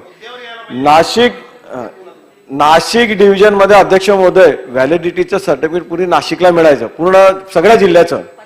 त्यावेळेस अध्यक्ष महोदय कोळी समाजाला व्हॅलिडिटी सर्टिफिकेट मिळत होते. मात्र हे नाशिक वरून शिफ्ट करून नंदुरबारला आलं, आता ते धुळ्याला आहे, तेव्हापासून या कोळी समाजाला सर्टिफिकेटच मिळत नाही अध्यक्ष महोदय. मग असं काय घडलं अध्यक्ष महोदय की त्यावेळेस नाशिकला मिळायचं नाही, आता मिळत नाहीये? त्याच्यामुळे त्याची चौकशी करणार का अध्यक्ष महोदय? एक दुसरं हे राजकीय आरक्षण अध्यक्ष महोदय निघतं ते तिथल्या लोकसंख्येच्या आधारे. त्यावेळी कोळी समाज सांगतो की आम्ही एसटी आहे म्हणून, त्या आधारे सगळं आरक्षण निघतं अध्यक्ष महोदय. आरक्षणाच्या आधारावर सरपंच, पंचायत समिती, जिल्हा परिषद सदस्य सगळे राखीव ठेवले जातात अध्यक्ष महोदय आणि ते त्यावेळेस सदस्य मिळत नाही. मग सरपंचाचा कारभार उपसरपंचाकडे दिला जातो, हा शासनाचाही अपयश होतो. आणि अध्यक्ष त्याच्यामुळे याच्यावर तोडगा काढून सामाजिक न्याय विभागाने प्रत्येक जिल्ह्यामध्ये सामाजिक न्याय भवन उभारलेले आहे, प्रत्येक जिल्ह्यामध्ये अध्यक्ष महोदय. त्याच्यामुळे हे प्रत्येक जिल्ह्यामध्ये एसटीच्या सर्टिफिकेट साठीचे जे हे आहेत ते त्याला त्या सामाजिक न्याय भवन मध्ये सुरू करणार का? ऑलरेडी व्यवस्था आहे आपल्याकडे. अध्यक्ष महोदय, ज्या ठिकाणी पॉप्युलेशन जास्त आहे त्या ठिकाणी आपण 2 वर्षापूर्वीच मोठ्या प्रमाणामध्ये उघडले आहे. चल शेवट बच्चू कडू. अध्यक्ष महोदय, खरं तर आदिवासी समाजामध्ये महादेव कोळी असेल, हलवा हलवी असेल, माना असेल, अध्यक्ष महोदय या सगळ्या समाजाचा मोठा अडचण निर्माण झाली आणि आपण त्यांना एका इकडे जातीचा दाखला देत नाही, व्हॅलिडिटी देत नाही आणि दुसऱ्या इकडे ते ओपन मध्ये पण सुद्धा त्यांना फायदा भेटत नाही. त्या मोठ्या अडचणीत विषय आला. जसं धनगर समाजासाठी आपण काही निर्णय घेतले अध्यक्ष महोदय, त्याच धर्तीवर महादेव कोळी असेल, हलवा हलवी असेल, माना असेल, या सगळ्या जातीसाठी एखादं पॅकेज जेथपर्यंत त्यांना प्रमाणपत्र भेटत नाही तोपर्यंत काही अशा बाबतीत निर्णय घेणार का? अध्यक्ष महोदय, याच्या बाबतीमध्ये माननीय मुख्यमंत्री उपमुख्यमंत्र्यांशी चर्चा करून मार्ग काढता येईल. हा देतो तुम्हाला देतो यांना मंत्री महोदय. अध्यक्ष महोदय, मूळ प्रश्न असाही आहे अध्यक्ष महोदय जसा हा प्रश्न आहे तसा एक प्रश्न असाही आहे की आदिवासी समाजाचे जे गोंड किंवा इतर प्रजातीचे जे समाजाचे जे लोक आहे की जे ज्यांच्याबद्दल कुठलाही डिस्प्यूट नाही आहे, परंतु असे लोक देखील ज्यांना जातीचा दाखला मिळत नाही किंवा व्हॅलिडिटी मिळत नाही आणि त्यामुळे त्या सर्व लोक त्या योजनेपासून वंचित राहतात. आजही अध्यक्ष महोदय स्वातंत्र्याच्या 75 वर्षानंतर अजूनही आपण लोकांना रांगेत लावतो आणि वर्षानुवर्ष जातीच्या दाखल्यासाठी ऍडमिशन आले की त्यांना त्रास होतो. म्हणून माझी मंत्री महोदयाला विनंती आहे की जे खरे आदिवासी असतील ज्याच्या संदर्भामध्ये आपल्याला अजिबात डिस्प्यूट नाही आहे त्यांना कास्ट सर्टिफिकेट आणि व्हॅलिडिटी ही जन्म झाल्यानंतर काही वर्षातच 1 वर्षात 2 वर्षात मिळावी या संदर्भामध्ये आपण कार्यपद्धती विशद करून त्या लोकांना न्याय देणार का. कारण असं अध्यक्ष महोदय की खरे लाभार्थी देखील लाभापासून वंचित राहतात कारण की 1950च्या पूर्वीचा पुरावा लागतो, कागदपत्र लागतात, व्हॅलिडिटी. त्यामुळे माझं म्हणणं असं आहे की जे खरे आहे किंवा त्यांना तरी लाभ देण्यासाठी ते जे वंचित राहतात त्यांना न्याय देण्यासाठी आपण कारवाई करणार का. अध्यक्ष महोदय होय. लक्षवेधी क्रमांक 2. अध्यक्ष महोदय लक्षवेधी क्रमांक 2. अध्यक्ष महोदय वितरित केल्याप्रमाणे सन्माननीय अध्यक्ष महोदय, नाशिक तालुक्यातील भूमापन क्रमांक 670 ह्या विषयावरती मी या ठिकाणी बोलण्यासाठी उपस्थित झालेली आहे. सन्माननीय अध्यक्ष महोदय, मी गेल्या जवळपास 30-35 वर्षांपासून राजकारणामध्ये मी स्वतः काम करत आहे. गेल्या 30 वर्षांपासून मी निवडून येत आहे आणि माझं बालपण ज्या भागामध्ये गेलेलं आहे त्या भागामध्ये एक मल्हारखान नावाची स्लमवस्ती आहे.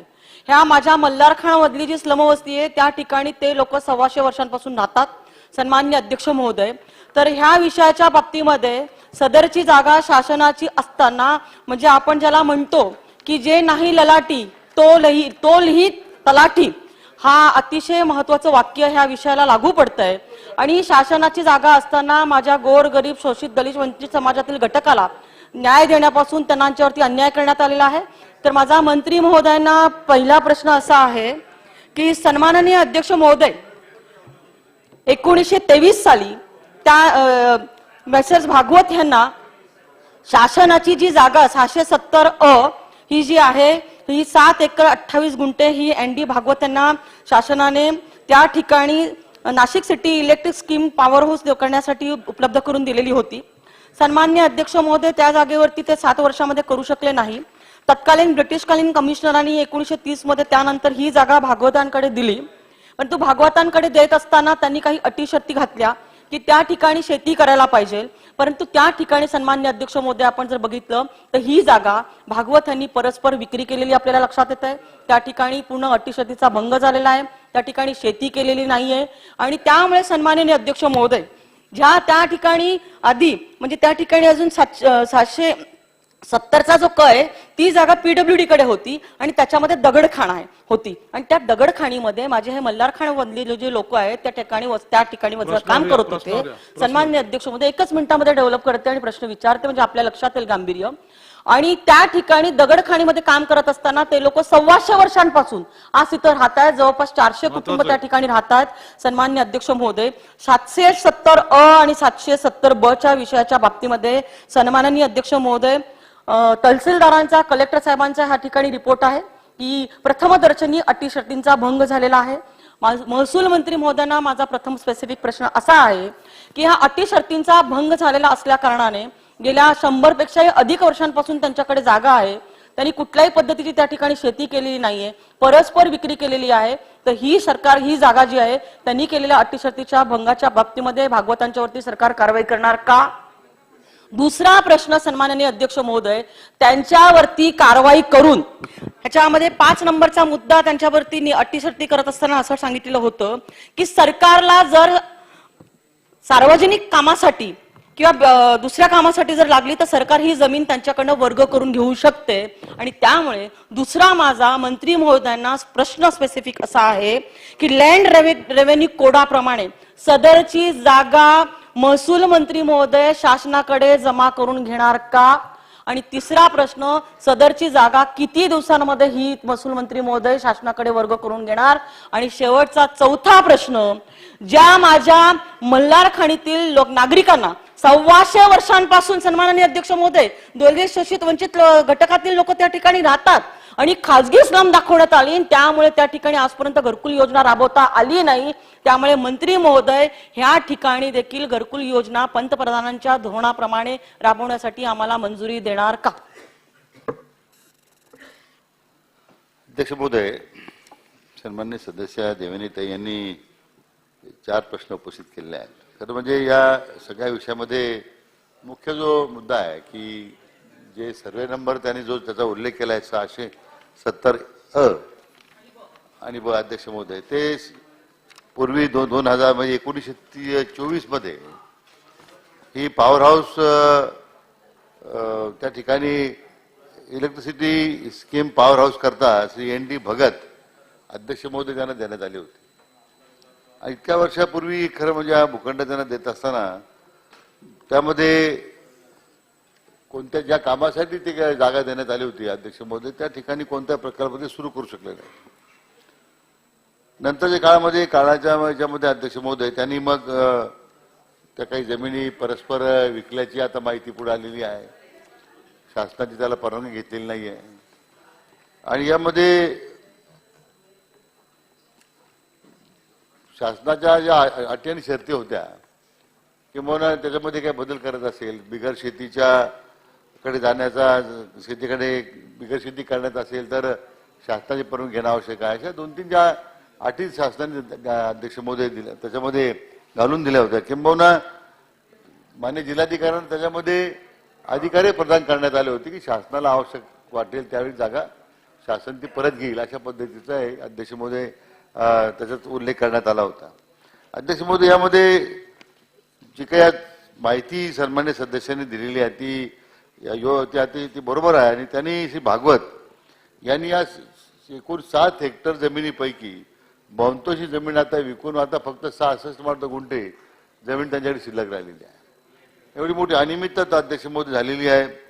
दिलेल्या जागेच्या ज्या अटी शर्ती जागा देण्यात आली होती, शर्तभंग झालेला आहे अध्यक्ष महोदय. त्यामुळे निश्चितच यामध्ये ज्या काही सध्या त्या ठिकाणी काही सर्वे नंबर मध्ये अध्यक्ष महोदय काही स्लम्स आहेत, नंतर तिथं आदिवासी समाजाच्या काही त्या ठिकाणी लोकांना जागा देण्यात आलेली आहे अध्यक्ष महोदय.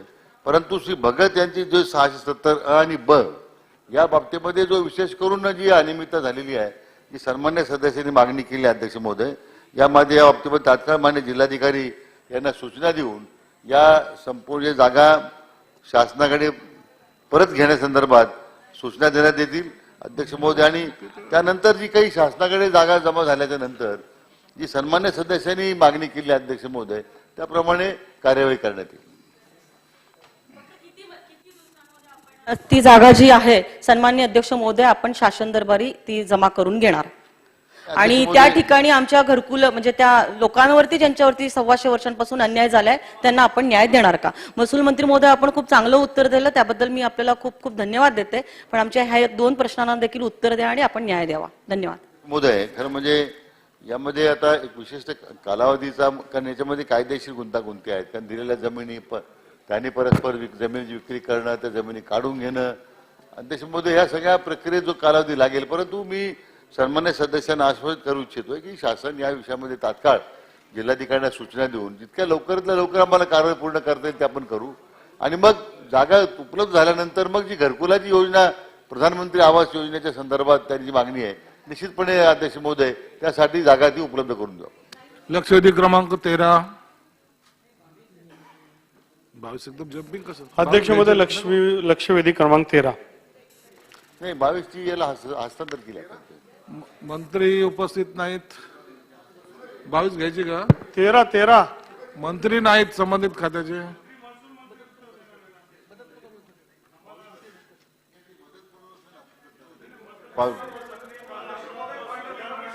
पुढले 1-2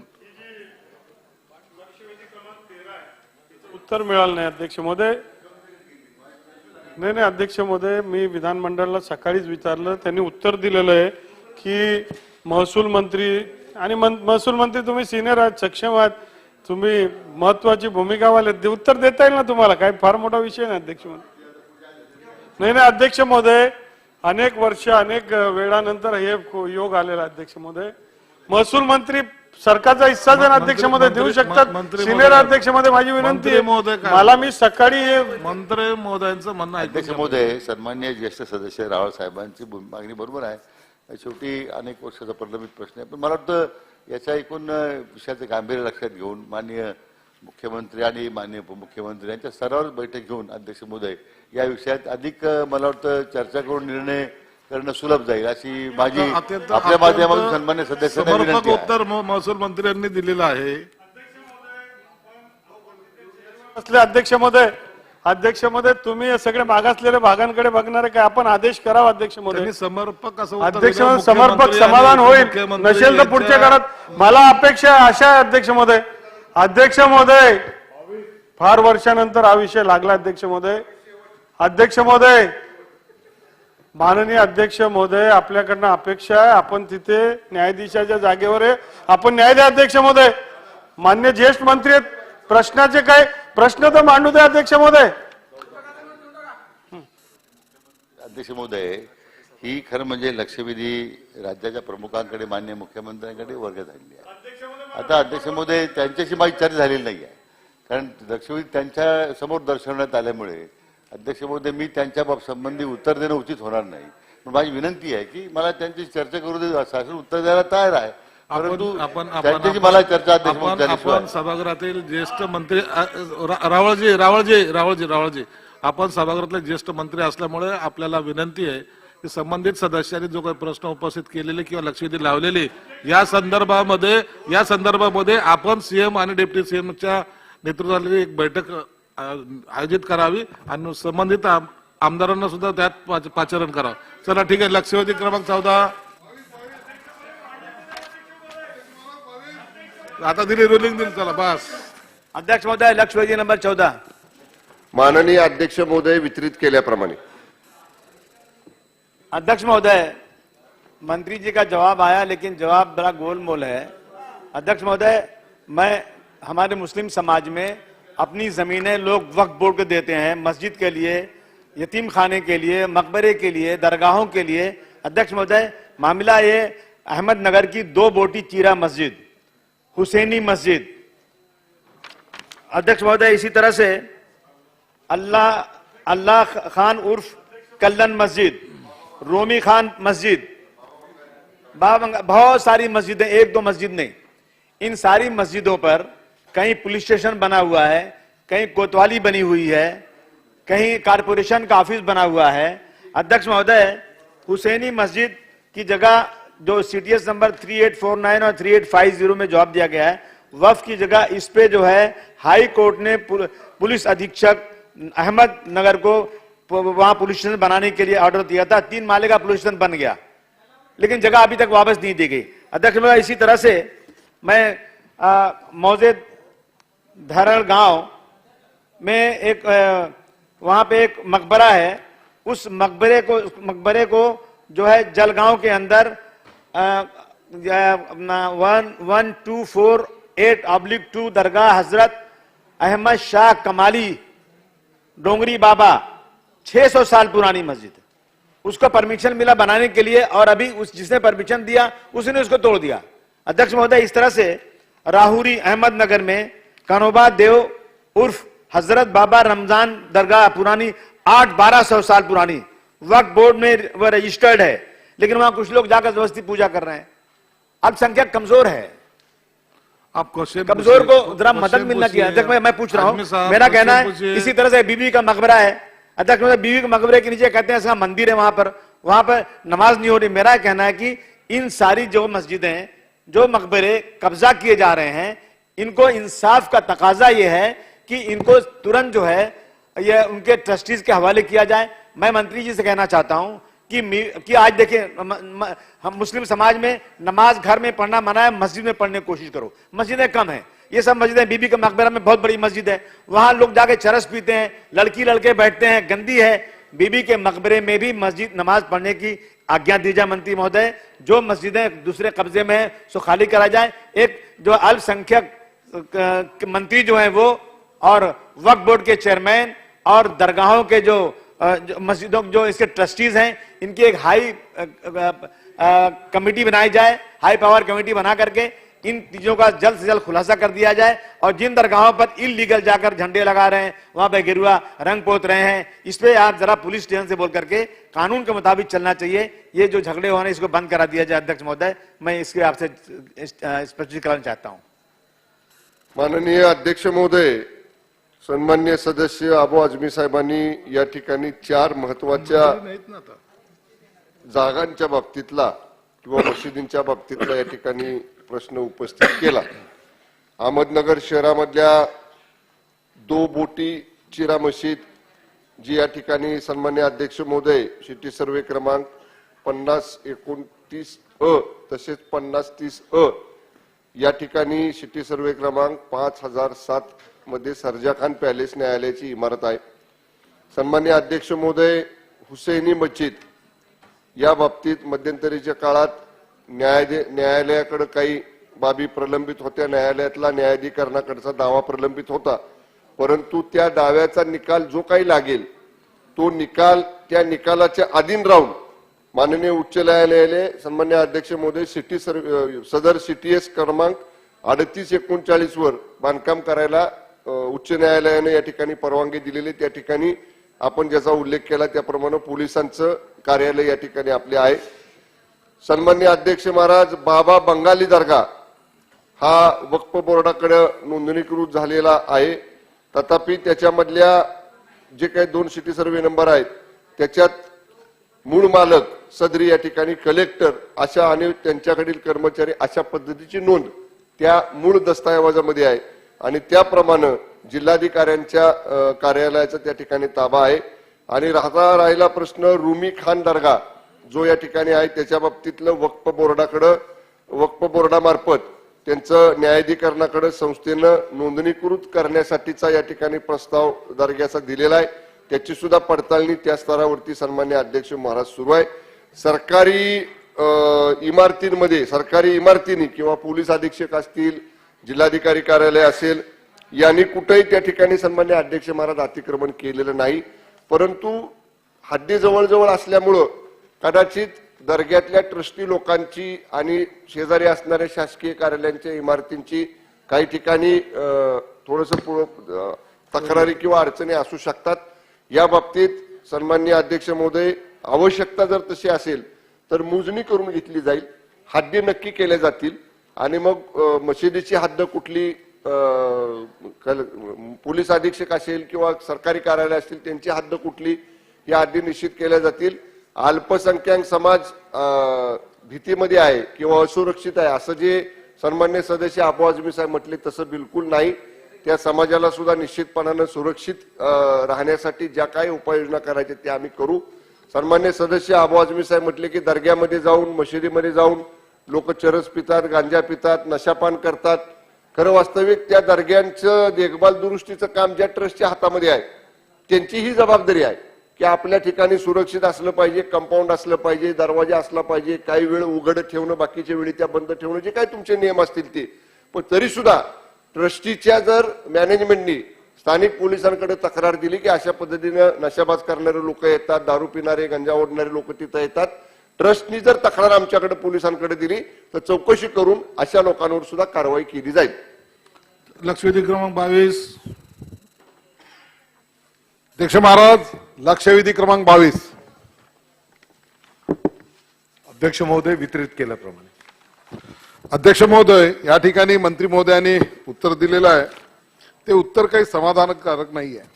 मला अध्यक्ष महोदय आपल्या माध्यमातून हे विचारायचं आहे मंत्री महोदयांना की 2008 मध्ये ही माईन घोषित झाली, 2008 पासून त्या जमिनीचं अधिग्रहण सुरू झालं आणि त्याच्या जे पुनर्वसन आहे ते पुनर्वसन मात्र अजूनपर्यंत 16 वर्ष झाले तरी या ठिकाणी झालेलं नाहीये। आता 2006 मध्ये त्या 16 मध्ये 15 डिसेंबर 2016 मध्ये प्रकल्प बाधित, विस्थापित व कंपनीच्या सोबत एक RR पॅकेज ठरवण्यात आलं, परंतु ते सुद्धा अजून त्याची काही पूर्तता झालेली नाहीये। माझी विनंती मंत्री महोदयांना असणार आहे की याविषयीचं ते अधिकच सांगतील। दुसरं, कंपनीच्या वतीने जी जमीन अधिग्रहित करण्यात आलेली आहे साधारणतः 1457 हेक्टर आहे. मंत्री महोदयांच्या माध्यमातून उत्तर आलेलं आहे 1002 हेक्टर. त्याविषयीचा संभ्रम त्यांनी दूर करावा. आणि असंही तिथे बोलल्या गेलं आहे की हे जमीन अधिग्रहण करताना केवळ 50% पैसे दिले. भारतामध्ये असं कुठेही झालेलं नाही आहे. ते या ठिकाणी घडलेलं आहे. 50% जमिनीचे पैसे दिले आणि मायनिंग ऍक्टिव्हिटी पूर्ण झाल्यानंतर 50% जमीन ही शेतकऱ्याला 7-7 वर्षाच्या दरवर्षी टप्प्याने ती जमीन वापस केली जाणार आहे. 14 वर्ष होऊन गेले अध्यक्ष महाराज, परंतु 1 इंचही जमीन त्या ठिकाणी मिळाली नाही. हे वापस कधी करणार आहे? उर्वरित 50% पैसे शासन देणार आहे का? तिसरी गोष्ट अध्यक्ष महाराज, तिसरा प्रश्न आपल्या माध्यमातून मंत्री महोदयांना हा विचारायचा आहे की त्या ठिकाणी साधारणतः 850 लोकांना नोकऱ्या देऊ असं कंपनीने लिखित स्वरूपामध्ये दिले होतं. परंतु अध्यक्ष महाराज त्या ठिकाणी 189 लोकांनाच नोकऱ्या दिलेल्या आणि जर नोकरी देऊ शकले नाही तर त्यांना 5 लाख रुपये अतिरिक्त देण्याचं त्यावेळेसच्या त्या करारामध्ये नमूद आहे. परंतु अध्यक्ष महाराज त्या ठिकाणी अजूनपर्यंत 5 लाख रुपये मिळाले नाही. बाकीच्या लोकांना रोजगार नोकऱ्या मिळाल्या नाही. हे या ठिकाणचं माझे स्पेसिफिक प्रश्न आहे. हे 3 प्रश्नांचं उत्तर दिल्यानंतर पुन्हा 3 प्रश्न माझे मंत्री महोदयांकडे आहे. माझी 22व्या नंबरची लक्षवेधी आहे. केवळ एका लक्षवेधी करता मी 1000 किलोमीटरवरून आलो आहे. म्हणून मला मंत्री महोदयांना कडे विनंती असणार आपल्या माध्यमातून की या लक्षवेधीला न्याय द्यावा. आम्ही कोळसा उत्पन्न करतो, प्रश्न विचारतो, ऊर्जा निर्माण करण्याकरता मदत करतो, परंतु आमच्या शेतकऱ्यांना जर अशा पद्धतीची भूमिका होत असेल तर आम्ही ते सहन करणार आहे. ती पुन्हा 3 प्रश्न आहे. शेवटची लक्षवेधी आहे, आपण न्याय द्यावा विनंती आहे. हे समृद्धी झालं लवकर येतात रे. अध्यक्ष महोदय, कर्नाटक पॉवर कॉर्पोरेशन लिमिटेड आणि महाराष्ट्र शासन औचित्य असेल यांच्यामध्ये 15 डिसेंबर 2016 रोजी पुनर्वसन व पुनर्स्थापना करण्याच्या संदर्भामध्ये करार करण्यात आलेला आहे. आणि या करारामध्ये ज्या काही अटी शर्ती आहेत त्या अटी शर्तींप्रमाणे त्या ठिकाणी त्याची अंमलबजावणी झाली पाहिजे. याबद्दल कोणाचंच दुमत असण्याचं काही कारण नाही. आणि म्हणून अध्यक्ष महोदय, या करारनाम्याच्या अंमलबजावणीच्या साठी पालकमंत्री चंद्रपूर यांच्या अध्यक्षतेखाली मला वाटतं की वारंवार 2021 पासून तर 23 पर्यंत वारंवार बैठका त्या ठिकाणी संपन्न करण्यात आलेल्या आहेत. चंद्रपूरचे जिल्हाधिकारी आहेत त्यांच्याही माध्यमातून त्या ठिकाणी बैठका संपन्न झालेल्या आहेत. आणि म्हणून निश्चितपणे त्या करारनाम्यामध्ये ज्या काही अटी शर्ती नियम होते त्याप्रमाणे त्याचं पालन झालं पाहिजे. मला वाटतं की मी स्वतःही या संदर्भामध्ये सन्माननीय आमदार महोदयांच्या उपस्थितीत या संदर्भामध्ये मी स्वतः बैठक घेईल आणि त्या करारनाम्याच्या अटी शर्तींचं पालन त्या ठिकाणी झालं पाहिजे या दृष्टिकोनातून कार्यवाही केली जाईल. त्यामध्ये स्थानिकांना सुद्धा जे काही नोकरीचं करारनाम्यामध्ये ठरलेलं असेल त्याची त्या ठिकाणी अंमलबजावणी झाली पाहिजे या संदर्भातली कार्यवाही केली जाईल. महाराज, ही जमीन KPCL या कर्नाटकच्या ऊर्जा विभागाच्या कंपनीला दिल्या, कर्नाटक सरकारला दिलेली होती ही खाण. परंतु त्यांनी स्वतः स्वतंत्रपणे एक नवीन कंपनी स्थापन करत बरान मायनिंग कंपनी म्हणून ते परस्पर त्या ठिकाणी एक्सकॅव्हेशनचं काम, मायनिंगचं काम सुरू करत आहे. आमची या माध्यमातून आपलं महोदयांना, मंत्री महोदयांना विचारणं आहे की त्या ठिकाणी जी कंपनी काम करताय, जी मायनिंग ऍक्टिव्हिटी करताय त्या कंपनीच्या तक्रारी खूप आहे. ठिकठिकाणी या कंपनीच्या द्वारा वाहतूक केलेले जे कोळशाचे ट्रक आहे हे पकडल्या जात आहे. हे कर्नाटकला न जाता खुल्या मार्केटमध्ये ओपनली त्या ठिकाणी कोणत्याही शेमड्या पोराला जरी विचारलं तर तो हा कोळसा कुठला आहे तर हा बरान कंपनीचा चोरीचा कोळसा आहे हे सांगितलं जातं. म्हणून त्या ठिकाणी मोठ्या प्रमाणामध्ये शासनाचा महसूल डुबत आहे आणि सोबतच त्या ठिकाणी असामाजिक तत्व वाढत आहे. त्या ठिकाणची सुरक्षा व्यवस्था आणि तिथे होणारं एकंदर उत्पादन याचं काही आपल्याजवळ रेकॉर्ड आहे का? मागे तिथे स्टॉक मध्ये असलेला कोळसा आग लागली म्हणून दाखवलं, परंतु गुगलमध्ये जेव्हा पाहिलं गेलं तर तिथे कोणत्याही प्रकारची आग लागली नाही. कोणत्याही अग्निशमन विभागामध्ये तिथून आग लागल्याचा रिपोर्ट आला नाही. केवळ आणि केवळ कर्नाटक या सरकारच्या राज्याच्या नावाखाली कोळशाची लूट चालू आहे, चोरी सुरू आहे. म्हणून अध्यक्ष महाराज, माझी आपल्या माध्यमातून मंत्री महोदयांना विनंती असणार आहे की या विषयाचं कडक धोरण करावं आणि जोपर्यंत सिक्युरिटी होत नाही तोपर्यंत त्या ठिकाणी ती मायनिंग उत्पादन आपण क्लोज करावं. नंबर 1. नंबर 2, अध्यक्ष महाराज, वन विभागाची 84 हेक्टर जमीन ही त्या कंपनीला दिल्या गेलेली आहे. त्या ठिकाणी साधारणतः 1269 घरांचं पुनर्वसन करायचं आहे. काहीच घरांचं पुनर्वसन झालेलं आहे.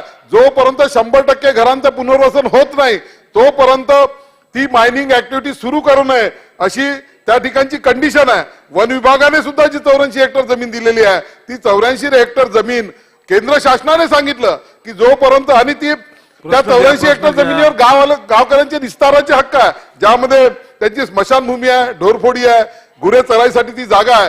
ती गावाच्या निस्ताराची जागा, निस्तार हक्क असलेली जागा कंपनीला दिलेली आहे. परंतु कंपनीने अजूनपर्यंत ते पुनर्वसन न केल्यामुळे कन्क्लूड करतोय. म्हणून माझी तो हे विनंती असणार आहे की या 84 हेक्टर जमिनीवरचं तरी कमीत कमी आपण उत्खनन त्या ठिकाणी बंद करावं. जोपर्यंत पुनर्वसन होत नाही तोपर्यंत ही मायनिंग ऍक्टिव्हिटी बंद करावी ही आमची विनंती आहे. कारण की त्या ठिकाणी मोठ्या प्रमाणामध्ये कोळसा चोरी होत आहे आणि लॉ अँड ऑर्डरचा प्रश्न निर्माण झाला. आपण पालकमंत्र्यांचं या ठिकाणी सांगितलं, पालकमंत्री महोदयांनी सुद्धा त्या कंपनीच्या विरोधामध्ये मोर्चा काढलेला. प्रश्नच आहे अध्यक्ष महाराज. प्रश्न विनंती करताय तुम्ही, प्रश्न कुठं विचारताय? प्रश्न आहे की तुम्ही 84 हेक्टर जमिनीवरचं उत्खनन बंद करणार आहात का? पुनर्वसन कधी करणार आहे? 850 लोकांना नोकऱ्या कधी देणार? अध्यक्ष महोदय, पहिला जो काही मुद्दा होता, केपीसीएल यांनी माइन ऑपरेटर म्हणून कोळसा काढण्याचे कामी बरांज कोल माइन प्रायव्हेट लिमिटेड या कंपनीला नेमलेले आहे, ही वस्तुस्थिती आहे.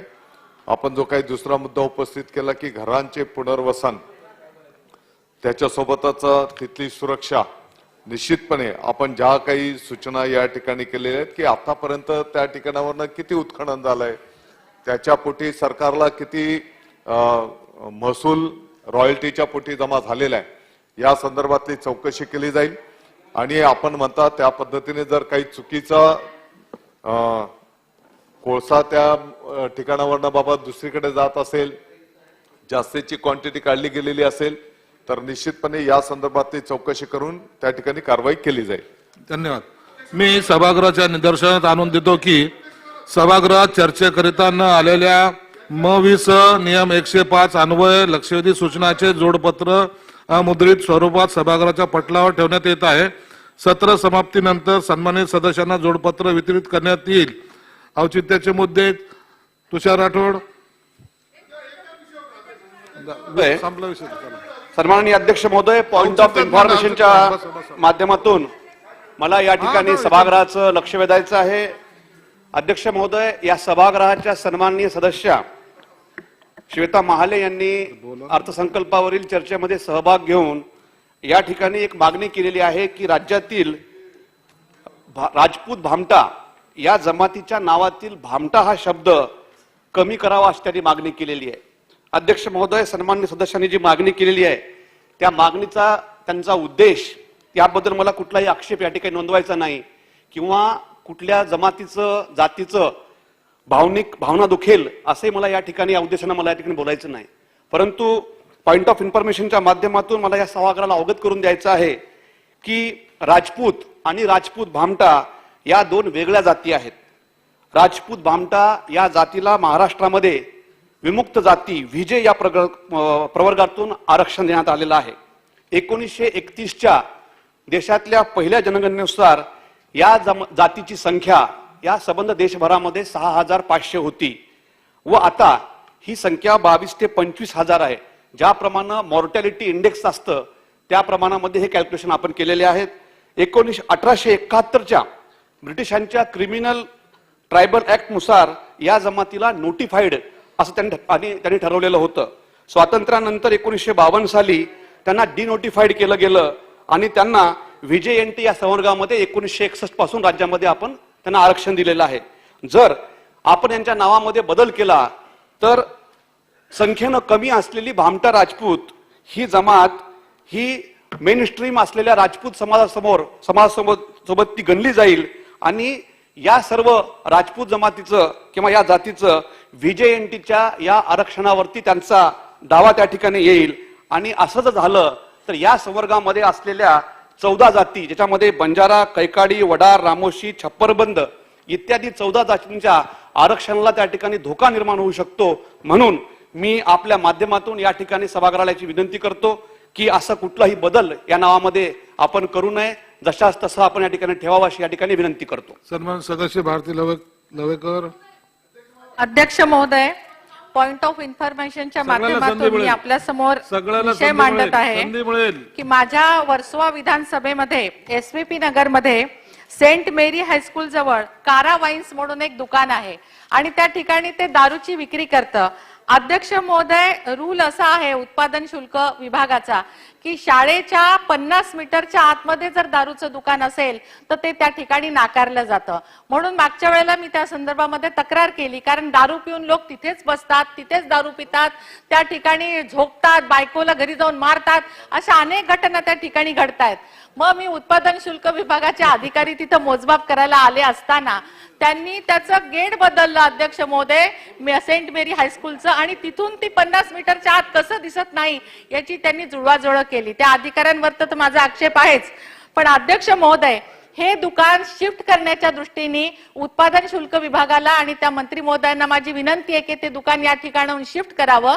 आणि दुसरी जी पद्धत आहे, जी उत्पादन शुल्क विभागाशी मी चर्चा केली की मतदार संघामधल्या त्या वॉर्डच्या, म्हणजे नगरसेवकाच्या वॉर्डच्या 50% वोटर्स असलेल्या महिलांनी जर का या ठिकाणी मागणी केली तर ते दुकान त्या ठिकाणाहून हलतं. त्यामुळे माझी आपल्या मार्फत विनंती आहे की आपण उत्पादन शुल्क मंत्र्यांना आदेश द्यावेत की ते दुकान त्या ठिकाणाहून शिफ्ट करावं आणि आमच्या एसव्हीपी नगरच्या सगळ्या ज्या नागरिक आहेत त्यांना सुखानं जीवन जगण्यासाठी मदत करावी. मंदाताई म्हात्रे. अरे सगळ्याला देतोय संधी देतोय. अध्यक्ष महोदय धन्यवाद. अध्यक्ष महोदय, गेल्या नागपूरच्या अधिवेशनामध्ये मी एक विषय घेतला होता की पिंपरी चिंचवडची एक लक्षवेधी आली होती. त्या लक्षवेधीमध्ये असं सांगण्यात आलं होतं की पिंपरी चिंचवडचा प्रॉपर्टी टॅक्स माफ करण्यात यावा.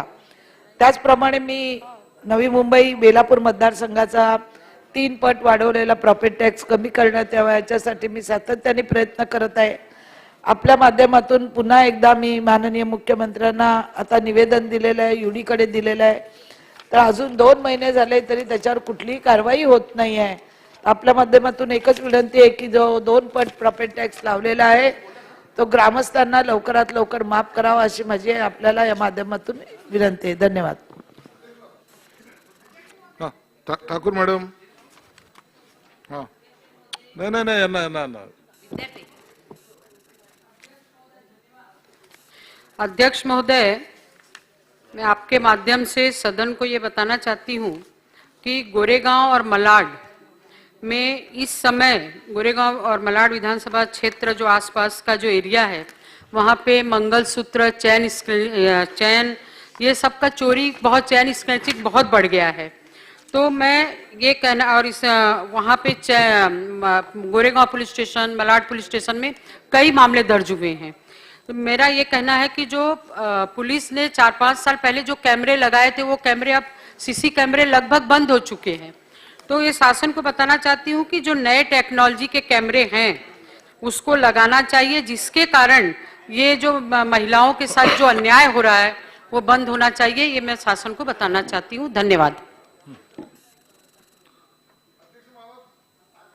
अध्यक्ष महाराज, झरी जामणी या कोल्ड बेल्ट आणि वन ज्या ठिकाणी मोठ्या प्रमाणामध्ये खनिज आहे, संपत्ती आहे, त्या ठिकाणी वन विभागाची 24 हेक्टर जमीन तिथल्या ज्या अंजली नगरकर या संचालिका नागपूरच्या आहे त्यांच्यासह जिग्नेश गोपानी नावाचा मुंबईचा व्यापारी आहे. या लोकांसोबत 8 लोकांवर गुन्हे दाखल झाले अध्यक्ष महाराज. परंतु अजूनही याविषयीची कारवाई काही झालेली नाही आहे. ही रॅकेट आहे, या मायनिंग विभागामधलं हे रॅकेट आहे. शासनाची असो कुणाची असो कोणतीही शहानिशा न करता त्या जमिनी परस्पर त्याची लीज देणे हा यांचं काम आहे. गुन्हा दाखल झालेला आहे. अचानकपणे मंत्री महोदय या ठिकाणी आहे. माझी त्यांना विनंती असणार आहे की आपण याविषयीची काय कारवाई करणार, कारण की आमचा जो भाग आहे चंद्रपूर, यवतमाळ, गडचिरोली या भागामध्ये मोठ्या प्रमाणात खनिज संपत्ती आहे, त्याच्यातून रॉयल्टी येणं अपेक्षित आहे. परंतु ती रॉयल्टी जर अशा परस्पर जाईल, या चोर अधिकाऱ्यांच्या मुळे जर ते काही होत असेल तर या अशा अधिकाऱ्यांना आपण काय करणार, कारवाई करणार आहे. जो जिग्नेश गोपानी नावाचा व्यापारी आहे त्याचा चंद्रपूरला कारखाना आहे, तिथला चोरीचा माल पूर्ण त्या याच्यामध्ये येतो, तर त्याच्याविषयी सुद्धा आपण या ठिकाणी निवेदन करावी विनंती आहे. मंत्री महोदय. सौ गीता जैन. धन्यवाद. माझा मतदारसंघ उत्तरला अध्यक्ष महोदय 2 वर्षापासून 1 किंवा 2 बिबटे फिरत होते आणि त्या बिबट्याला पकडायला वन विभागांना काय सक्सेस मिळालं नव्हतं. त्यांचा खूप प्रयत्न होता, त्याबाबत काही शंका नाही, तरी त्यांना काय त्यात यश मिळालं नाही. गोन्साल्विस नावाच्या एक माणसानी त्यांची कोंबडी आणि बाकीचे जनावर गायब होत होते म्हणून एक पिंजरा बनवला आणि ते पिंजरा तिथे ठेवला आणि त्यात तो बिबटा सापडला. आता तो बिबटा पिंजरात जाताना त्याला थोडासा तो जखमी झाला म्हणून वन विभागाने त्या गोन्साल्विस नावाच्या माणसाला पकडलं आणि त्यांना ते तिथे घेऊन गेले आणि तिथे कोर्टासमक्ष हजर करायचं म्हणून तिथे बसवून ठेवलंय. अध्यक्ष महोदय, माझं सांगायचं तात्पर्य तेवढंच आहे का त्यांनी भले ते प्रोसिजर केलं नाही, वन विभागाला कळवलं नाही, तरी लोकांच्या हितासाठी त्यांनी जे काम केलं आहे बिबट्याला पकडण्याचा, त्यासाठी त्याच्यावर कारवाई न करता त्याचा सुटका लवकरात लवकर व्हावं अशी माझी विनंती आपल्यातर्फे आहे. चला सन्माननीय सदस्य दोन्ही मॅडम त्यांच्या नंतर तुम्ही घ्या. धन्यवाद अध्यक्ष महोदय. अध्यक्ष महोदय, मागील आठवड्यामध्ये राज्य शासनाने कांद्याचे भाव पडल्यामुळे या ठिकाणी भरीव असं अनुदान दिले, त्याबद्दल मी राज्य सरकारचे आभार व्यक्त करतो. परंतु अध्यक्ष महोदय, यामध्ये माझ्या नांदेड जिल्ह्यामध्ये सुद्धा कांद्याची मोठ्या प्रमाणात लागवड असून देखील त्या ठिकाणी नांदेड जिल्ह्याला या अनुदानातून वगळण्यात आलेलं आहे. आपल्या मार्फत मी शासनाला विनंती करतो की नांदेड जिल्ह्यातील कांदा उत्पादकांना देखील हे अनुदान देण्यात यावे. मॅडम ताई तुम्ही बोला. अध्यक्ष महोदय, आपणामार्फत मी माझ्या मतदारसंघातील दहिसर विधानसभेतील वॉर्ड क्रमांक 6 मधील चंद्रकिरण आणि सूर्यकिरण बिल्डिंग ही 2015ला बिल्डरने निकषित केली आणि त्यानंतर तिकडे 55 भाडेकरू आहेत जी पागडी सिस्टीमची बिल्डिंग होती. अध्यक्ष महोदय, हे अक्षरशः रस्त्यावर आलेले आहेत. त्यांना चोटलिया नावाचा कुणाल चोटलिया नावाचा बिल्डर हा त्यांना पैसे देत नाहीये. तरी आपणामार्फत मी विनंती करते की हे जे चंद्रकिरण आणि सूर्यकिरण बिल्डिंग आहे ती शासनाने लक्ष घालून शासनाने म्हाडामार्फत किंवा शासनाने बिल्डरला बोलवून त्याबाबत त्या लोकांना न्याय द्यावा अशी विनंती करते. आणि दुसरं अध्यक्ष महोदय, माझ्या मतदारसंघात कपिल कुंज बिल्डिंग आहे ही अनधिकृत बांधलेली होती आणि 40 भाडेकरी तिकडे राहत होते आणि मुंबई महानगरपालिकांनी त्यांना 351 ची नोटीस देऊन ती डिमॉलिश केली. आज 40 भाडेकरी हे 2016 पासून आज बाहेर आहेत, त्यांना भाडं नाही, अतिशय गरीब आहेत. तर शासनाने म्हाडा मार्फत कपिल कुंज आणि चंद्रकिरण सूर्यकिरण ह्या बिल्डिंग डेव्हलप कराव्या आणि तिथे राहणाऱ्या रहिवाशांना न्याय द्यावा अशी आपणामार्फत विनंती करत आहे. अध्यक्ष महोदय, ठाणे शहरामध्ये बीजे हायस्कूल म्हणून 1820 साली हेरिटेज स्कूल ज्याला म्हणता येईल, बेहरामजी जिजीभाई नावाच्या पारशी इस्माने त्या ठिकाणी ती सुरू केली म्हणून त्याचं नाव बीजे हायस्कूल दिलं. अध्यक्ष महोदय, या शाळेमध्ये म्हणजे आता जवळजवळ 200 वर्षापेक्षा जास्त काळ झाला. या शाळेमध्ये अनेक स्वातंत्र्य सैनिक आणि मान्यवर असे व्यक्तिमत्व या शाळेमधनं शिकून बाहेर पडले. अध्यक्ष महोदय, मधल्या काळामध्ये या शाळेची इमारत मोडकळीस आली आणि त्याच्यामुळे इमारत पाडली. 32 वर्ष जवळजवळ शाळा बंद होती. अध्यक्ष महोदय, शासनाने पुढाकार घेतला, शासनाने निधी दिला आणि त्या निधीच्या माध्यमातून अध्यक्ष महोदय ही शाळा आता चांगल्या पद्धतीने बांधण्यात आलेली आहे. अध्यक्ष महोदय, मधल्या काळामध्ये मी हा पुनर्विकास झाल्यावर या शाळेला भेट दिली, परंतु या शाळेला इमारत चांगली आहे परंतु विद्यार्थी जे आहेत ते फक्त या शाळेमध्ये फक्त 25 विद्यार्थी एकंदरीत 5वी ते 11वी 10वी मिळून एकंदरीत 25 विद्यार्थी होते. अध्यक्ष महोदय, जिल्हा परिषदेला सध्या ती चालवायला दिलेली आहे. माझी आपल्या माध्यमातून शासनाला विनंती आहे की ही हेरिटेज शाळा आहे, 1820 साली सुरू झालेली शाळा आहे. अध्यक्ष महोदय, तर या शाळेला एक वेगळा दर्जा देऊन तज्ञ मंडळी त्या ठिकाणी नेमून ही शाळा कशी अद्ययावत करता येईल, अधिक विद्यार्थी या शाळेमध्ये येतील त्या दृष्टीने कशा पद्धतीने प्रयत्न करता येईल याचा शासनाने निश्चितपणे लक्ष द्यावं. कारण सर्वात जुनी शाळा आहे आणि त्याच्यामधनं अतिशय मोठी मोठी माणसं शिक्षण घेऊन बाहेर पडलेले आहेत. शासनाने स्वतःच्या ताब्यात घेऊन ही शाळा जी आहे ती योग्य पद्धतीने त्या ठिकाणी कशा पद्धतीने चालवता येईल याचा विचार करावा, अशा प्रकारची विनंती मी आपल्या माध्यमातून शासनाला करत आहे. अध्यक्ष महोदय, पॉइंट ऑफ इन्फॉर्मेशनच्या माध्यमातून मी शासनाचं एक गंभीर बाबीकडे लक्ष वेधू इच्छिते अध्यक्ष महोदय. अध्यक्ष महोदय, आम्ही गेली 4 वर्ष या विधानसभेमध्ये 25 महिला आमदार आहोत अध्यक्ष महोदय, आणि आम्ही वारंवार सरकारकडे मागणी करतोय की एवढ्या मोठ्या विधानभवनच्या बिल्डिंगमध्ये आणि एवढ्या मोठ्या मंत्रालयाच्या बिल्डिंगमध्ये आम्हाला एक महिला कक्ष उपलब्ध करून द्यावा अध्यक्ष महोदय. आत्ता जे आम्हाला एक महिला कक्ष दिलेले आहे तिथे 4 महिला जर बसल्या तर 5वी महिला बसायला जागा नाही. 25 ते 30 जणींच्या मध्ये एक बाथरूम आहे की जे आम्ही सगळ्या महिला मिळून वापरतो. तिथे सुद्धा अतिशय अस्वच्छता असते. मंत्रालयामध्ये अध्यक्ष महोदय सगळ्या बाहेरगावावरनं येणाऱ्या महिला असतात. मंत्र्यांकडे जर वेळ असेल जाण्यासाठी तर महिलांना बसण्यासाठी एकही जागा मंत्रालयात पण अवेलेबल नाही अध्यक्ष महोदय. मंत्रालयातल्या शौचालयाची पण अवस्था अतिशय दुरावस्था आहे आणि आम्हाला या सगळ्या गोष्टीचा सामना करायला लागतो. आम्ही 4 वर्ष मागणी करतो अध्यक्ष महोदय की आम्हाला ह्या दोन्ही बिल्डिंगमध्ये एक चांगलं महिला कक्ष उपलब्ध करून द्या, जिथे आम्हाला बसता येईल, तिथे आम्हाला काहीतरी जेवायचं असेल तर जेवता येईल, खाता येईल. अशा पद्धतीचं शासन ह्याच्यावर काही कारवाई करणार आहे का अध्यक्ष महोदय, हे बोला. शासनाने नोंद घ्यावी. श्वेता महाले. चला आशिष अध्यक्ष महोदय, पॉइंट ऑफ इन्फॉर्मेशनच्या माध्यमातून देतो माईकून हात काढा. हॅलो. गहूचं पीक फार मोठ्या प्रमाणात आलेलं आहे. दिवाळीमध्ये गव्हाला रेट 3200 ते 3000 रुपये क्विंटल होतं आणि जसं पीक आलं अध्यक्ष महोदय तसं 2000 रुपये भाव आज या ठिकाणी मार्केटमध्ये आहे. प्रचंड जसं कांद्याला सरकारने न्याय दिलं, अधिवेशनामुळे हा विषय उपस्थित करता आला नाही, परंतु आज आपण संधी दिली त्यासाठी आभारी आहोत.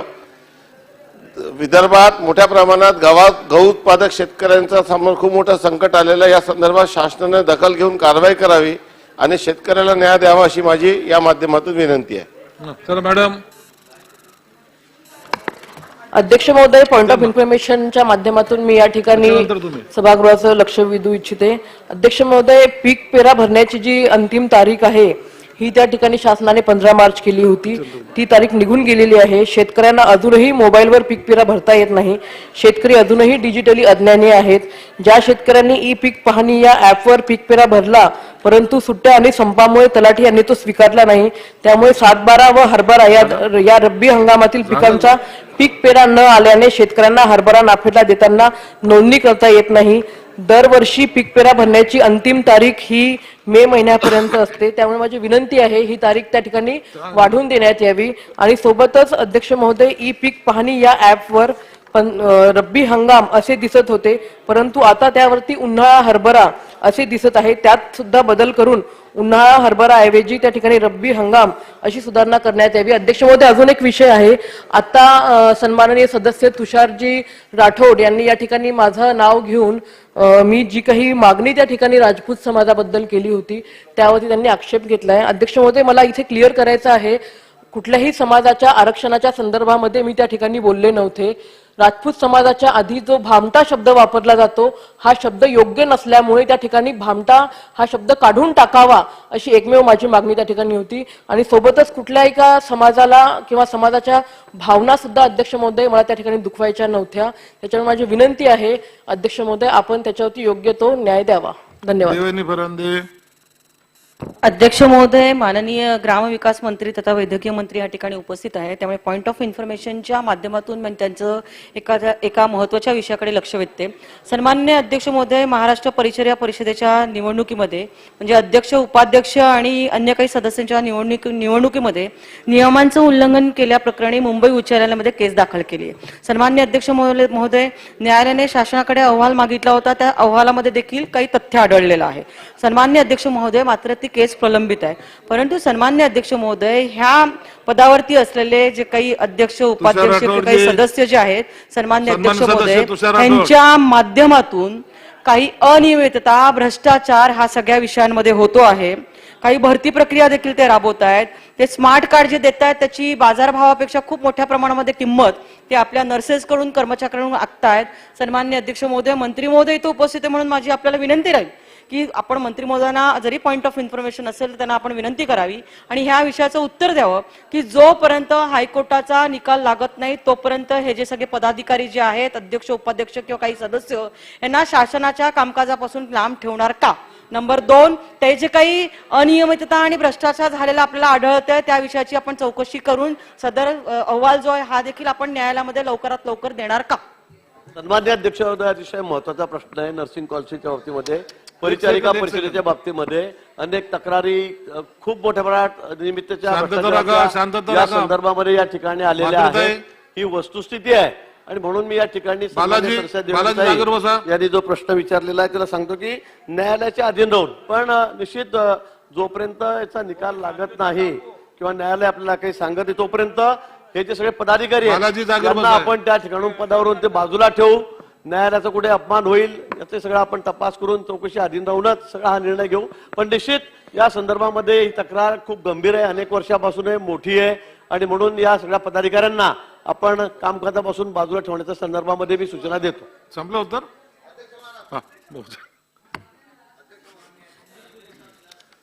सन्माननीय अध्यक्ष महोदय, पनवेल तालुक्यातील तळोजा औद्योगिक वसाहतीमध्ये अनेक रासायनिक कारखाने आहेत आणि त्याच ठिकाणी 5 इंडस्ट्रियल एरियाला केटर करणारा असा इंडस्ट्रियल वेस्ट ट्रीटमेंटचा रामकीचा प्लांट आहे. अध्यक्ष महोदय, या परिसरामध्ये सिडकोच्या वसाहती मोठ्या प्रमाणात उभ्या राहिल्यात. तसंच महापालिका क्षेत्रामध्ये देखील आता मोठ्या प्रमाणात लोकवस्ती वाढत चालली. अशा वेळेला सकाळच्या वेळेला सर्वसाधारणपणाने लोक मॉर्निंग वॉकला बाहेर पडतात. म्हणजे स्वतःचं आरोग्य राखावं म्हणून ज्या वेळेला लोकांनी बाहेर पडावं त्याच वेळेला प्रदूषणाची मात्रा ही हल्ली जे डिजिटल डिस्प्ले बसवले आहेत त्याच्यावरती पुअर म्हणजे 200-250 यापेक्षा जास्त, काही वेळेला 300 पेक्षा जास्तही दिसते. आणि प्रामुख्यानं शुक्रवार, शनिवार, रविवार या दिवसामध्ये प्रदूषणाची मात्रा सकाळच्या या वेळेमध्ये जास्त असते. अध्यक्ष महोदय, लोकांचं आरोग्य चांगलं राहायचं कसं आणि मग या संदर्भामध्ये तसं प्रदूषण नियंत्रण महामंडळांनी काम करायची आवश्यकता आहे. तसंच तिथल्या स्थानिक स्वराज्य संस्थांनी सुद्धा हातात हात घालून हे प्रदूषण कमी करण्यासाठी कालबद्ध कार्यक्रम आखला पाहिजे. यासाठी शासनाला अध्यक्ष महोदय आपण निर्देशित करावं ही विनंती. धन्यवाद. अध्यक्ष महोदय, मी एक औचित्याच्या मुद्द्याच्या माध्यमातून एक शासनाच्या गोष्ट निदर्शनात आणून देतोय की एसटी महामंडळाचे चाहक वालक जे काही सेवेतून सेवेतून संपली, त्यांची सेवा संपली अशा कर्मचाऱ्याला महामंडळाच्या वतीनं 6 महिन्याची पास, फ्री पास 500 रुपयामध्ये कुठेही फिरण्याची पास दिल्या जाते. ती पास जर आपण आता इतर महिलांना आपण एसटी मध्ये सवलत दिली, 65 वर्षाच्या व्यक्तीला आपण त्याच्यामध्ये मुभा दिली, म्हणून त्याच धर्तीवरती एसटी महामंडळामध्ये ज्या कर्मचाऱ्यांनी सेवा केली आहे अशालाही त्या सेवेचा लाभ देण्याचं काम करण्याची मागणी, त्याचसोबत 500 रुपयाची जी काही 6 महिन्याची पास ती 1 वर्षाची करावी अशी मागणी मी या मुद्द्याच्या माध्यमातून शासनाच्या निदर्शनात आणू इच्छितो. अध्यक्ष महाराज, अकोला जिल्ह्यात मूर्तियावर मतदारसंघात 2.5 तालुके येतात. त्यातले एक बारशाकडी तालुका आहे. बारशे टाकळी हे ग्रामपंचायत होती. माननीय देवेंद्रजी यांच्या माध्यमातून ते नगरपंचायत करण्यात आली. 17,000 तिची लोकसंख्या आहे. अकोल्यापासून 18 किलोमीटरवर आहे. पण ग्रामपंचायतची नगरपंचायत झाली, पण तिथं असणाऱ्या आमच्या जे मतदार लोक आहेत, आमचे बंधू भगिनी आहेत, सगळे ज्या सुविधा त्यांना नगरपंचायतच्या वतीनं द्यायला पाहिजे होत्या शासन स्तरावर, त्याची निधीची उपलब्धता करून द्यायला पाहिजे होती. पाणी, लाईट, रस्ते, शौचालय, स्मशानभूमी या सगळ्या डेव्हलपमेंट तिथं व्हायला पाहिजे होत्या, पण निधी अभावी त्या झाल्या नाही. माझी आपल्या माध्यमातून अध्यक्ष महोदय शासनाला विनंती आहे की बार्शी टाकळी नगरपंचायत आपण केलेली आहे, त्या पद्धतीनं नगरपंचायतीच्या ज्या मूलभूत सुविधा, भौतिक सुविधा तिथच्या जनतेला द्यायच्या आहे, त्यासाठी आपण निधीची तरतूद करून देऊन तिथच्या जनतेला न्याय द्यावा आपण बोलण्याला संधी दिली त्याबद्दल आपले धन्यवाद. अध्यक्ष महोदय, मी आपल्या माध्यमातून शासनाचं या अतिशय महत्त्वाच्या विषयाकडे लक्ष वेधू इच्छिते. ऑगस्ट 2021 ते ऑक्टोबर 2021 या काळामध्ये संपूर्ण राज्यात काही जिल्ह्यामध्ये अतिवृष्टी झाली होती आणि सततचा पाऊस झाला होता. तर ऑगस्ट 2021 ते सप्टेंबर पर्यंतचे पंचनामे 2 टप्प्यामध्ये त्या काळात झाले होते आणि त्यामध्ये सप्टेंबर 30 पर्यंतचे जे काही नुकसान झालं होतं, अतिवृष्टी झाली, त्याचं अनुदान म्हणा किंवा त्याची मदत ही शेतकऱ्यांना मिळाली होती. परंतु ऑगस्ट ते ऑक्टोबर या काळात जी अतिवृष्टी किंवा सततचा पाऊस झाला त्यावेळेस प्रशासनावर प्रचंड या ठिकाणी काम करायला किंवा पंचनामे करायला शेतात जाऊ शकत नव्हते आणि त्यामुळे माझ्या पाथर्डी शेवगाव तालुक्यातील जवळपास 16 ते 17 हजार शेतकरी आज हे मदतीपासून वंचित राहिलेले आहे. माझी आपल्या माध्यमातून शासनाला विनंती आहे की वारंवार मी मुख्यमंत्री महोदय, उपमुख्यमंत्री महोदय, मदत पुरस्कार मंत्री, कृषी मंत्री यांच्याकडे वारंवार निवेदन दिलेलं आहे, त्यांच्याकडे मागणी केलेली आहे. परंतु मला वाटतं आपण म्हणतो की हे शेतकऱ्यांचं सरकार आहे, गतिमान सरकार आहे. माझी आपल्या माध्यमातून अशी अपेक्षा आहे की माझ्या शेवगाव पाथर्डी तालुक्यातील जवळपास 40 गावांमधील 16 ते 17 हजार शेतकरी या मदतीपासून, अनुदानापासून वंचित राहिलेले, तर आपल्या माध्यमातून त्यांना न्याय मिळावा एवढी अपेक्षा करते. धन्यवाद. मी औचित्याच्या मुद्द्याद्वारे या ठिकाणी शासनाचं लक्ष या ठिकाणी वेधून घेत आहे. माझ्या मतदारसंघामध्ये खडकवासला धरणाच्या बाजूला व धरणाच्या खालील बाजूला मोठ्या प्रमाणामध्ये जलसंपदा विभागाची मोकळी अशी जागा त्या ठिकाणी पडून आहे. खरं तर त्या ठिकाणी अतिक्रमण वाढत आहे. जर त्या ठिकाणी योग्य वेळी योग्य त्याप्रमाणे आपण जर त्या ठिकाणी नियोजन केलं तर त्या ठिकाणी गार्डन, क्रीडांगण, जॉगिंग ट्रॅक या ठिकाणी होऊ शकतो व त्या ठिकाणी असणाऱ्या गावातील नागरिकांना, त्याचप्रमाणे शहरामधील नागरिकांना त्याचा या ठिकाणी फार मोठ्या प्रमाणामध्ये त्या ठिकाणी उपयोग होऊ शकतो. या सूचनेकडे शासनाने लक्ष द्यावं.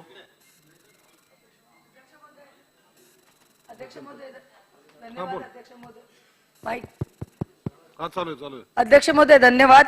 अध्यक्ष म्हणजे माझा लांजा तालुका हे माझं सासर आहे आणि या लांजा तालुक्यामध्ये 1954 पासून बाबासाहेबांचं माझ्या समाजाने वर्गणी काढून बांधलेलं एक स्मारक आहे. गोवा रोड येतोय पण तो पूर्ण लांजा सिटीच्या वरून फ्लायओव्हर जातोय. हे स्मारक कुठेही बाधित होत नसताना सुद्धा ते बाधित असल्याचं काही लोकांनी तिथे घाट घातलेला आहे. काही माझ्या समाजातल्या लोकांनी ते स्वतःच्या मालकीचं आहे, कारण एखाद्या भूसंपादनामध्ये एखादा मालकीचा हक्क असेल तर त्याचे कागदपत्र सादर करायला लागतात. पण एका व्यक्तीने ते माझं आहे म्हणून सांगून कागदपत्र कुठले सादर केलेले आहेत ते माहिती नाही. आपल्या शासनाकडनं त्याला भरपाईचं लेटर गेलेलं आहे आणि तुम्ही ते भरपाई येऊन घ्या आणि त्याने 15 दिवसात मी हे तुमच्या ताब्यात देतो, तुम्ही निष्कासित करा, अशा पद्धतीचा घाट घातलेला आहे. अध्यक्ष महोदय, तर मी आपल्या मार्फत या सभागृहाच्या लक्षात आणून देते की ज्यांनी भारताची घटना लिहिली त्या बाबासाहेबांचं स्मारक जर रस्त्यामध्ये, मी इतर सगळ्या समाजांच्या धार्मिक स्थळांचा इथे सन्मान करते, पण माझ्या बाबांनी ज्यांनी ही भारताची घटना लिहिली त्यांचं स्मारक बाधित होत नाहीये. त्यामुळे अशा पद्धतीच्या होणाऱ्या आणि अधिकाऱ्यांवर पण कारवाई व्हावी ज्यांनी कुठलीही शहानिशा न करता हे पैसे वितरित करण्याचा प्रयत्न केला. शासनाने गंभीर दखल घ्यावी. संजय गायकवाड. महोदय, औचित्याच्या मुद्द्याद्वारे मी आपल्या मार्फत शासनाचं लक्ष वेधू इच्छितो. राज्यामध्ये कामगार कल्याण महामंडळाच्या माध्यमातून जे कर्मचारी काम करतात ते अर्धवेळ काम करतात आणि म्हणून त्यांना पगार देखील अर्धवेळ कामाचाच मिळतो, म्हणून त्यांना पूर्णवेळ काम करून पूर्णवेळचा पगार देण्याबाबतची विनंती आपल्या मार्फत करतोय. आणि माझ्या मोताळा तालुक्यातील उरा आणि आवा गावातील एक तरुण पोरगा सकाळी रनिंग करताना आणि त्याच्यासोबत एक शेतकरी जात असताना एसटीचा बाहेर निघालेल्या पत्र्याने त्या दोघांचे हात धडापासून वेगळे केले. शेतकऱ्यांचा हात कापून खाली पडला आणि जो तरुण पोरगा पोलीस भरतीत धावत होता त्याचे हात खालून गळून पडला आणि म्हणून तो तरुण पोरगा जो पोलीस भरतीची आशा घेऊन उभा त्या ठिकाणी व्यायाम करत होता त्याचं जीवन संपलेलं आहे आणि म्हणून त्याला एसटी महामंडळात नोकरी द्यावी अशी त्या परिवाराची इच्छा आहे. आणि ज्या शेतकऱ्याचा हात तुटून पडला त्याच्या पाल्याला त्या एसटी महामंडळात नोकरी मिळावी अशा प्रकारची विनंती मी करतोय. बालाजी कल्याणकर. मध्ये तुम्ही उठता कधी, बसता कधी? अध्यक्ष महोदय आज सभागृहामध्ये तुमचं लक्ष वेधितो अध्यक्ष महोदय. एक सेकंद शासनाने नोंद घ्यावी.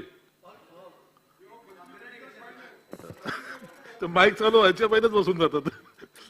बालाजी कल्याणकर. हा अध्यक्ष महोदय काय घेते ते माहित नाही.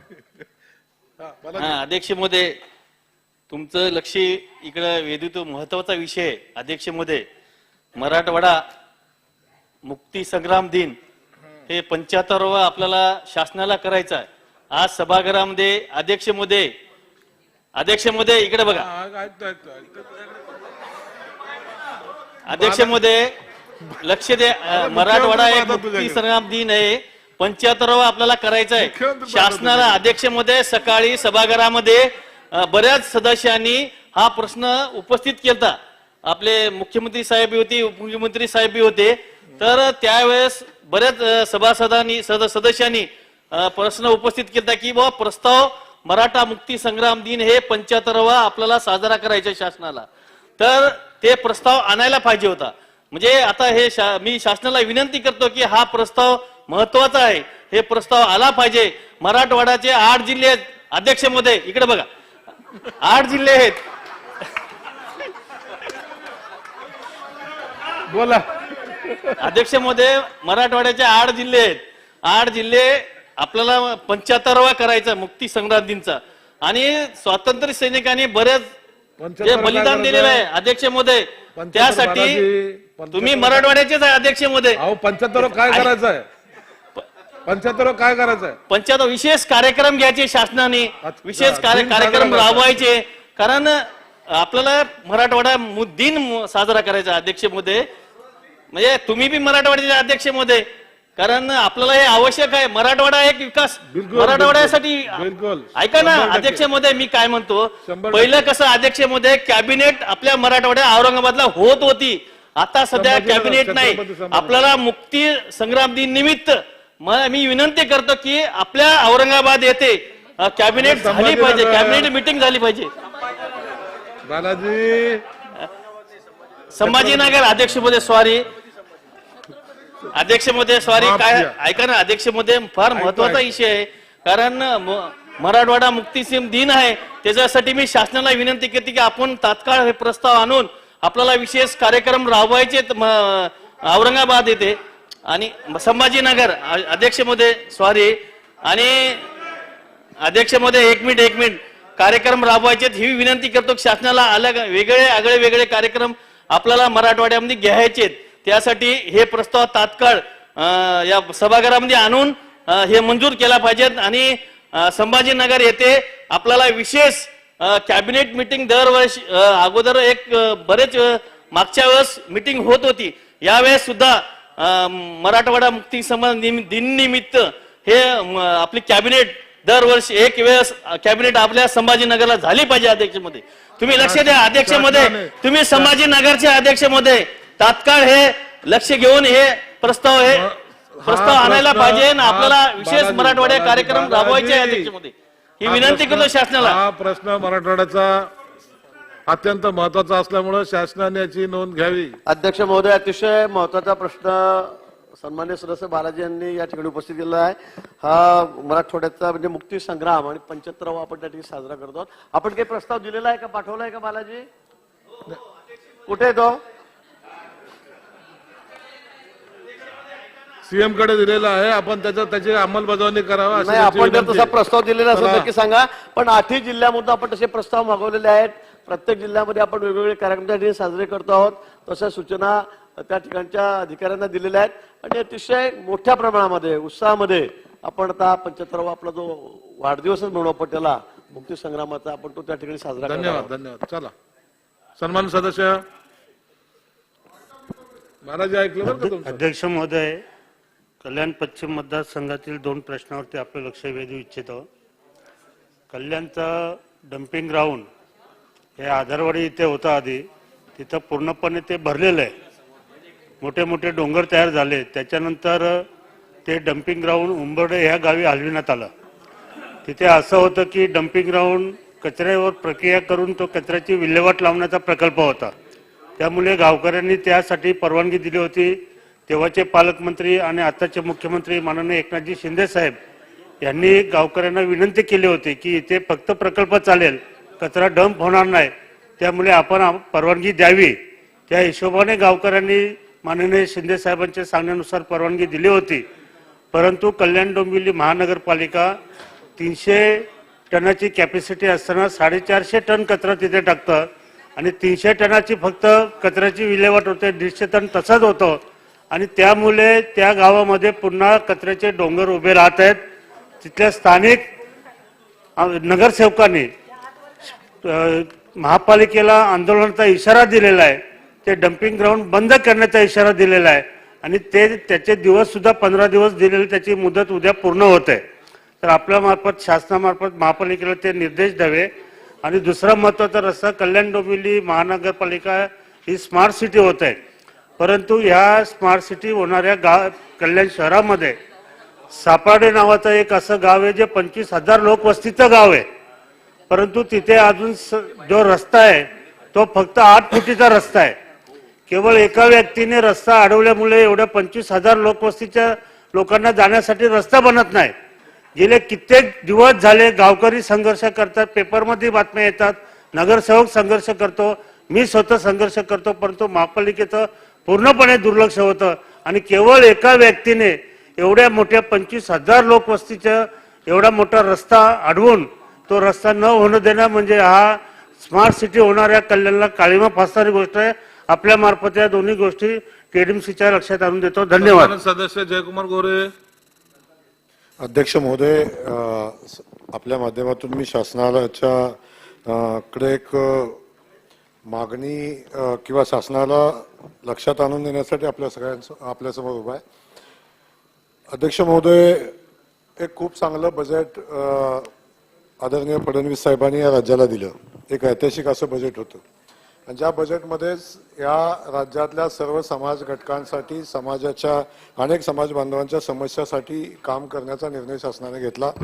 याच्यामध्ये धनगर समाजासाठी एक महामंडळाची स्थापना झाली, नाईक म्हणजे रामोशी समाजासाठी एक महामंडळाची स्थापना झाली, वडर समाजासाठी स्थापना झाली. अशा प्रत्येक समाजाला न्याय देण्याची भूमिका महाराष्ट्र सरकारच्या वतीनं घेतली. आदरणीय देवेंद्र फडणवीस साहेबांनी या संदर्भात खूप मोठे निर्णय घेतले अध्यक्ष महोदय. पण हे निर्णय होत असताना महाराष्ट्रामध्ये लोणारी समाजाची संख्या खूप मोठ्या संख्येनं आहे आणि या लोणारी समाज बांधवांच्या मध्ये ही भावना आहे की सगळ्या समाज बांधवांना न्याय मिळत असताना आमच्या लोणारी समाज बांधवांसाठी सुद्धा या महाराष्ट्रामध्ये एक लोणारी समाजाचं एक वेगळं महामंडळ असावं आणि त्या माध्यमातून लोणारी समाजाला न्याय देण्याची भूमिका शासनाने घ्यावी, अशा पद्धतीची समाजाची मागणी मी आपल्या माध्यमातून शासनाकडे माझी मनापासूनची हीच मागणी आहे. जसं आपण सगळ्या समाजांना न्याय दिलाय त्याच पद्धतीनं या लोणारी समाज बांधवांना आपण न्याय द्यावा आणि या लोणारी समाज बांधवांसाठी एका वेगळ्या महामंडळाची स्थापना करून त्या समाज बांधवांचा सन्मान करावा, अशा पद्धतीची विनंती आपल्या माध्यमातून करतो. माननीय योग्य सागरजी. अध्यक्ष महोदय, मी संक्षिप्तमध्ये आपल्या माध्यमातून या सभागृहामध्ये अति महत्वाच्या बाबीकडे लक्ष वेधू इच्छितो. अध्यक्ष महोदय, 2 प्रश्न आहेत, 2 विषय आहेत. अध्यक्ष महोदय, माझ्या मतदारसंघात प्रबोधनकार ठाकरे नगर असा एक वसाहत आहे. अध्यक्ष महोदय, हे चाकरमानी आणि मध्यमवर्गीय मराठी माणसांची पूर्ण त्या तिकडे अध्यक्ष महोदय जवळजवळ 5-5.5 हजार घरं आहेत. अध्यक्ष महोदय, म्हाडाची या लेआउटमध्ये अध्यक्ष महोदय पाण्याचा प्रश्न असेल, वॉटर लॉगिंगचा प्रश्न असेल, अविकसित प्लॉटचा प्रश्न असेल, जे प्लॉट म्हाडाने दिल्यानंतर 30-35 वर्षापर्यंत त्याचा विकास झालेला नाही आहे. अध्यक्ष महोदय, त्या तिकडे ओपन स्पेसच्या एन्क्रोचमेंट असतील, अध्यक्ष महोदय खुले मैदानाचा प्रश्न असेल, बाग बगीचाचा प्रश्न असेल, नाट्यगृहाचा प्रश्न असेल, अध्यक्ष महोदय सर्वात मोठा भेडसावणारा प्रश्न त्या तिकडे पार्किंगचा प्रश्न आहे. अध्यक्ष महोदय, त्या तिकडनं अध्यक्ष महोदय गावाकडे जाणाऱ्या लोकांसाठी एसटी स्टँड याही इकडे उपलब्ध नाही. अध्यक्ष महोदय, आणि दुसरा अध्यक्ष महोदय सेल्फ रिडेव्हलपमेंट, स्वयं पुनर्विकासासाठी जी चालना मिळायला पाहिजे अध्यक्ष महोदय ती मिळत नाही आहे. माझी अध्यक्ष महोदय नगरविकास विभाग आणि गृहनिर्माण विभागांना माझी विनंती आहे की सचिव दर्जाची एक संयुक्त बैठक त्या तिकडच्या अधिकाऱ्यांना घेऊन त्या ठिकाणी करण्यात यावी, जेणेकरून हे प्रश्न मार्गी लागतील. आणि दुसरा अध्यक्ष महोदय, माथाडी कामगारांचे 27 एकर लँड माझ्या विभागात आहे. माननीय मुख्यमंत्री महोदय, 27 एकर लँड अध्यक्ष महोदय, जवळजवळ 2200 परिवार माथाडी कापड बाजार माथाडी कामगारांचे त्या वसाहतीमध्ये राहतात. 7 एकर लँड वॅकेंट आहे अध्यक्ष महोदय, आणि जवळजवळ 1400 लोकांचे ऍप्लिकेशनचे अजून माथाडींची मुलं काम करतायत, माथाडी म्हणून काम करतायत, बॅच होल्डर्स आहेत, त्या टोळीधारक आहेत. अध्यक्ष महोदय, त्यांना तिकडे घर मिळाले नाही आहेत. खासगी विकासकांना तो पूर्ण 7 एकरचा वॅकेंट प्लॉट आणि हे 2200 घरांसहितचा 27 एकरचा प्लॉट काही राजकीय पुढारी अध्यक्ष महोदय हे खासगी बिल्डरच्या घशात घालण्याचा प्रयत्न करतायत. अध्यक्ष महोदय, माझी विनंती आहे माननीय मुख्यमंत्री महोदयांना आणि अध्यक्ष महोदय, या संदर्भामध्ये या माथाडी कामगारांना ज्यांचे घरं पेंडिंग आहेत किंवा जे तिकडे राहतात त्यांना त्यांचा पूर्ण विकासाचा पूर्ण हिस्सा त्यांना बनवायला पाहिजे आणि त्याशिवाय त्याचा विकास होता कामा नये अशा सरकारने निर्देश द्यावे. धन्यवाद. चला, विधान परिषदेकडून संदेश आला आहे. प्रधान सचिव संदेश वाचून दाखवतील. महाराष्ट्र विधान परिषदेने दिनांक 25/5/2023 रोजी झालेल्या बैठकीत संमत केलेला खालील प्रस्ताव विधानसभेच्या सहमतीसाठी महाराष्ट्र विधान परिषद नियम 125 व 193(2) अन्वये पाठविण्याचा मला निर्देश देण्यात आला आहे. प्रस्ताव सन 2022 चे विधानसभा विधेयक क्रमांक 36 महाराष्ट्र लोक आयुक्त विधेयक 2022 विधानसभेची सहमती घेऊन दोन्ही सभागृहांच्या 19 सदस्यांच्या संयुक्त समितीकडे त्यावरील प्रतिवृत्त पुढील अधिवेशनाच्या अखेरपर्यंत सादर करण्याचा अनुदेश देऊन विचारार्थ पाठविण्यात यावे. प्रश्न असा आहे की दिनांक प्रभारी मंत्री. माननीय अध्यक्ष महोदय, दिनांक 25 मार्च 2023 रोजी विधान परिषदेने संमत केलेल्या पुढील प्रस्तावास सभागृहाने अनुमती द्यावी असा प्रस्ताव मी आपल्या अनुमतीने मांडतो.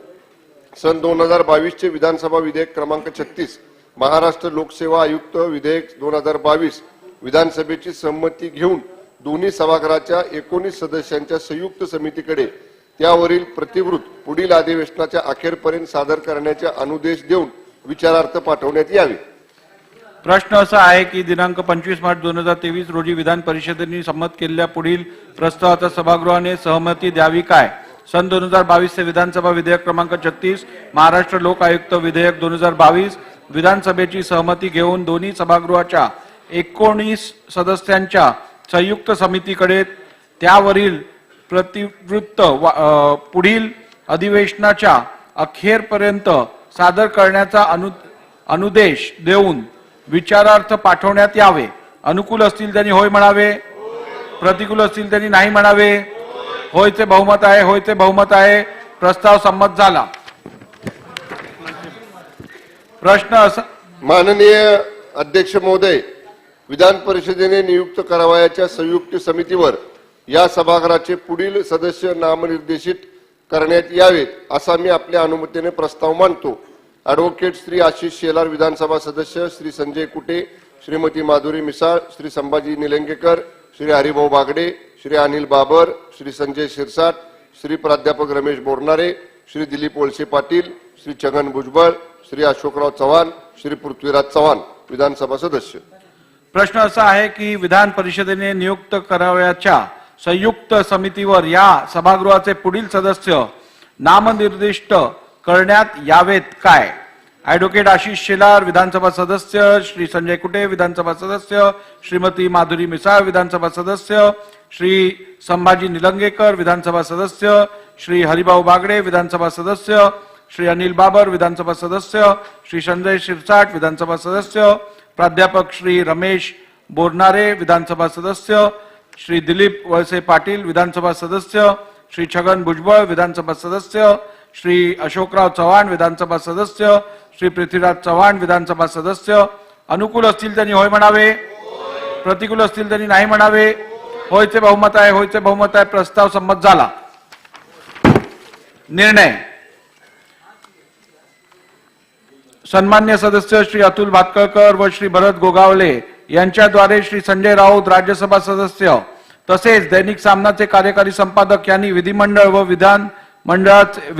व विधानमंडळाचे सदस्य यांच्याबद्दल आक्षेपार्ह वक्तव्य केल्याने त्यांच्या विरुद्ध विशेषाधिकार भंगाची सूचना दिनांक 1 मार्च 2023 रोजी विधानसभा सभागृहात उपस्थित केली होती.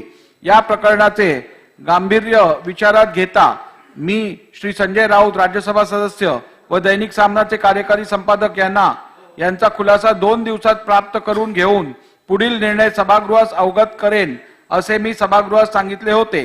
त्या अनुषंगाने नैसर्गिक न्यायाच्या तत्वानुसार श्री संजय राऊत यांची बाजू जाणून घेण्यासाठी दिनांक 1 मार्च 2023 रोजी पत्रान्वये त्यांचा लेखी खुलासा दैनिक दिनांक 3 मार्च 2023 रोजी सायंकाळी 6:30 वाजेपर्यंत सादर करण्यास मी त्यांना सूचित केले होते.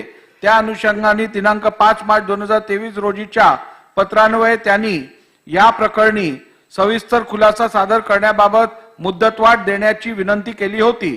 त्यांनी केलेली विनंती मान्य करून त्यांना या प्रकरणी सविस्तर खुलासा सादर करण्यासाठी दिनांक 20 मार्च 2023 पर्यंत मुदत वाढवून देण्यात आली होती.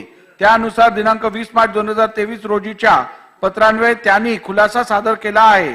श्री संजय राऊत यांनी सादर केलेला खुलासा मी विचारात घेतला आहे. त्या अनुषंगाने विशेष अधिकारासंदर्भातील संविधानातील अनुच्छेद 194 मधील घटनात्मक तरतूद आर्स्किन मे यांची संसदीय कार्यपद्धती विशद करणारा ग्रंथ मिसेस कौल व शकदर या संसदेच्या संसदीय कार्यपद्धतीच्या संदर्भ ग्रंथातील त्याचप्रमाणे राज्यसभा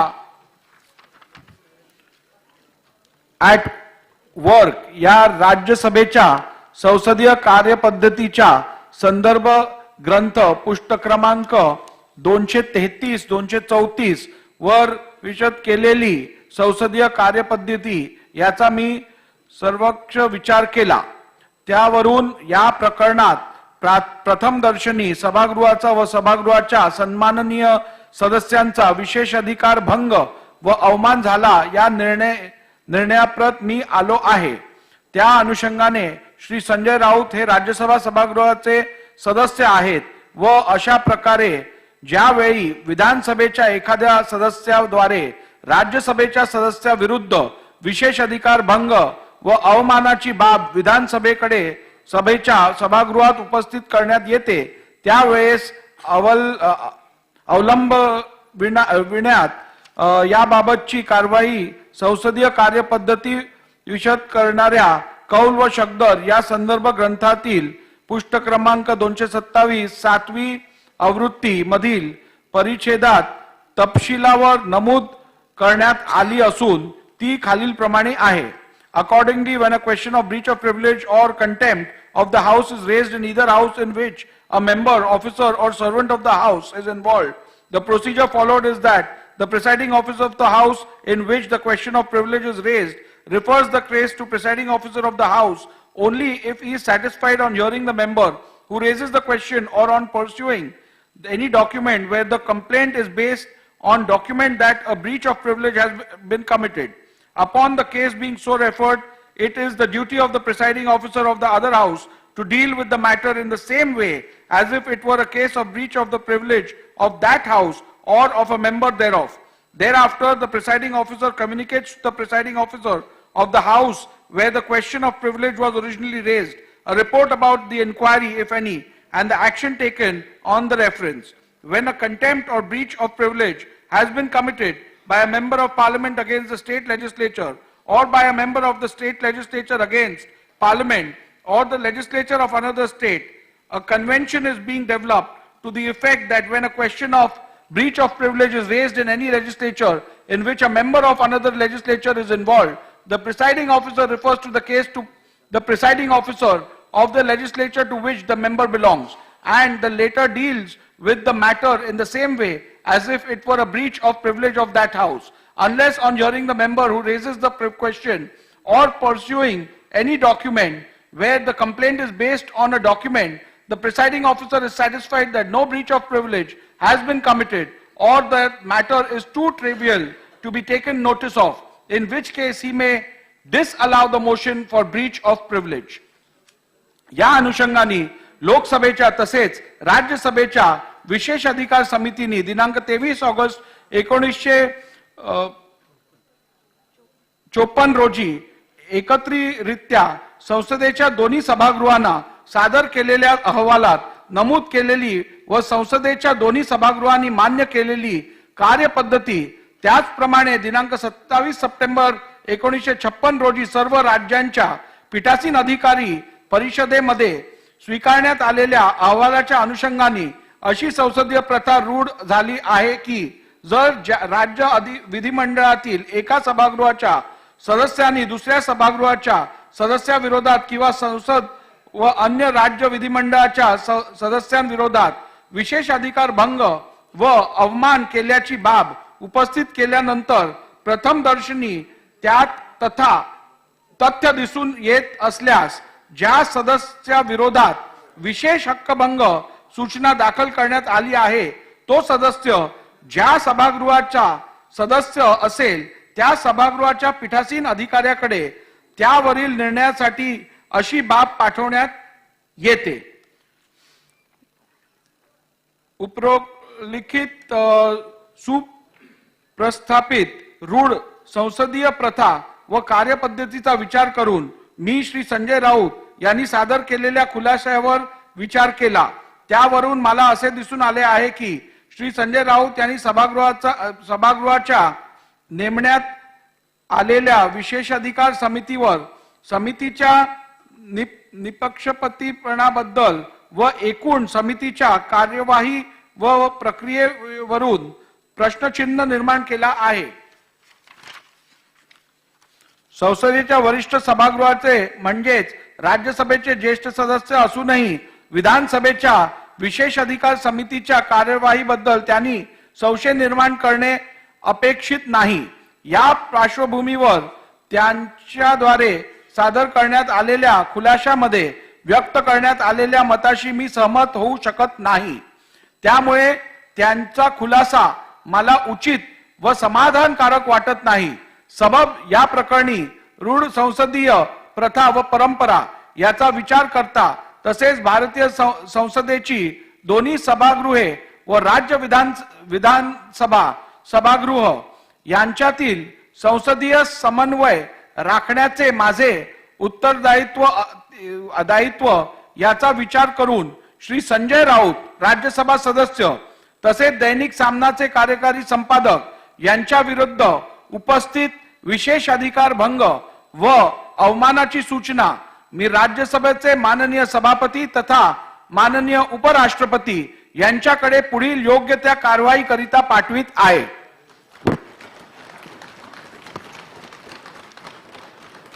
दुसरा द्या.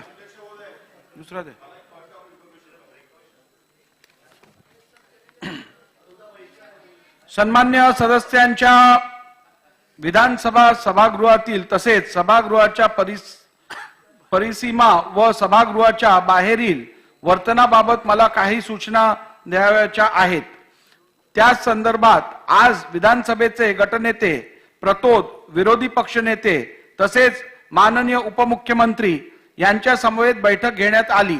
या पार्श्वभूमीवर माझ्या असे निदर्शनास आले आहे की अलीकडच्या काळात सभागृहाबाहेर पायऱ्यांवर तसेच विधान भवनाच्या बाहेर काही सदस्य आंदोलन करतात, आक्षेपार्ह घोषणाबाजी व वर्तणूक करतात व त्यामधून काही अत्यंत अप्रिय घटना घडतात व त्याचे पडसाद सभागृहामध्ये उमटतात. त्याचप्रमाणे अशा घटनांची दखल माध्यमाने देखील घेत असतात. त्यामुळे सदस्यांच्या वर्तनाबद्दल जनमानसात चुकीचे संदेश जातो व सभागृहाची प्रतिमा मलिन होते. याबाबत आपण सर्वांनीच विचार करणे आवश्यक असून त्या अनुषंगाने सभागृहामध्ये तसेच सभागृहाच्या बाहेर विधानसभेचे सदस्य म्हणून कशी वर्तणूक ठेवावी याचे आपल्याला चिंतन करावे लागेल. कारण सभागृह ही लोकशाहीची मंदिरे असून लोकांच्या अशा आकांक्षांचे पावित्र प्रतीक आहे. म्हणून विधानसभेचे सदस्य म्हणून आपली वर्तणूक कशी असावी, सभागृहातील वर्तन कसे असावे याबद्दल सदस्यांसाठी स्टँडर्ड ऑपरेटिंग प्रोसिजर अर्थातच सभागृहातील व सभागृहाबाहेरील सदस्यांच्या वर्तनाबाबतची मानके सदस्यांना अवगत करावीशी वाटतात. त्यानुसार येणाऱ्या काळात सभागृहाच्या प्रतिष्ठेची जपणूक करण्यासाठी सदस्यांसाठीची वर्तणुकीची नेमके अर्थात SOP 15 दिवसात निश्चित करून मी सर्व सदस्यांना वितरित करीन आणि या मार्गदर्शक मानकांचे उल्लंघन झाल्यास त्याबाबत यथोचित कारवाई देखील करण्याची तजवीज मी ठेवत आहे. याची सर्वसामान्य सदस्यांनी नोंद घ्यावी. त्यानुसार सन्माननीय सदस्यांनी त्यांचे एकूणच वर्तन विधानसभेचे सदस्य म्हणून साजेसे असे ठेवावे व त्यातून संविधानिक सभागृहाच्या प्रतिष्ठा, उज्ज्वल परंपरा व सभागृहाची गरिमा सदैव उन्नत ठेवून लोकशाहीच्या पवित्र मंदिराचा यथार्थ सन्मान व आदर ठेवावा अशी सर्व सदस्यांकडून मी अपेक्षा व्यक्त करतो. चला घ्या रिप्लाय घेऊया. रिप्लाय नंतर बोला. अध्यक्ष महोदय, मागच्या अधिवेशनामध्ये महाराष्ट्र राज्याचं आराध्य दैवत, स्फूर्तिस्थान आणि प्रेरणास्थान सन्माननीय छत्रपती शिवाजी महाराजांच्या आसनधिष्ठित जो पुतळा आहे त्याचं प्रपोषण बरोबर नाही. तो पुतळा बदलून तिथे अश्रू पुतळा बसावा अशा प्रकारची मागणी मी केली होती, पण अद्याप त्याच्यावर कुठलीही कारवाई झाली नाही. सन्मान्य सदस्यांना आणि सभागृहाला हे सांगण्यात मला अत्यंत आनंद वाटतो की या संदर्भातली समिती स्थापन करून त्या समितीची पहिली बैठक झाली आहे. त्या समितीच्या बैठकीत जे स्कूल ऑफ आर्ट्सचे डीन आणि मेटल वर्क्स डिपार्टमेंटचे HOD यांना बोलवून उचित साईज, आकार आणि अत्यंत अप्रतिम अशी छत्रपती शिवाजी महाराजांची पुतळा आपण बसवण्यासंदर्भातली कारवाई सुरू केली आहे. नाही, एकच दिला तुम्हाला. आता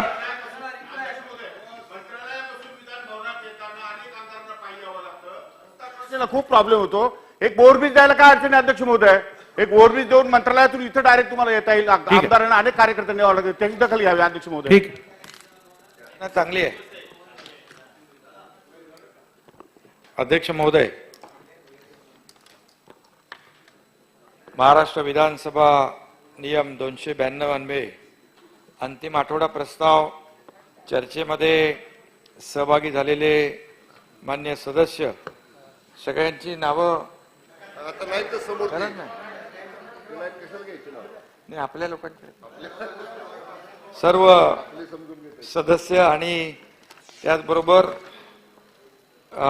नियम 293 अन्वये मुंबई शहराच्या बाबतीमध्ये जे चर्चा झाली त्याच्यामध्ये सहभागी झालेले सदस्य माणिकराव कोकाटे पण आहे तिकडे आणि सर्वच टेन्शन घेऊ नका आणि सगळ्यांनाच मी मनापासून या ठिकाणी धन्यवाद देतो. आणि खऱ्या अर्थाने मगाशी जसं विरोधी पक्षनेते होते, गटनेते होते, इतरही काही महाविकास आघाडीचे पदाधिकारी होते आणि त्यांनी खरं म्हणजे आपण अंतिम आठवडा प्रस्ताव मांडण्याचा जसा अधिकार विरोधी पक्षाचा असतो तसंच त्याला उत्तर देण्याचा अधिकार देखील सत्ताधाऱ्यांचा असतो. आणि त्यामुळे जी चर्चा होते त्या चर्चेच्या अंती जे काय आपण या शासनाच्या माध्यमातून निर्णय घेत असतो आणि ते निर्णय समाजापर्यंत, राज्यातल्या जनतेपर्यंत जात असतात. आणि त्यामुळे माझी अपेक्षा होती की विरोधी पक्षाचे लोक उत्तर ऐकायला थांबतील, हिम्मत करतील, परंतु त्यांनी पळ काढला. त्यांना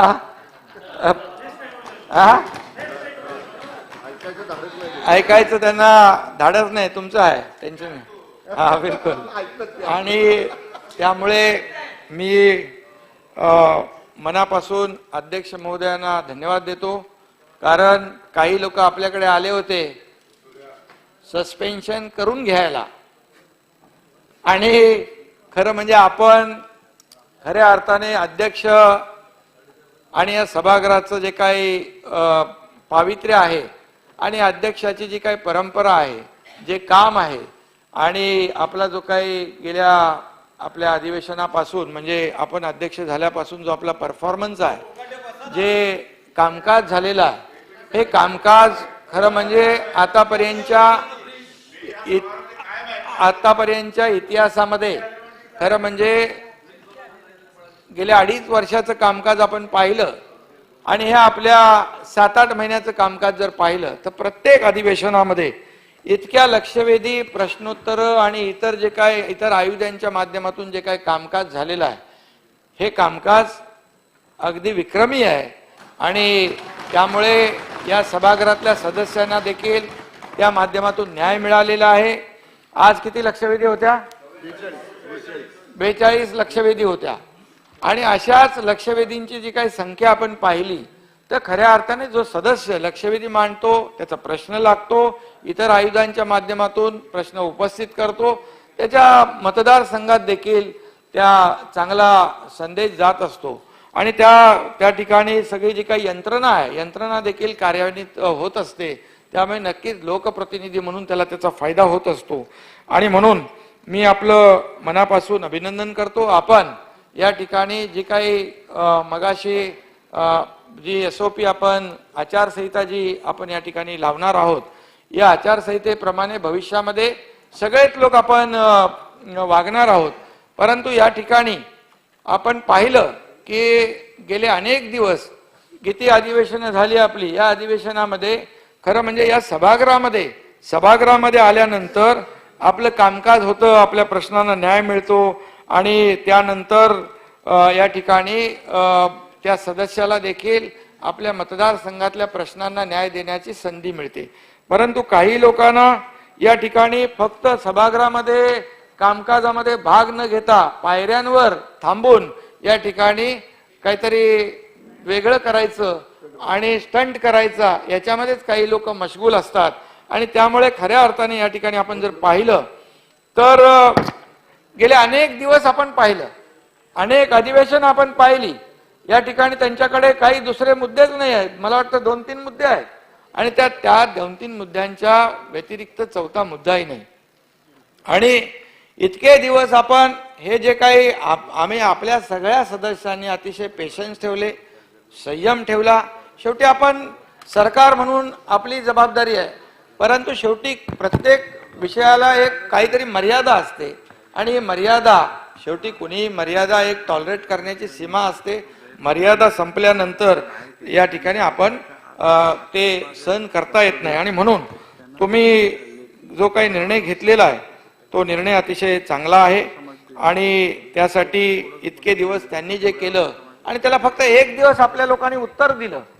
1 दिवस उत्तर दिल्यानंतर लोकशाही धोक्यात आहे, लोकशाहीचा गळा घोटण्याचं काम झालंय. आणि खऱ्या अर्थाने जर आपण पाहिलं तर सावरकरांचा वारंवार अपमान या ठिकाणी राहुल गांधी यांनी केलेला आहे आणि आजही राहुल गांधी यांनी सावरकरांचा अपमान केलाय. खरं म्हणजे सावरकर हे फक्त आपल्या महाराष्ट्राचं नाही, देशाचं दैवत आहे आणि देशाचं दैवत असताना त्यांनी ज्या काय मरण यातना भोगल्यात, काळं पाण्याचा जेल भोगलाय, त्या ठिकाणी ते आपला कोलू त्याच्यावर घाण्यावर त्यांना जुंपलंय आणि अशा परिस्थितीमध्ये ज्या हाल अपेष्टा ज्यांनी भोगल्या या देशाच्या स्वातंत्र्यासाठी, मी म्हणतो या राहुल गांधी यांना 1 दिवस त्यांनी फक्त त्या सेल्युलर जेलमध्ये राहून यावं आणि 1 दिवस त्यांनी 1 दिवस नाही अर्धा 1 तासात त्याला घाण्याला जुंपलं तर त्यांना कळतील त्यांच्या यातना काय, त्यांच्या वेदना काय आणि म्हणून त्यांचा निषेध करावा तेवढा थोडाच आहे. आणि मी तर आपल्याला सांगू इच्छितो की या सदस्यांनी जे 1 दिवस केलं त्याच्या बाबतीमध्ये उपमुख्यमंत्री महोदयांनी देखील भावना व्यक्त केलेल्या आहेत. शेवटी हा संताप आणि हा राग, जी चीड येण्याचं कारण काय हे देखील आपण तपासलं पाहिजे. वारंवार तुम्ही जर त्यांचा अपमान कराल देशभक्ताचा, स्वातंत्र्यवीराचा, आणि आजही मला वाटतं त्यांनी म्हटलेलं आहे की माफी मागायला मी सावरकर नाहीये, म्हणजे सावरकरांना तुम्ही काय समजता आणि म्हणून त्यांना त्याची सजा मिळालीच पाहिजे. त्याचबरोबर सगळं झाल्यानंतर काल त्यांनी मोदी साहेबांच्या बद्दल जे वक्तव्य केलं, मोदी साहेबांच्या बद्दल जे वक्तव्य त्यांनी केलं हे देखील या ठिकाणी आणि जे मोदी साहेबांच्या बद्दल वक्तव्य केलं त्यांनी कोर्टाने सजा दिलेली आहे, 2 वर्षाची सजा दिली. आणि मला वाटतं त्यामुळेच या ठिकाणी आपल्याला त्यांना त्या कायद्याप्रमाणे आपण काय वेगळं केलेलं नाही. आता कामाला वाटलं काय पहिलाच काय यांना निलंबित केलंय, माहिती घेतल्यानंतर हा कायदा काँग्रेसनेच केला, बरोबर ना, मनमोहन सिंग असताना.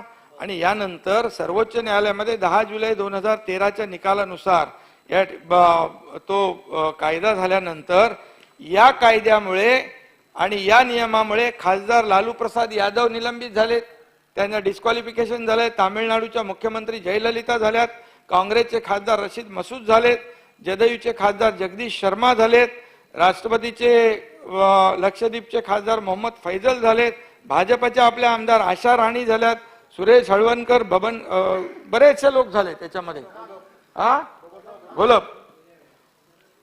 आणि म्हणून त्यावेळेस कोणी निदर्शन अशी केली नाहीत, त्यावेळेस लोकशाही खतरे में नव्हती का.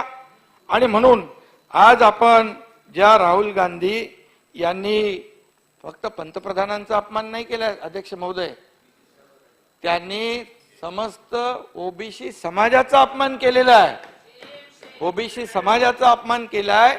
आणि म्हणून त्यांचा निषेध या ठिकाणी करावा तेवढा थोडा आहे. आणि म्हणून आज त्यांनी मी माहिती घेतल्यानंतर हा निर्णय झाल्यानंतर एक ऑर्डिनन्स काढला होता कायदा करण्यासाठी, तो यांनीच फाडला, राहुल गांधींनीच फाडला. आणि त्यावेळेस मला वाटतं पंतप्रधान मनमोहन सिंग होते, मनमोहन सिंगांनी त्यांनी सांगितलं हे क्या मूर्खपणा आहे, आणि तो फाडून टाकला. आणि असाच कायदा ईडीचा कोणी केला होता, नाही ते चिदंबरम. आणि म्हणजे त्याच्यात आपल्याला जायचं नाही, परंतु आज आपल्याला मी सांगतो की या राहुल गांधी यांना न्यायालयाने शिक्षा दिलेली आहे.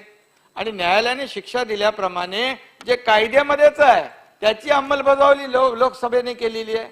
त्यामुळे मला वाटतं या ठिकाणी त्यांना, आणि आता आजही ते त्याच पद्धतीने जर बोलत असतील तर मला वाटतं या महाराष्ट्रातली जनता हे सहन करणार नाही, त्यांना रस्त्यावर फिरून देखील देणार नाही. अशा प्रकारचं काम त्यांनी केलेलं आहे.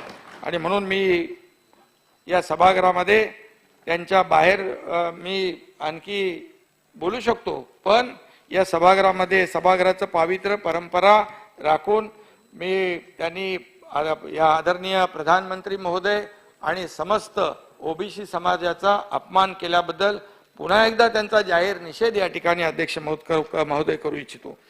खरं म्हणजे आज आपण पाहिलं तर या मुंबईमध्ये देखील आज आपण जर विकासाची कामं पाहिली तर गेल्या 9 महिन्यामध्ये आपण या सरकारने एवढे निर्णय घेतलेत की या सर्वसामान्य लोकांचं सरकार जे आपलं सर्वसामान्य लोकांच्या बाबतीमध्ये जे निर्णय घेतलेले आहेत हे निर्णय लोकांच्या समोर आहेत.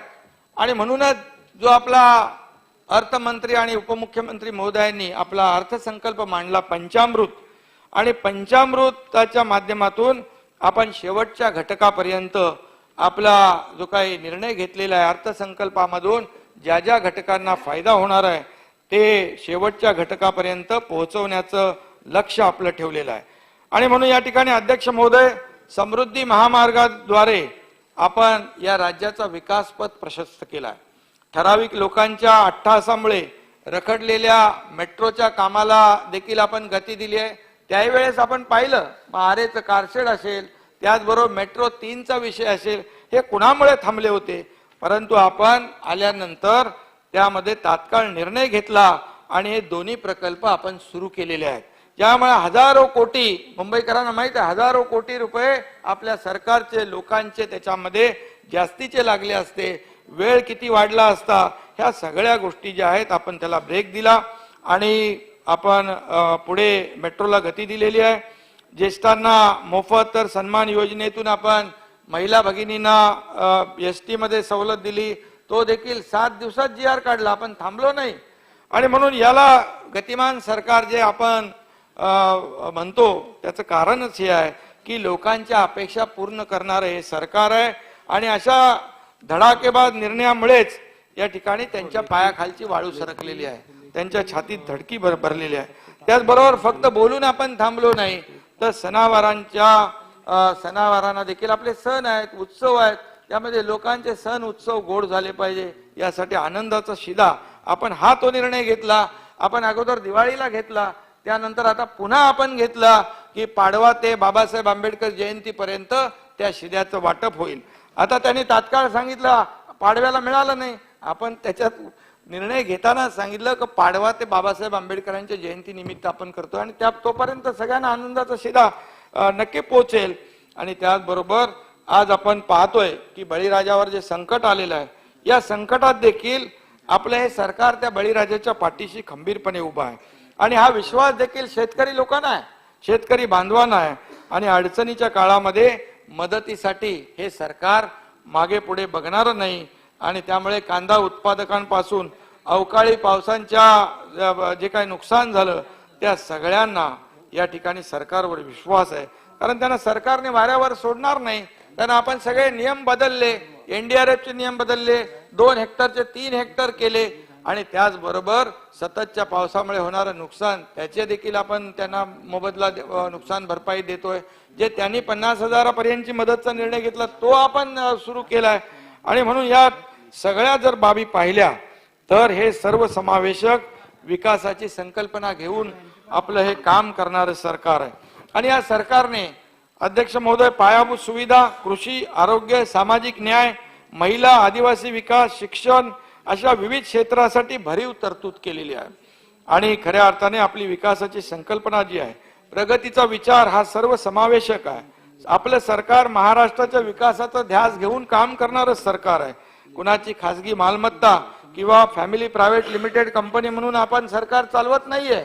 यापूर्वीचा काय अनुभव होता तो मला सांगण्याची आवश्यकता नाही.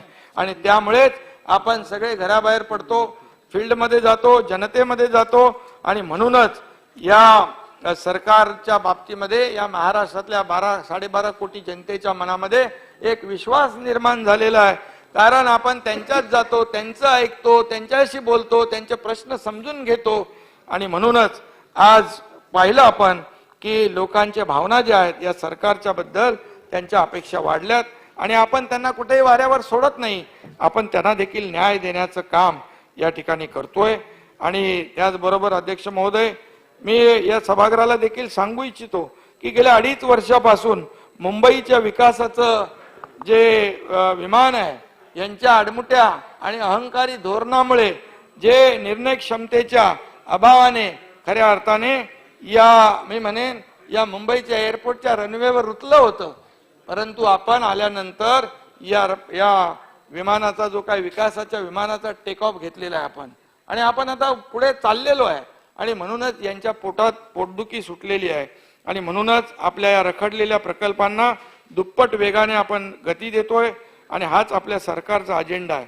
आणि त्यातलं आपण जर पाहिलं की मुंबईतला MTHL प्रकल्प किंवा जो कोस्टल रोड आहे, मेट्रोची कामं आहेत, रस्त्याचे सिमेंटचं कॉन्क्रिटीकरण आहे, अशा विविध पायाभूत सुविधांच्या कामाने वेग पकडलाय. मुंबईमध्ये मुंबई बदलतीये, मुंबई स्वच्छ होते, मुंबई सुंदर होतीये. आणि गेल्या अनेक वर्षात जी कामं झाली नाही, खड्डेमुक्त मुंबई करण्याचा आपला निर्णय आहे. आणि हा आपण निर्णय फक्त घेऊन थांबलो नाही तर त्याची कामं सुरू झालेली आहेत. ही दृश्य स्वरूपात दिसत आहेत. काही लोकांनी आता मुंबईमध्ये आपण रोषणाई केली, काही त्याच्यावर भाष्य देखील झाले, परंतु ही रोषणाई ही तात्पुरती नाही, ही रोषणाई कायम आहे. आणि खऱ्या अर्थाने ही आम्ही केलेलं काम जे आहे मनापासून केलेलं आहे. आणि या मुंबईच्या विकासाची जी आत्मीयता आहे, तळमळ आहे, त्याच्यामधून आम्ही काम केलेलं आहे. त्यामुळे कुठल्या परिस्थितीमध्ये या अहंकारामुळे जे काही प्रकल्प आपले रखडले, ते रखडलेले म्हणजे तुम्ही 10-15 वर्ष या राज्याला मागे नेण्याचं पाप जे केलेलं आहे. आणि म्हणून त्याला आम्ही आज गती देतोय. बुलेट ट्रेनचा विषय आहे. गेल्या 2.5 वर्षामध्ये ऐतिहासिक असा बुलेट ट्रेनचा प्रकल्प कोणी थांबवला, का थांबवला, का कशासाठी थांबवला? ह्या सगळ्या जे काही राज्यातला आपला मुंबईतला प्रकल्प आहे, या राज्यासाठी महत्वाचा प्रकल्प आहे, पण त्याच्यामध्ये देखील खोडा घातला. परंतु गेल्या 2.5 वर्षात एकही इंच हा पुढे सरकला नव्हता. अध्यक्ष महोदय, आपलं सरकार आल्यानंतर त्याला आपण या गती दिली आणि तो पुढे जातोय, वेगाने पुढे जातोय. बीकेसी मधली जागा उपलब्ध करून दिली त्यांना आपण. त्याचबरोबर पंतप्रधान आदरणीय मोदी साहेबांचं हे जे काही स्वप्न आहे बुलेट ट्रेनचं, खऱ्या अर्थाने या भारतातली सर्वात पहिल्या बुलेट ट्रेनची मला वाटतं आपण जे जे काही अडथळे होते ते सगळे दूर केलेले आहेत. त्यांना लँड ॲक्विजिशनची अडचण होती, त्यांना जागेची अडचण होती. मी आणि देवेंद्रजींनी निर्णय तत्काळ घेतला आणि त्याच्यातले सगळे अडथळे आपण दूर केले. शेवटी हे ट्रान्सपोर्ट जे आहे, सिस्टीम जे आहे, दळणवळण यंत्रणा आहे, सक्षम करण्याचं काम ही राज्याची आपली धोरण आहे, पॉलिसी आहे. आणि त्यामुळे या ठिकाणी आपण एक एक प्रोजेक्ट पुढे नेतोय. मुंबई नागपूरचा मगाशी आपल्याला सांगितलं हिंदुहृदय सम्राट बाळासाहेब ठाकरे समृद्धी महामार्ग जो आहे त्याचंही उद्घाटन आपण केलं. शिर्डीपर्यंत प्रधानमंत्री महोदयांच्या शुभ हस्ते आता या पुढच्या 7-8 महिन्यामध्ये हा पूर्ण प्रकल्प नागपूर ते मुंबईपर्यंत पूर्ण होईल. म्हणजे या डिसेंबरच्या अगोदर याचं काम पूर्ण होईल. आणि हा एवढ्यापुरता आपण थांबत नाही, याला आणखी आपण पुढे नेतोय, आणखी 4-5 जिल्हे जोडतोय. आणि म्हणूनच हा जो काही समृद्धी महामार्ग आहे हा या राज्याच्या आणि देशाच्या दृष्टीने एक गेम चेंजर प्रोजेक्ट आहे. त्यावर देखील काही आक्षेप घेतले होते. मी सन्माननीय आपले मोपलवार यांना सांगितलेले आहेत की हा महामार्ग जो आहे याच्यावर अपघात होऊ नये यासाठी सुरक्षेच्या ज्या ज्या काही उपाययोजना करायच्या आहेत या युद्ध पातळीवर करा. एकही अपघात होता कामा नये, आपल्याला ते टाळले पाहिजे. सुरक्षित रस्ता करण्याची जबाबदारी आपली आहे. आणि म्हणून तशा देखील सूचना अध्यक्ष महोदय आपण दिलेल्या आहेत. आणि म्हणून आपलं सरकार आल्यानंतर मुंबई सारख्या महानगरांमध्ये दळणवळणाच्या विषय असेल, घरांचा विषय असेल, तो आपल्या जिव्हाळ्याचा आहे आणि म्हणून त्याला आपण प्राथमिकता दिलेली आहे. आणि या ठिकाणी म्हाडा असेल, सिडको असेल, SRA असेल, MMRDA यांच्या माध्यमातून देखील मोठ्या प्रमाणावर घरांची निर्मिती करण्याचं देखील धोरण आपण स्वीकारलंय आणि त्याचं आपण अंमलबजावणी देखील करतोय. वर्षानुवर्षे रखडलेले जे पुनर्विकासाचे प्रकल्प आहेत हे देखील या मुंबईतले मगाशी आपल्या भातकळकरांनी देखील काही मुद्दे उपस्थित केलेले आहेत या बाबतीमध्ये. मुंबईच्या बाबतीमध्ये तर शहरातल्या सेज बिल्डिंगला जसं संरक्षण आहे तसं संरक्षण उपनगरातल्या भाडेकरू इमारतींना मिळालं पाहिजे असा त्यांचा मुद्दा होता. SRAचा प्रकल्प खोळंबलाय तर तो प्रकल्प भाडेकरू किंवा सरकारने करण्याचा कायदा करण्यात यावा अशी देखील सूचना त्यांची आहे. रद्द केलेलं गारगाई धरण हे पुन्हा मुंबई महापालिकेने करावं अशी देखील त्यांची सूचना आहे. त्याचबरोबर कलेक्टर प्लॉटवरील ब वर्गाची जमीन अ वर्गात आणण्यासाठी रेडी रेकनरच्या 15% स्कीम 3 वर्षाकरता न करता ती वाढवावी आणि असे अनेक मुद्दे त्यांचे आहेत. आणि म्हणून आम्ही या ठिकाणी सांगू इच्छितोय मुंबईमध्ये जे पुनर्विकासाचे जे प्रकल्प अध्यक्ष महोदय रखडलेले आहेत, जो मुंबईकर मुंबईच्या बाहेर फेकला गेलेला आहे त्याला पुन्हा आणण्यासाठी कायद्यामध्ये आपण बदल करू, त्यांना आपण न्याय देऊ, पुनर्विकासाचे रखडलेले प्रकल्प आपण पूर्ण करू. शेवटी अनेक डेव्हलपर काम घेऊन सोडून गेलेले आहेत, त्यांना भाडं मिळत नाही, त्यांची परिस्थिती अतिशय हलाखीची झालेली आहे आपल्या रहिवाशांची. यामुळे सरकार जो आहे सरकार यामध्ये नक्की निर्णय घेईल आणि त्यांना न्याय देण्याचं काम या ठिकाणी करेल. आणि त्याचबरोबर मुंबईतले कोळीवाडे असतील, स्वतंत्र गावठाणं असतील यांचं सीमांकन करून त्यांना हक्काची घरं मिळाली पाहिजे हाही मुद्दा आहे. त्याच्यावर देखील सरकार काम करत आहे. आणि गेल्या काही वर्षामध्ये जी काही खड्डे मगाशी मी सांगितलं या खड्ड्यांची मुंबई म्हणून जे काही दर पावसाळ्यामध्ये आपल्याला जे काही बदनामी सहन करावी लागत होती ती आता होणार नाही. खड्डेमुक्त मुंबई आणि मुंबईचं जे गतवैभव आहे जे परत मिळवून देण्याचं काम हे सरकार करेल एवढंच या प्रसंगी मी आपल्याला सांगू इच्छितो. आणि त्याचबरोबर आज कॅगचा देखील अहवाल टेबल झालेला आहे, त्यामध्ये देखील आपण पाहिलं अर्थमंत्री महोदयांनी त्यामध्ये काही जे ऑब्झर्वेशन्स आहेत ही या ठिकाणी विशद केलेली आहे. ही अतिशय भयानक परिस्थिती आहे, त्याची देखील चौकशी होईल. कारण या ठिकाणी शासनाचे पैसे आपल्या हे जनतेचा पैसा आहे आणि जनतेचा पैसा जनतेसाठीच वापरला पाहिजे. आणि म्हणून आम्ही आल्यानंतर पहिले रस्त्यांचं कॉन्क्रिटीकरण, सुशोभीकरण, बाळासाहेब ठाकरे आपला दवाखाना, या ठिकाणी STPचे प्लॅन जे अडकले होते तो निर्णय आम्ही घेतला. असे मुंबईच्या विकासाच्या बाबतीमध्ये अनेक निर्णय या ठिकाणी घेतलेला आहे. आणि म्हणूनच या बरीचशी जी काही पोटदुखी उठलेली आहे त्याच्यावर पण रामबाण उपाय अर्थमंत्री महोदयांनी पंचामृत दिलेला आहे पण पंचामृत थोडं थोडं घ्यायचं असतं, हे त्यांना लोटा भरून प्यायचं आहे ते, त्यामुळे आतापर्यंत तेच केलं. परंतु आता खऱ्या अर्थाने आणि पंचामृत जे आहे त्याच्यामध्ये मला वाटतं मध असतो ना, आणि ते मध आहे ते जळजळ आणि मळमळ थांबवायसाठी कामाला येतं, आणि म्हणून त्याचाही इलाज आपण या ठिकाणी केलेला आहे. आणि म्हणून ही मुंबई ही देशाची आर्थिक राजधानी आहे. जयंत पाटील म्हणाले होते, किंबहुना काही लोक म्हणाले की मुंबई या देशाची आर्थिक राजधानी राहणार नाही, ती गुजरातमध्ये जाईल, आणि दर निवडणुकीला मुंबई महाराष्ट्रापासून तोडणार, मुंबईतला मराठी माणूस बेघर होणार. हे किती वेळा तुम्ही सांगणार? हे किती वेळा तेच राजकारण तुम्ही करणार? किती वेळा लोकांना फसवणार? हा देखील आता लोक सुज्ञ आहेत. आणि म्हणून आज आपण जर पाहिलं तर जयंतराव इकडे नाही आहेत, पण जयंतराव अर्थमंत्री होते. पोरटोरं बोलली तर समजू शकतो. आता जयंतराव सारखा माणूस म्हणायला लागला त्यांच्या नादाला लागून, त्यांच्या नादा 9 वेळा होते. आणि तर त्यांना आम्ही सांगू इच्छितो की खऱ्या अर्थाने मुंबई ही आपल्या देशाची आर्थिक राजधानी आहे. मुंबई आपल्या महाराष्ट्राची राजधानी आहे. मुंबई हे आंतरराष्ट्रीय दर्जाचं शहर आहे. आणि म्हणून या मुंबईमध्ये ही देशातला 25% व्यापार या मुंबईत होतो. बंदराच्या माध्यमातून होणारा व्यापार 40% होतो, आणि 70% भांडवली व्यवहार या मुंबईतून होतो. आणि त्यामुळे देशात गोळा होणारा 40% आयकर आणि 60% कस्टम ड्युटी मुंबईतून जमा होते, आणि 20% केंद्रीय अबकारी कर येथूनच केंद्राच्या तिजोरीमध्ये भरला जातो. त्यामुळे मुंबईचं जे महत्व आहे हे कुणालाही कमी करता येणार नाही. सगळ्या मुंबई शिवाय देशाचा 40% परकीय व्यापार आपल्या मुंबईतून चालतो. कॉर्पोरेट करापैकी 40 अब्ज रुपयांचा कर मुंबई देते. आणि म्हणून आज आपण मुंबईमध्ये देशभरातल्या लोकांना यावं लागतं.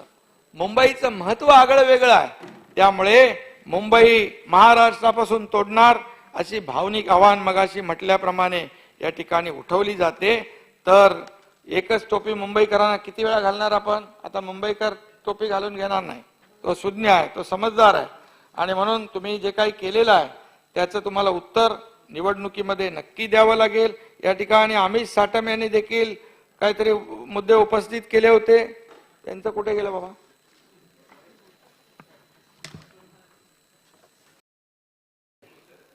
शेतकऱ्यांचे, महिला भगिनींचे आम्ही ऋणी आहोत.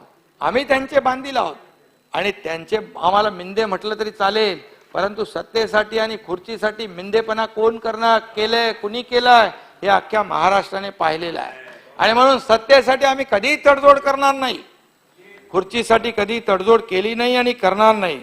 आणि म्हणूनच आज आपण जर पाहिलं तर काही लोक म्हणाले की जेव्हा एखादा निर्णय आपल्या बाजूने येतो तेव्हा ती व्यवस्था चांगली असते, आपल्या विरोधात जेव्हा येतो तेव्हा ती व्यवस्था वाईट असते. आणि मग तेव्हा म्हटलं जातं की निवडणूक आयोगाने चुना लावला, ईव्हीएम खराब झाले. नाही, ईव्हीएम जेव्हा जिंकल्यावर ईव्हीएम चांगला आहे आणि हरल्यानंतर ईव्हीएम घोटाळा आहे. आणि म्हणून आज खरं म्हणजे चोराच्या उलट्या बोंबा, आणि खरं म्हणजे चुना तर तुम्ही स्वतःच्या पक्षातल्या लोकांनाच लावत होतात. आणि आम्ही जेव्हा बाळासाहेबांच्या विचारासोबत राहण्याचा निर्णय घेतल्यानंतर खरं म्हणजे त्यांची तोंड चुना लावल्यासारखी पांढरी फटक झाली होती. हे आपण सगळ्या महाराष्ट्राने पाहिलेलं आहे.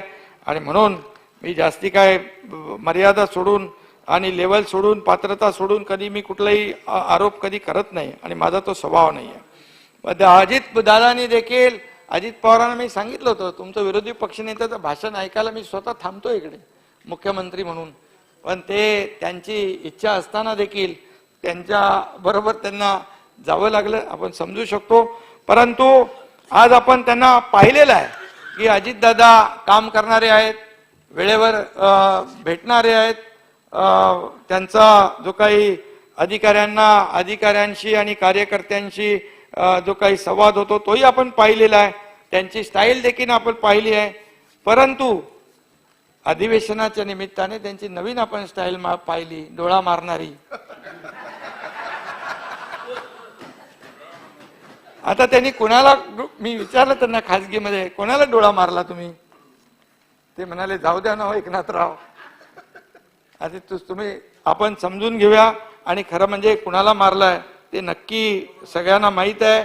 कोण तेव्हा आलं आणि कोणाच्या समोर उभं राहिलं हे आपल्याला सांगण्याची आवश्यकता नाही. आणि म्हणून आज त्यांचा एक नवीन आपल्याला दादांमधला गुण पाहायला मिळालाय, चांगला आहे. आणि दादा म्हणाले की डबल इंजिनच्या सरकारमुळे राज्यामध्ये गुन्हेगारीचा वेग वाढलेला आहे. पण खऱ्या अर्थाने मी या ठिकाणी सांगू इच्छितो की डबल इंजिन सरकारमुळे राज्यामध्ये विकासाचा वेग वाढलेला आहे. आणि हे डबल इंजिनचं जे सरकार आहे त्यामुळे या सरकारला काम एवढं आपल्या जोरात सुरू आहे. गुन्हेगारीची आकडेवारी माझ्याकडे आहे, मी काय आकडेवारी जाण्याची आवश्यकता नाही. आणि आपल्याला मी या ठिकाणी सांगू इच्छितो की गुन्हेगारी जी गेल्या अनेक वर्षामधली आपण पाहिली, खरं म्हणजे ज्या 2.5 वर्षामध्ये मुंबईतल्या साकी नाक्याचा जो कांड झाला तो आपण पाहिला. अनेक आपण कायदा सुव्यवस्थेचे धिंडवडे निघालेले आपण पाहिले. त्याचबरोबर या 2.5 वर्षामध्ये महाविकास आघाडी सरकारमध्ये 2 मंत्री जेलमध्ये गेले. याच्यापेक्षा काय दुर्दैव असू शकतं? हा, आणि 2 मंत्री आतमध्ये गेले. त्याचबरोबर खऱ्या अर्थाने आज आपण जर पाहिलं तर मी त्याच्यात जाऊ इच्छित नाही. आपण त्या अँटिलिया ते जिलेटिन कांड आपल्या राज्यातले नाही तर देशातले नाही तर जगभरातले मोठे उद्योगपती त्यांच्या घराच्या खाली जिलेटिनच्या कांड्या ठेवल्या जातात. मुंबई असुरक्षित त्यांना वाटू लागली. आणि तुम्ही काय कायदा सुव्यवस्थेवर आमच्यावर बोलणार? तुमच्या काळामध्ये गृह विभागामध्ये जो काही बाजार मांडला होता याची कल्पना मी स्वतः अजित पवार यांना दिली होती. मी सरकारमध्ये होतो. मी त्यांना सांगितलंय हे उघड्या डोळ्याने आपण पाहत बसू नका, नंतर याच्यावर मोठं काहीतरी बालट येईल, याच्यातून मोठी घटना घडेल. आणि घडली. गृहमंत्री आणि मंत्री जेलमध्ये जाण्यापेक्षा दुसरं काय दुर्दैव असू शकतं? पूर्ण देशात जगभरात चेतू झाली. आणि म्हणून कायदा सुव्यवस्थेच्या बाबतीमध्ये विरोधकांना बोलण्याचा नैतिक अधिकार उरत नाही. आणि म्हणून हे डबल इंजिनचं जे सरकार आहे या सरकारचं काम गतिमान आहे. विरोधकांनी या सरकारला किती अडकवण्याचा घाट घातला तरी सुद्धा हे डबल इंजिनचं सरकार विरोधकांना, अध्यक्ष महोदय, कात्रजचा घाट दाखवल्याशिवाय राहणार नाही. आणि त्यामुळे परेशान झालेले आहेत सगळे. तोडफोड म्हणाले, तोडफोडीचा हे चालू आहे, तोडफोड करता. आता तोडफोडीचा इतिहास आपण पाहिला 1978 पासून, अजूनही महाराष्ट्र तो विसरलेला नाही. आणि म्हणून मी यादी वाचून दाखवायची आवश्यकता नाही मला वाटत. आपल्या सगळ्यांना माहित आहे कोणी कोणाला फोडला आणि कोणी काय केलं, त्यामुळे मला त्याच्यामध्ये जायचं नाही. परंतु त्यांनी सांगितलं की अमुक याला गुन्हे दाखल होत आहेत, अडवणूक होती आहे, अन्याय होतोय, खोटे गुन्हे दाखल होत आहेत, खोटी कारवाई होते. मग आपल्यामध्ये देखील मी यापूर्वी देखील म्हटलेलं आहे, नारायण राणे असतील, अर्णब गोस्वामी असतील, कंगना राणावत असतील, गिरीश महाजन असतील, गिरीश महाजन तिकडेच आहेत, प्रवीण दरेकर आहेत, रवी राणा, नवनीत राणा, आणि मी मागच्या वेळेस पण बोललो होतो देवेंद्रजींच्या बाबतीमध्ये, या सगळ्या गोष्टी कुठे चालल्या होत्या? पण ती वेळ मी काय येऊन दिली नाही. त्याच्या आधीच त्यांचा टांगा पलटी करून टाकला.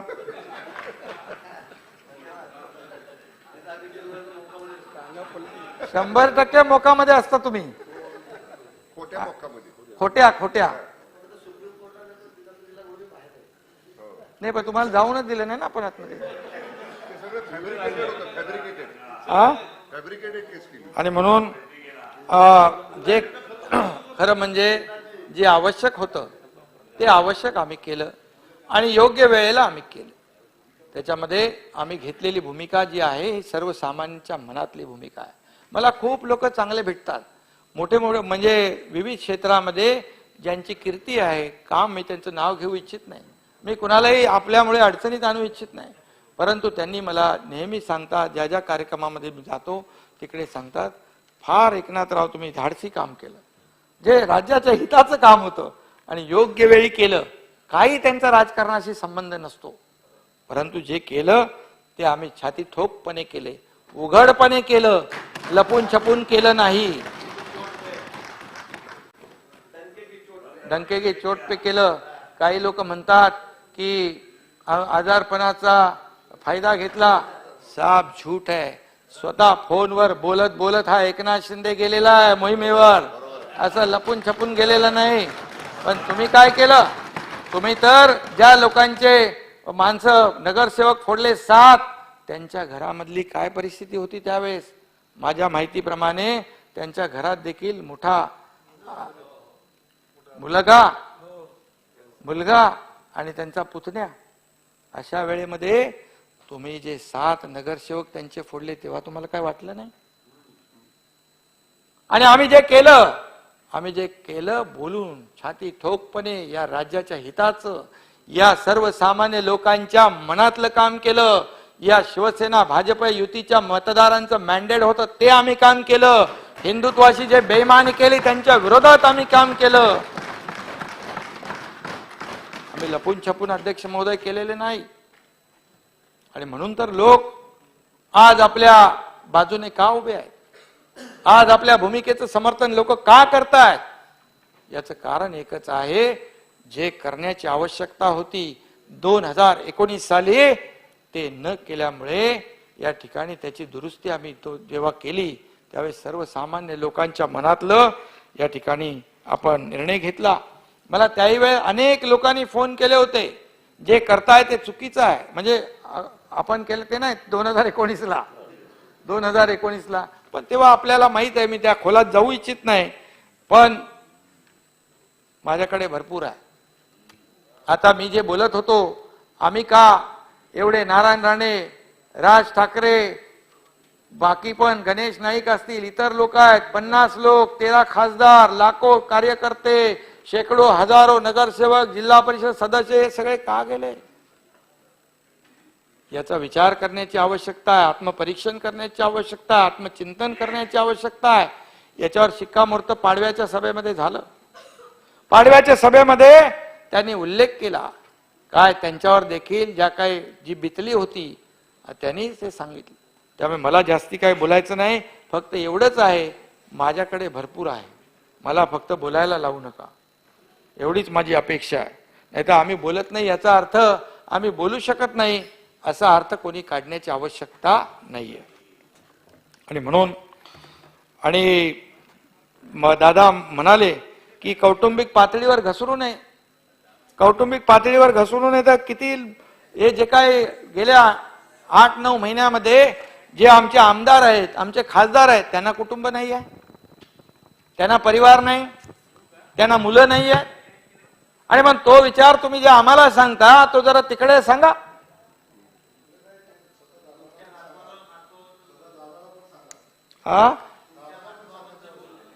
हा दादाला मी सांगतोय, त्यांनीच आपल्याला सांगितलं. हा म्हणजे ते मी आता ते बोलू इच्छित नाही महेशजी, पण तुम्ही कुठल्या पातळीवर घसरता, कुठल्या लेवलवर जाऊन आरोप करता, याचं थोडं तरी तारतम्य बाळगा. आणि म्हणून आज काही लोक सरकार आता पडणार बोलत नाहीत, बोलत नाही आता त्यांना नाही, ते मुहूर्त काढतायत, मुहूर्त बघतायत. आता कोणीतरी नाना पटोले म्हणाले एक दिवस सरकार पडणार आहे, आणि दुसऱ्या दिवशी माझ्याकडे आले सही घ्यायला. सरकार पडणार, तुम्ही सही कशाला मागताय? अहो ते बोलायचं असतं. त्यामुळे सगळ्यांनाच जे काही आहे ते आपली ती पद्धत आहे त्यांची, आणि त्यामुळे सगळ्यांनाच स्वप्न पडू लागली आहेत, त्यांना पडू द्या. हे सरकार अध्यक्ष महोदय हे लोकशाही मधलं घटनात्मक सरकार आहे, कायद्याद्वारे स्थापित झालेलं सरकार आहे, नियमाने झालेलं स्थापन सरकार आहे. आणि म्हणून निवडणूक आयोगाने देखील आपल्याला धनुष्यबाण आणि नाव शिवसेना दिलेला आहे. आणि आम्हाला एवढीच अपेक्षा आहे, हे मेरिटवर जे निर्णय होत आहेत आमच्या या लोकशाहीमध्ये, जे बहुमताचं सरकार आहे, बहुमत महत्वाचं आहे, त्याप्रमाणे हे निर्णय होतात. त्यामुळे आमच्या बाजूने निर्णय दिला म्हणजे त्यांच्या बाजूने निर्णय दिला की ती मगाशी म्हटल्याप्रमाणे ती न्यायव्यवस्था चांगली, आणि विरोधात दिल्यानंतर मग त्यांच्या बाबतीमध्ये काय काय वक्तव्य केली जातात हे मला आपल्याला सांगण्याची आवश्यकता नाही. आणि म्हणूनच आज आपण पाहतोय की माहीमच्या समुद्रामध्ये अनधिकृत बांधकामाचा उल्लेख पाडव्याच्या सभेमध्ये केला, आणि कोणीतरी म्हटलं अगोदरच्या माजी मुख्यमंत्र्यांनी की हे 2007चं आहे. 2007 नंतर तुम्ही मुख्यमंत्री झालात, तिथूनच जात येत होतात. 2007ला महापालिकेत सत्ता कोणाची होती, मग तुम्हाला हे दिसलं नाही. याच्यामध्ये एवढंच मी सांगतो, हे सरकार कुठल्याही परिस्थितीमध्ये आकसा नाही, कुठल्याही धर्माच्या विरुद्ध काम करत नाही, परंतु मुंबईच्या सुरक्षेशी कुठली तडजोड हे आपलं सरकार करणार नाही. आणि म्हणून मी मागे पण सांगितलं होतं, या राज्यामध्ये हिंदू, मुस्लिम, शीख, इसाई सगळे गुण्यागोविंदाने राहत आहेत. आणि बाळासाहेब देखील सांगायचे, राष्ट्राभिमानी देशभक्त मुसलमान, हा त्याची कधी त्यांनी वाहवा केलेली आहे. आणि म्हणजे देशभक्त मुस्लिम आहेत, देशभक्त इतर समाजाचे आहेत. या ठिकाणी कुठलंही अतिक्रमण असेल, ते कुठल्याही धर्मियाचं असेल, ते सुरक्षेच्या कारणामुळे कुठल्याही त्याला पाठीशी घातलं जाणार नाही. आणि म्हणून आज मी एवढंच सांगू इच्छितो की या जाती धर्मामध्ये कुठल्याही परिस्थितीमध्ये तेढ निर्माण करण्याचं काम कोणालाही करता येणार नाही. हे सगळ्यांचं सरकार आहे, परंतु कुठल्याही परिस्थितीत सुरक्षेशी देखील तडजोड करू शकत नाही. मी बाकी काय उदाहरणं देऊ इच्छित नाही. जे काय आपण काम करतो त्या राज्याच्या हिताचं काम करतो, राज्याच्या सुरक्षेच्या दृष्टीने काम करतो, आणि ते यापुढे देखील सुरू राहील. आणि बाकी मला वाटतं हे विधिमंडळाचं अधिवेशन जे झालं आणि कायदा सुव्यवस्थेवर देखील चर्चा झाली, ती ठीक आहे. त्याच्या बाबतीमध्ये मी आकडेवारी जाणार नाही, जाऊ इच्छित नाही. ते असते समोर तर मी त्यांना सगळं बरोबर सांगितलं असतं. सुरक्षेच्या बाबतीमध्ये देखील त्यांनी उल्लेख केला. सुरक्षा आमदारांना Y+ सुरक्षा दिली आहे आणि काही लोकांची सुरक्षा काढून घेतलेली आहे. अध्यक्ष महोदय, सुरक्षा देण्याचं काम मुख्यमंत्री उपमुख्यमंत्री याचं नाही. या गृह विभागाचे गृहमंत्री देखील निर्णय घेत नाहीत. ती अतिरिक्त मुख्य सचिवांच्या अध्यक्षतेखाली ही समिती आहे. या समितीच्या माध्यमातून त्याचा अहवाल घेतात, आवश्यकतेनुसार सुरक्षा पुरवतात, आवश्यकतेनुसार सुरक्षा कमी केली जाते. आजही अनेक राष्ट्रवादी आणि काँग्रेसच्या लोकांना सुरक्षा आहे. सूड भावनेने आकसापोटी कुणाची सुरक्षा कमी करण्याचं काम राज्य सरकारने बिलकुल केलेलं नाही. मी नाव घेऊ इच्छित नाही. जितेंद्र आव्हाडांची सुरक्षा कायम ठेवलेली आहे, कुठे काढली आपण? आणि हे आपण देतो किंवा आपण काढतो असा विषय नाही. ही समिती जी आहे, कमिटी काम करत असते. पण मागच्या सरकारमध्ये मी शंभूराजनी सांगितलं एकदा, मागच्या सरकारमध्ये मी गडचिरोलीचा पालकमंत्री होतो. मी देखील यापूर्वी उल्लेख केला होता, पण आता उल्लेख आल्यामुळे मी ते सांगू इच्छितो. मी गडचिरोलीचा पालकमंत्री होतो त्यावेळी देखील नक्षलाची धमकी मला होती. पूर्णपणे त्या समितीने अभ्यास करून त्याच्यामध्ये Z+ सुरक्षा पुरवण्याचे निर्देश दिले होते, निर्णय घेतला होता. रेकॉर्डवर आहे. कोणी काय थांबवलं? सकाळी 8:45 वाजता यांना फोन आलाय, गृहराज्यमंत्री होते, की Z+ सुरक्षा देण्याची आवश्यकता नाही.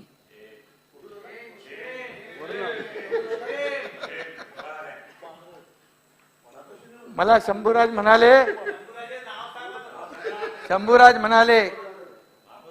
मला म्हणाले की तुम्हाला साहेब आपण ती Z+ ची सुरक्षा जी आहे ती आम्ही पाठवतो.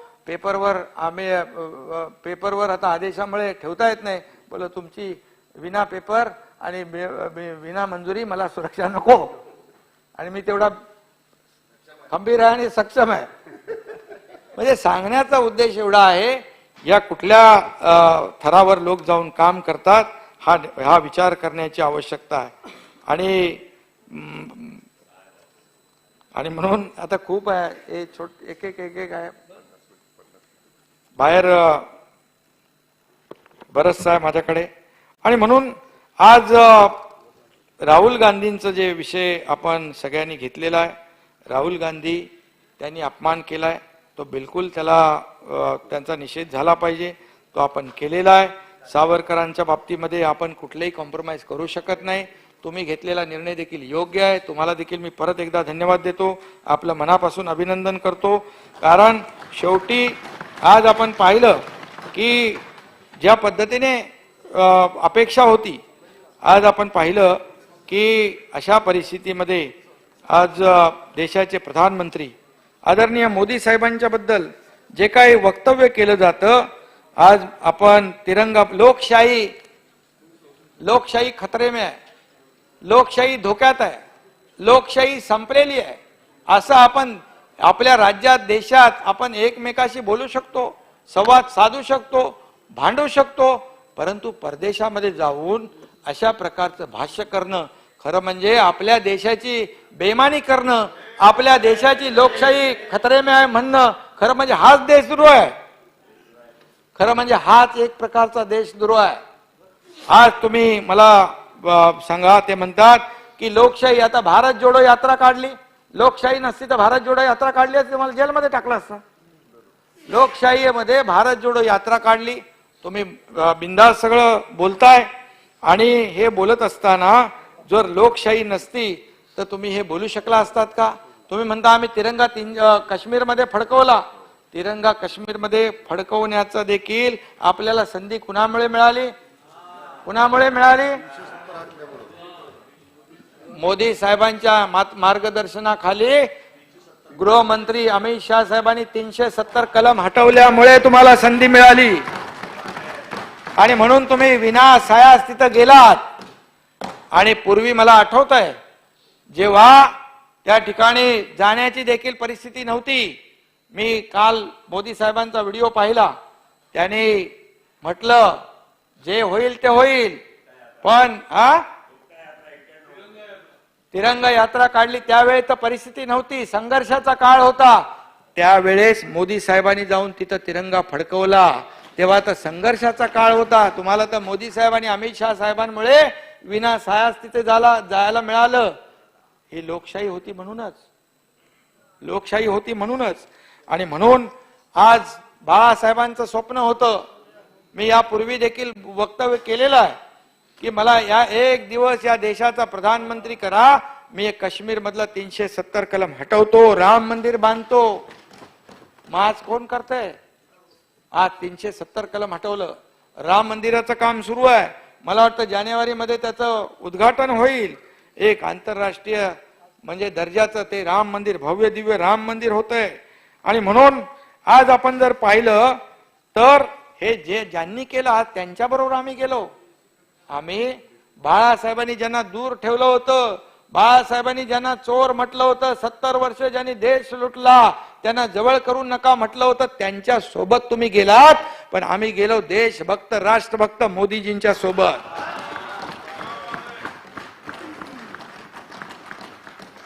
गुन्हा आमचा आहे का तुमचा आहे? आणि म्हणून मी या ठिकाणी एवढंच सांगू इच्छितो, मोदी साहेबांवर बोलण्याचा अधिकार तुम्हाला काय?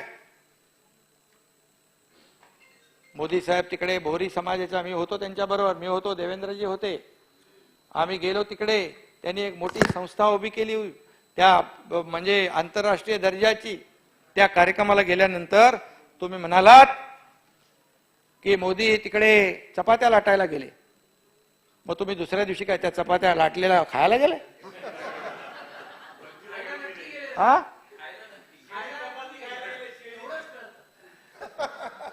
नाही म्हणजे हा जो अध्यक्ष महोदय दुटप्पीपणा जो आहे, तुम्हाला बोलण्याचा काय अधिकार आहे?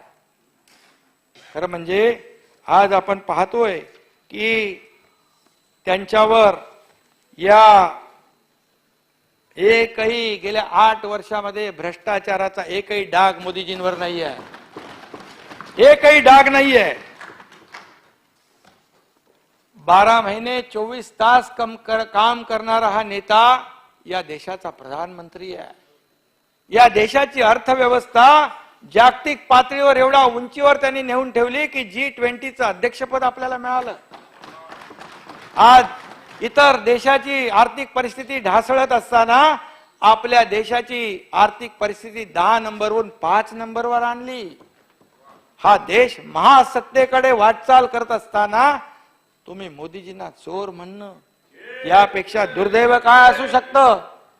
आणि म्हणून ज्यांच्या मातोश्रींचं दुःखद निधन झाल्यानंतर, अंत्यविधी झाल्यानंतर तातडीने कुठल्या तरी, मला वाटतं त्या पश्चिम बंगालमध्ये रेल्वेचं उद्घाटन होतं, त्या उद्घाटनाला ते कर्तव्यावर पोहोचले. याच्यापेक्षा दुसरा काय त्याग असू शकतो? याच्यापेक्षा दुसरं राष्ट्रप्रेम आणि देशभक्ती काय असू शकते? आणि म्हणून अशा देशभक्त प्रधानमंत्री महोदयांना त्यांच्या विरुद्ध बोलण्याची मला वाटतं लायकी कुणाची असू शकत नाही. आणि म्हणून अध्यक्ष महोदय, आज मी या ठिकाणी आणखी एक, अमित मोदी साहेबांना बोलतात, या देशाचे गृहमंत्री ज्यांनी 370 कलम हटवलं त्यांच्या विरुद्ध देखील काही वक्तव्य करतात. मोगॅम्बो म्हणता. मोगॅम्बो, मला वाटतं तो कुठला सिनेमा होता, मिस्टर इंडिया, त्याच्यामध्ये व्हिलन होता मोगॅम्बो. आणि म्हणून त्या अमित भाईंनी गृहमंत्री महोदय म्हणून त्यांनी जे काम केलं, 370 कलम हटवायचं, त्यांना तुम्ही व्हिलन ठरवता. याच्यापेक्षा काय दुर्दैव असू शकतं? आणि म्हणून त्या, मला वाटतं आठवत आहे, तो मिस्टर इंडिया म्हणजे अमित भाई मोगॅम्बो नाही तर बाळासाहेब असते त्यांना मिस्टर इंडिया म्हटलं असतं. मिस्टर इंडिया, त्यांचा सन्मान केला असता. पण बाळासाहेब आणि जाऊ द्या, त्याला मोठं मन लागतं, त्याला कद्रूपणा चालत नाही.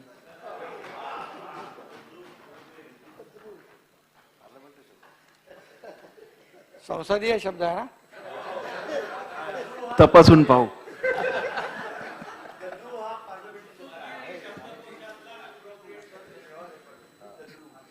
आणि म्हणून नाही घेतो पोलिसांना. आणि म्हणून मला सांगतात की पूर्ण वेळ फिरायला वेळ कमी पडतो, दिल्लीवारी करतात मुख्यमंत्री. अरे दिल्लीवारी, मी माणसातला आहे, लोकांमधला आहे, लोकांमध्ये जातो. मी सर्वसामान्य माणूस आहे, सर्वसामान्य. आजही मी कार्यकर्ता, कालही होतो, आजही आणि उद्याही कार्यकर्ता म्हणूनच काम करणार आहे. माझ्या डोक्यामध्ये सत्तेची हवा गेलेली नाही. माझे पाय आजही जमिनीवर आहेत. श्रीमंतांच्या यादीत माझं नाव येणार नाही, पण माणुसकीच्या यादीत माझं नाव येईल.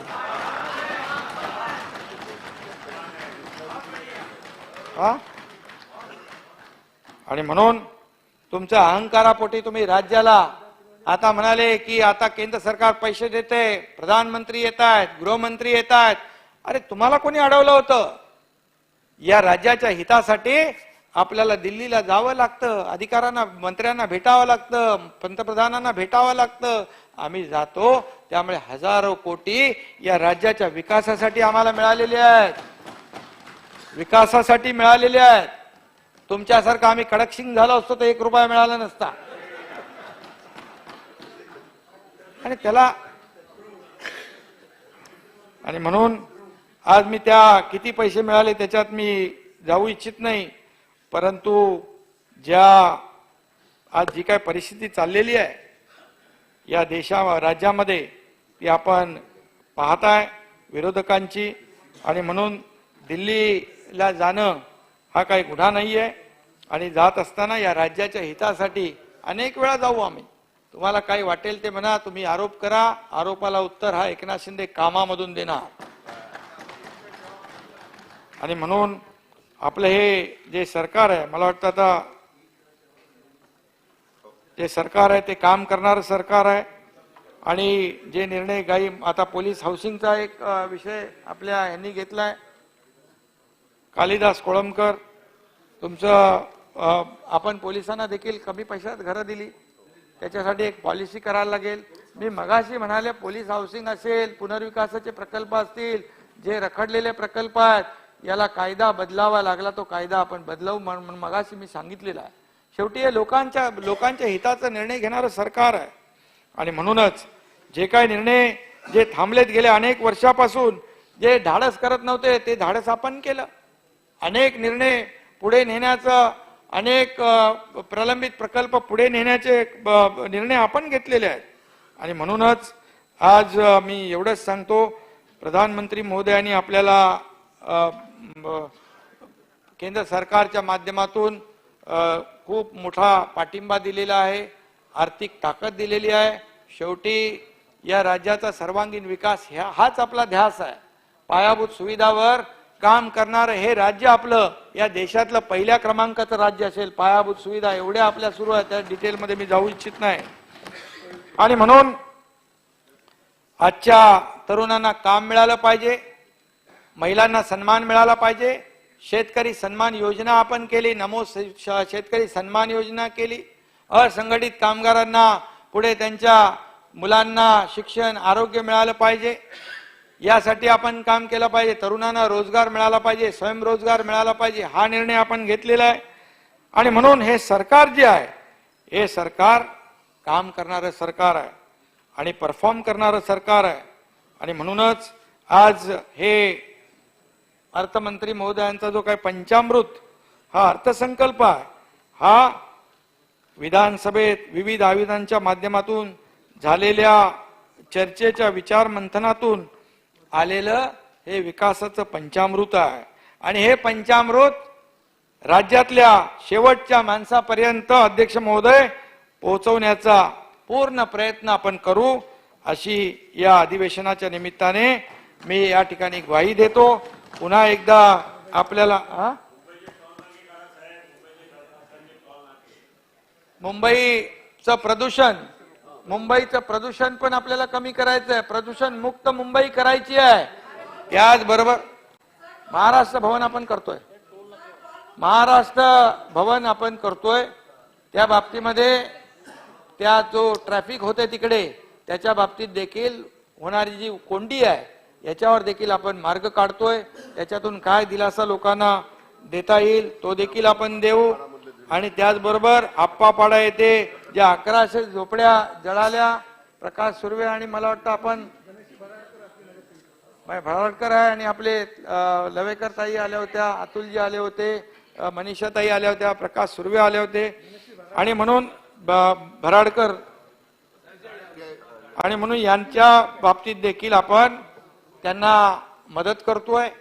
त्यांना तात्काळ आपण 50,000 रुपयाची त्यांना तात्काळ मदत देतो. आणि त्यांचं मी जिल्हाधिकाऱ्यांना सांगितलंय, त्यांची पूर्णपणे पार्श्वभूमी घ्या, त्यांच्याकडे कुठले कुठले पुरावे आहेत, कधीपासून राहत आहेत, त्याचबरोबर ती जागेचं मालकी जी आहे त्याच्यामध्ये पण वाद आहे. आणि म्हणून या सगळ्या बाबी तपासून आपण त्यांना देखील न्याय देण्याचं काम या ठिकाणी करणार आहोत. आणि म्हणून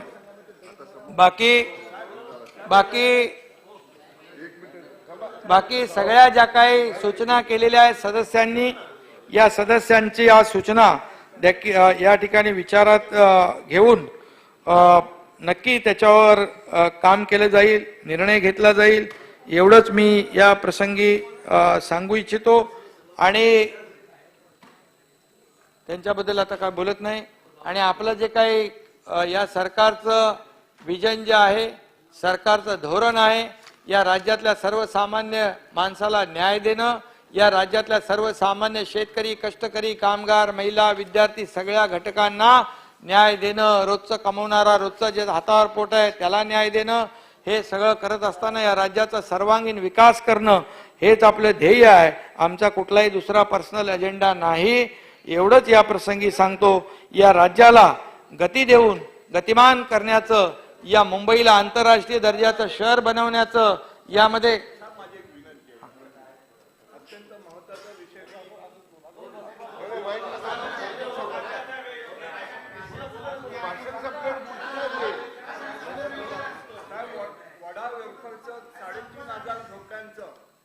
चौकशी लावून सांगितली आहे, कमीत कमी 60 कोटी कॉर्पोरेशन भरायला पाहिजे होते.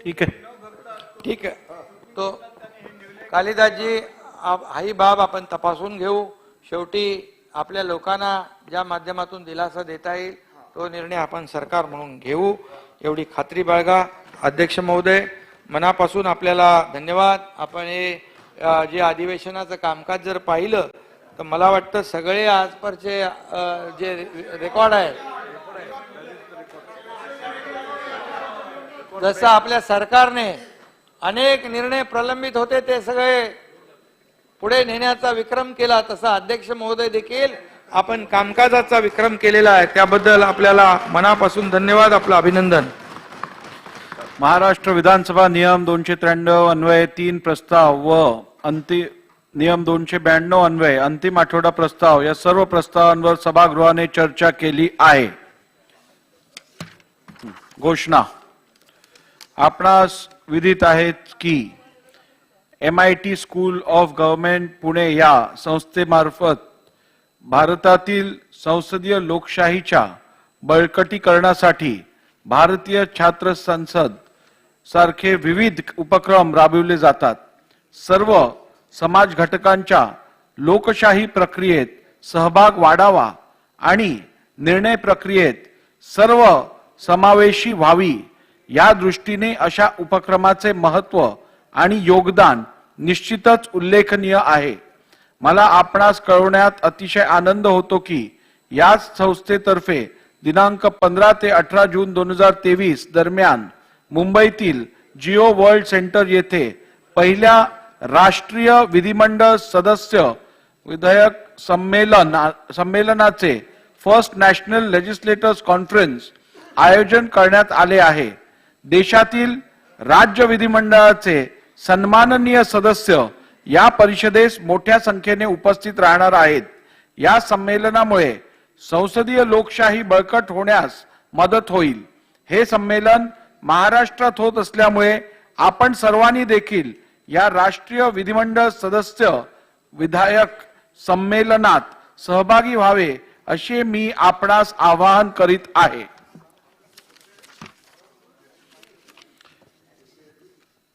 दिनांक 23 मार्च 2023 रोजी विधान भवनाच्या आवारात काही सदस्यांद्वारे जे आक्षेपार्ह अप्रिय वर्तन घडले आहे त्या संदर्भात सभागृहात मान्य विरोधी पक्षनेते व काही सन्मान्य सदस्यांनी मुद्दा उपस्थित केला होता. त्या अनुषंगाने संबंधित जबाबदार सदस्यांना मी लेखी पत्राद्वारे सक्त ताकीद देणार आहे.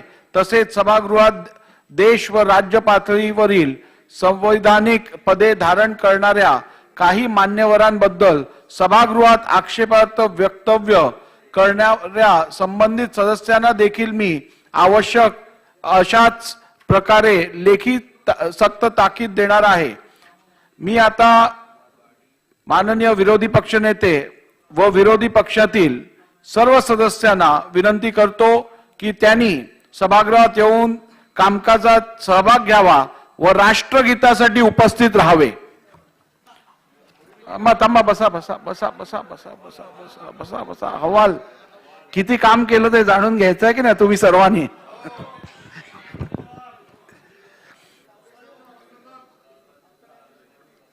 अर्थसंकल्प अधिवेशनाचा आजचा शेवटचा दिवस आहे. आजच्या दिवसाचे कामकाज संपलेले आहे. मी या सत्र काळातील कामकाजाचा आढावा सदनासमोर ठेवतो. एकूण बैठकींची संख्या 18. प्रत्यक्ष झालेले कामकाज 165 तास 50 मिनिटे. अन्य कारणांमुळे व्यर्थ गेलेला वेळ 4 तास 51 मिनिटे. रोजचे सरासरी कामकाज 9 तास 10 मिनिटे. तारांकित प्रश्न प्राप्त प्रश्न 7981. स्वीकृत प्रश्न 503. उत्तरित झालेले प्रश्न 55. अल्पसूचना प्रश्न प्राप्त सूचना 9. स्वीकृत 8. अस्वीकृत 8. सम्मिलित 1. अल्पकालीन चर्चा प्राप्त 1 मान्य 1. चर्चा झाली निरंक. लक्षवेधी सूचना एकूण प्राप्त सूचना 2556. स्वीकृत सूचना 535. चर्चा झालेल्या सूचना 145. नियम 97 च्या सूचना प्राप्त सूचना 141. मान्य सूचना निरंक. चर्चा झाली सूचना निरंक. शासकीय विधेयके विधानसभा पुरस्थापित 17. संमत 17. विधान परिषद संमत निरंक. अशासकीय विधेयके प्राप्त सूचना 3, मान्य सूचना निरंक. शासकीय ठराव निरंक. नियम 293 अन्वय प्रस्ताव प्राप्त सूचना 5, मान्य सूचना 5, चर्चा झाल्या 5. अर्धा तास चर्चा. प्रश्नाच्या उत्तरातून उद्भवलेल्या प्राप्त सूचना 53, स्वीकृत सूचना 40, चर्चा झाली 1. सार्वजनिक महत्वाच्या बाबींवर प्राप्त सूचना 177, मान्य सूचना 62, चर्चा झाली निरंक. अशासकीय ठराव प्राप्त सूचना 284, मान्य सूचना 224, चर्चा झालेल्या सूचनांची संख्या निरंक. अभिनंदनपर प्रस्ताव निरंक. सन्मान्य सदस्यांची उपस्थिती जास्तीत जास्त उपस्थिती 94.71%, कमीत कमी उपस्थिती 53.20%, एकूण सरासरी उपस्थिती 80.89%. अंतिम आठवडा प्रस्तावावर चर्चा झाली. या अधिवेशनाचा समारोप करताना मी माननीय मुख्यमंत्री, माननीय उपमुख्यमंत्री, माननीय मंत्री, माननीय उपाध्यक्ष, माननीय तालिका सभा अध्यक्ष, माननीय विरोधी पक्ष नेते, सर्व सन्माननीय सदस्य तसेच विधिमंडळाचे, सुरक्षा विभागाचे, मंत्रालयाचे सर्व अधिकारी व कर्मचारी यांनी केलेल्या सहकार्याबद्दल आभार मानतो.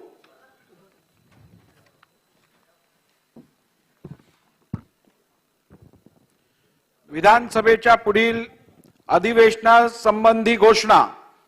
मी खालील घोषणा करतो. राज्यपालांना अशी शिफारस करण्याचे ठरले आहे की महाराष्ट्र विधानसभेचे पुढील अधिवेशन सोमवार दिनांक 17 जुलै 2023 रोजी विधान भवन मुंबई येथे घेण्यात यावे.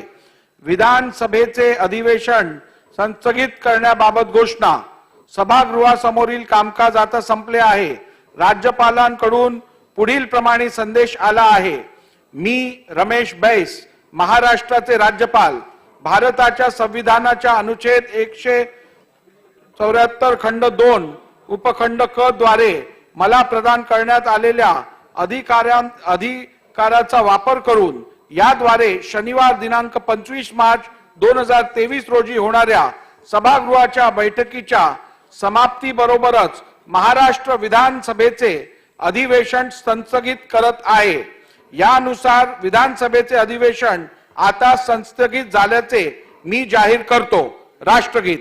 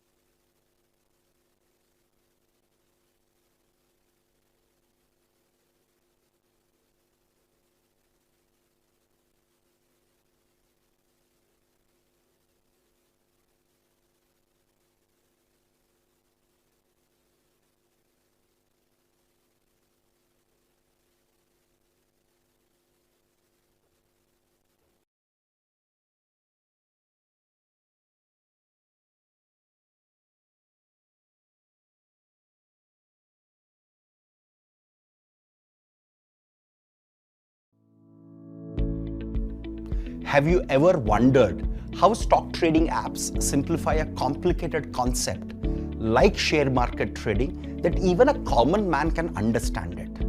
What is the system design behind these platforms that can manage the huge traffic yet facilitate real-time stock exchange for the users. If you're really interested to learn the high-level design of trading platforms, join Scaler's masterclass on system design of real-time stock market trading platforms and learn how to design these systems for such data-intensive applications for free.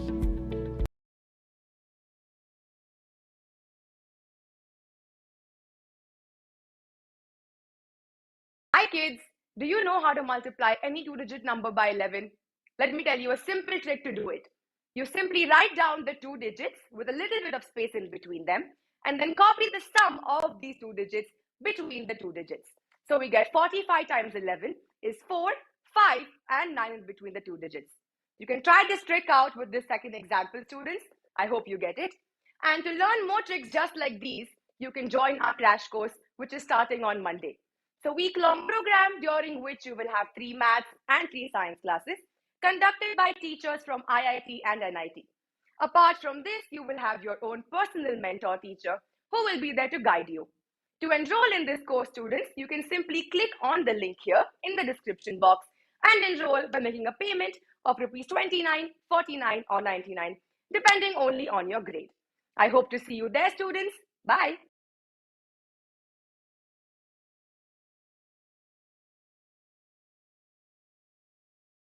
Justice Chandrachud, I want to start by asking you straight up about the challenges India's judiciary faces. At this moment, if you look at the number of pending cases in this country, there are about 4.32 crore total pending cases. 69,000 of them in the Supreme Court, a backlog of about 59 lakh across 25 high courts. Could you start by telling us, all of those who are watching you here at the India Today Conclave, watching live on TV and on social media, about your broad vision to transform, modernize India's judiciary? Let's start from there. Justice Chandrachud. Well, it's true that we have a large backlog of cases, but another way of looking at it is, I think it's reflective of the faith of the people in coming to court in the first place, which is not to justify the backlog. We should be discharging the faith of the people by being more efficient and by reducing the backlog. But that's just an indicator of the kind of faith people have. It also shows that there is a dearth of adequate infrastructure in the judiciary. Our judge-to-population ratio is not commensurate with what it should be in a country like ours. That's another problem. The third problem, of course, is the lack of infrastructure in the district judiciary.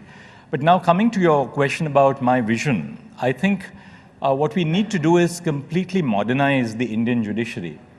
Our model for judicial administration has been based on the colonial model which we inherited from the British, which is that people have to access justice.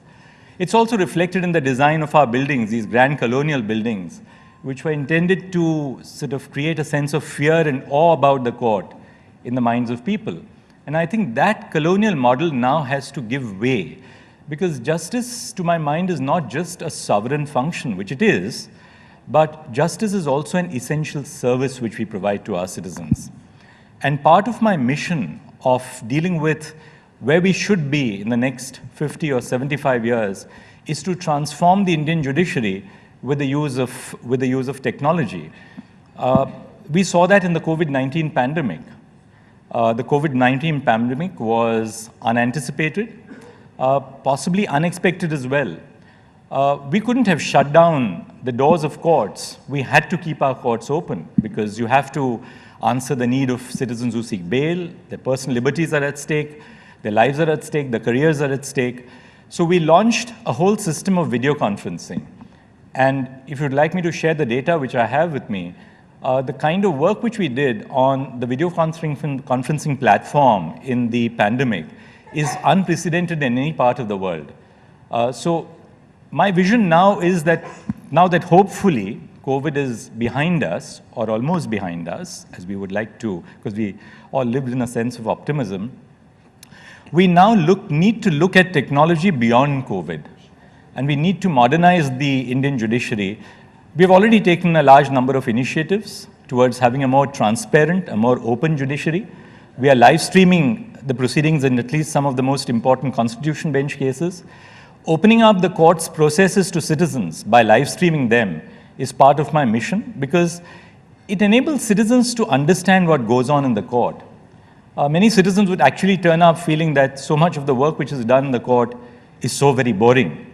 But there is a great message which we would like to send to our citizens, because the smallest case which comes to us commands the same degree of attention as maybe some of the seminal constitutional cases which we do. How's the experience with live streaming been so far? One of the things we saw in Parliament with our netas is that the moment the cameras are on, the grandstanding goes up. Are you concerned, Chief Justice, that as more and more cases are live streamed, you'll start seeing lawyers being more filmy and more theatrical in their arguments before you? Well, in a lighter vein, you always have some professionals who would be given to grandstanding, right? Whether you have a camera in front of them or otherwise, it's not going to make a difference. But I have a sense of optimism, at least my experience thus far. All technology has the good part and the flip side. So likewise, live streaming also has the more difficult part of it. For instance, I'll give you the flip side as well. Very often we are dealing with very sensitive cases involving, say, marital privacy or gender assault or sexual violence against minors. Should you have live streaming in such cases? Obviously not.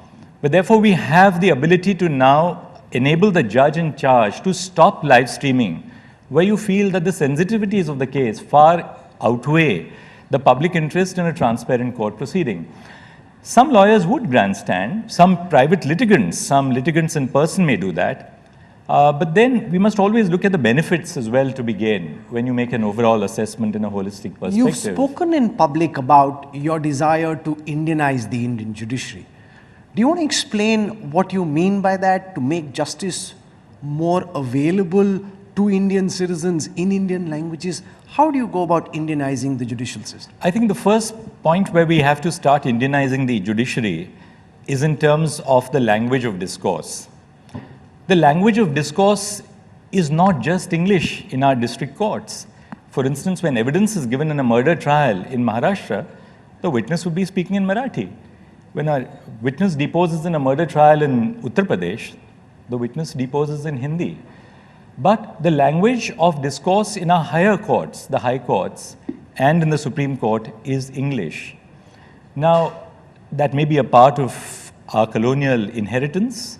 It's also because, English is the language in which we have the greatest felicity in terms of our statutes, the judgments. But if we have to truly reach out to citizens, we have to reach out to them in languages which they understand. And we've already started that mission. Just to give you an idea, there are about 34,000 judgments of the Supreme Court from 1950 until date. These 34,000 judgments were available in an official reporter called the Supreme Court Report. So if a private citizen had to access these judgments, you have to subscribe to a private software provider. They are doing excellent work, no doubt about it. But how many young lawyers or citizens across the country can pay 30,000 or 50,000 rupees a year by way of subscription for these kind of reports? So the first thing which I did when I took charge on 9th of November last year was to digitize all the 34,000 judgments. We have a free judgment text portal. We have a search engine so that these judgments can now be searched by a citizen in the country, or for that matter, a citizen across the world, anybody across the world. But we haven't stopped at that. We are now using artificial intelligence and machine learning for the translation of these judgments. We have used a module which has been prepared by a very distinguished professor at IIT Madras. And we are now translating all the judgments of the Supreme Court in every Indian language which is recognized by the Constitution. And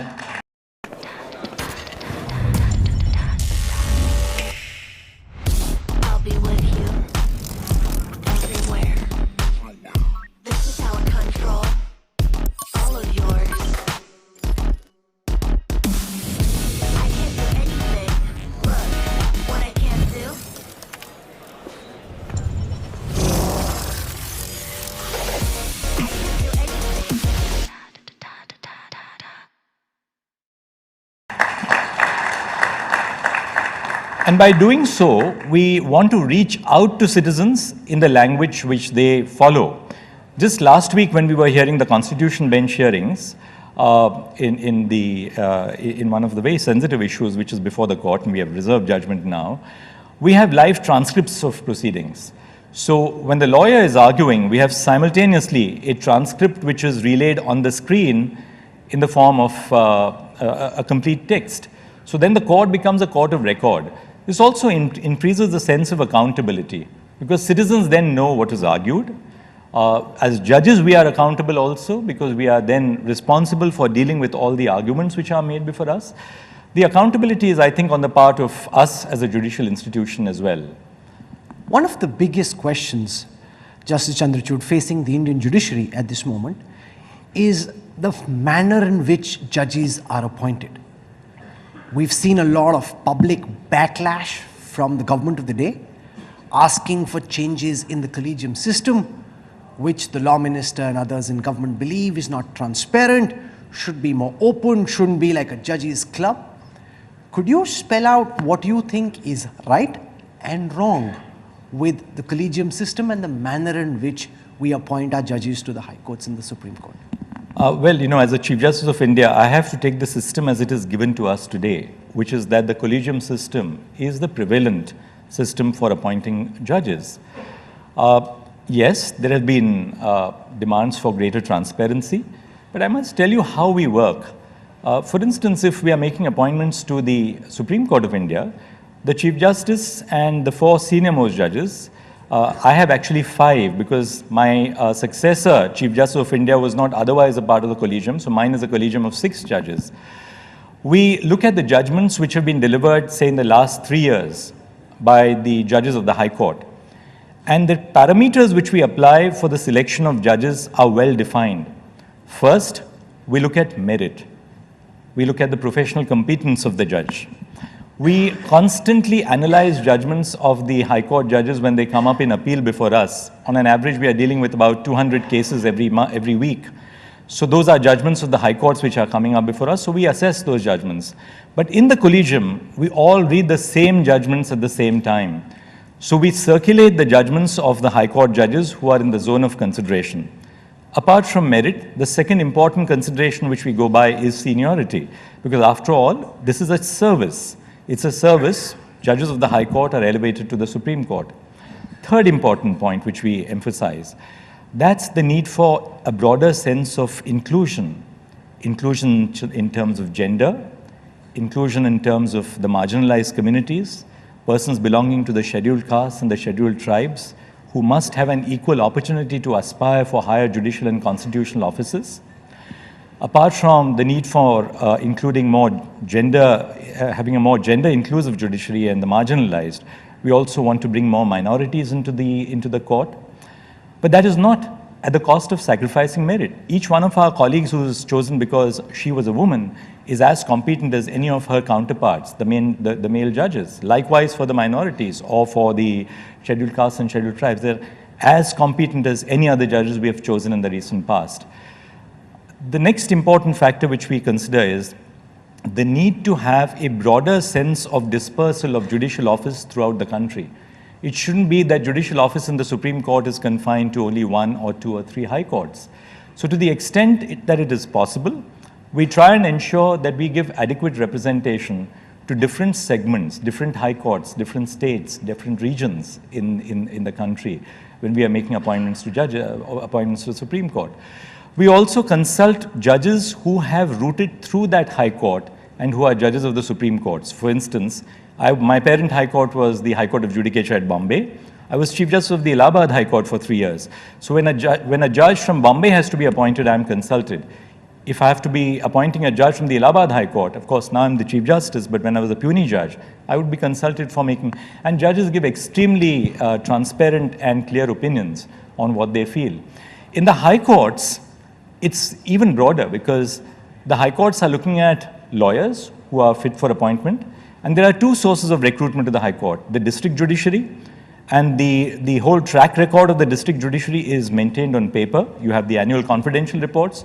You have a whole dossier on each judge which is developed as they progress through the service.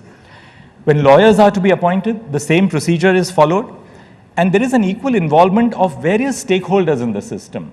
For instance, Once the High Court Collegium makes its recommendation, the file is processed at two levels. It comes to the Supreme Court, the Government of India, and the Government of the state, so that the Chief Minister of the state, the Governor of the state responds to the appointment which is recommended by the High Court Collegium.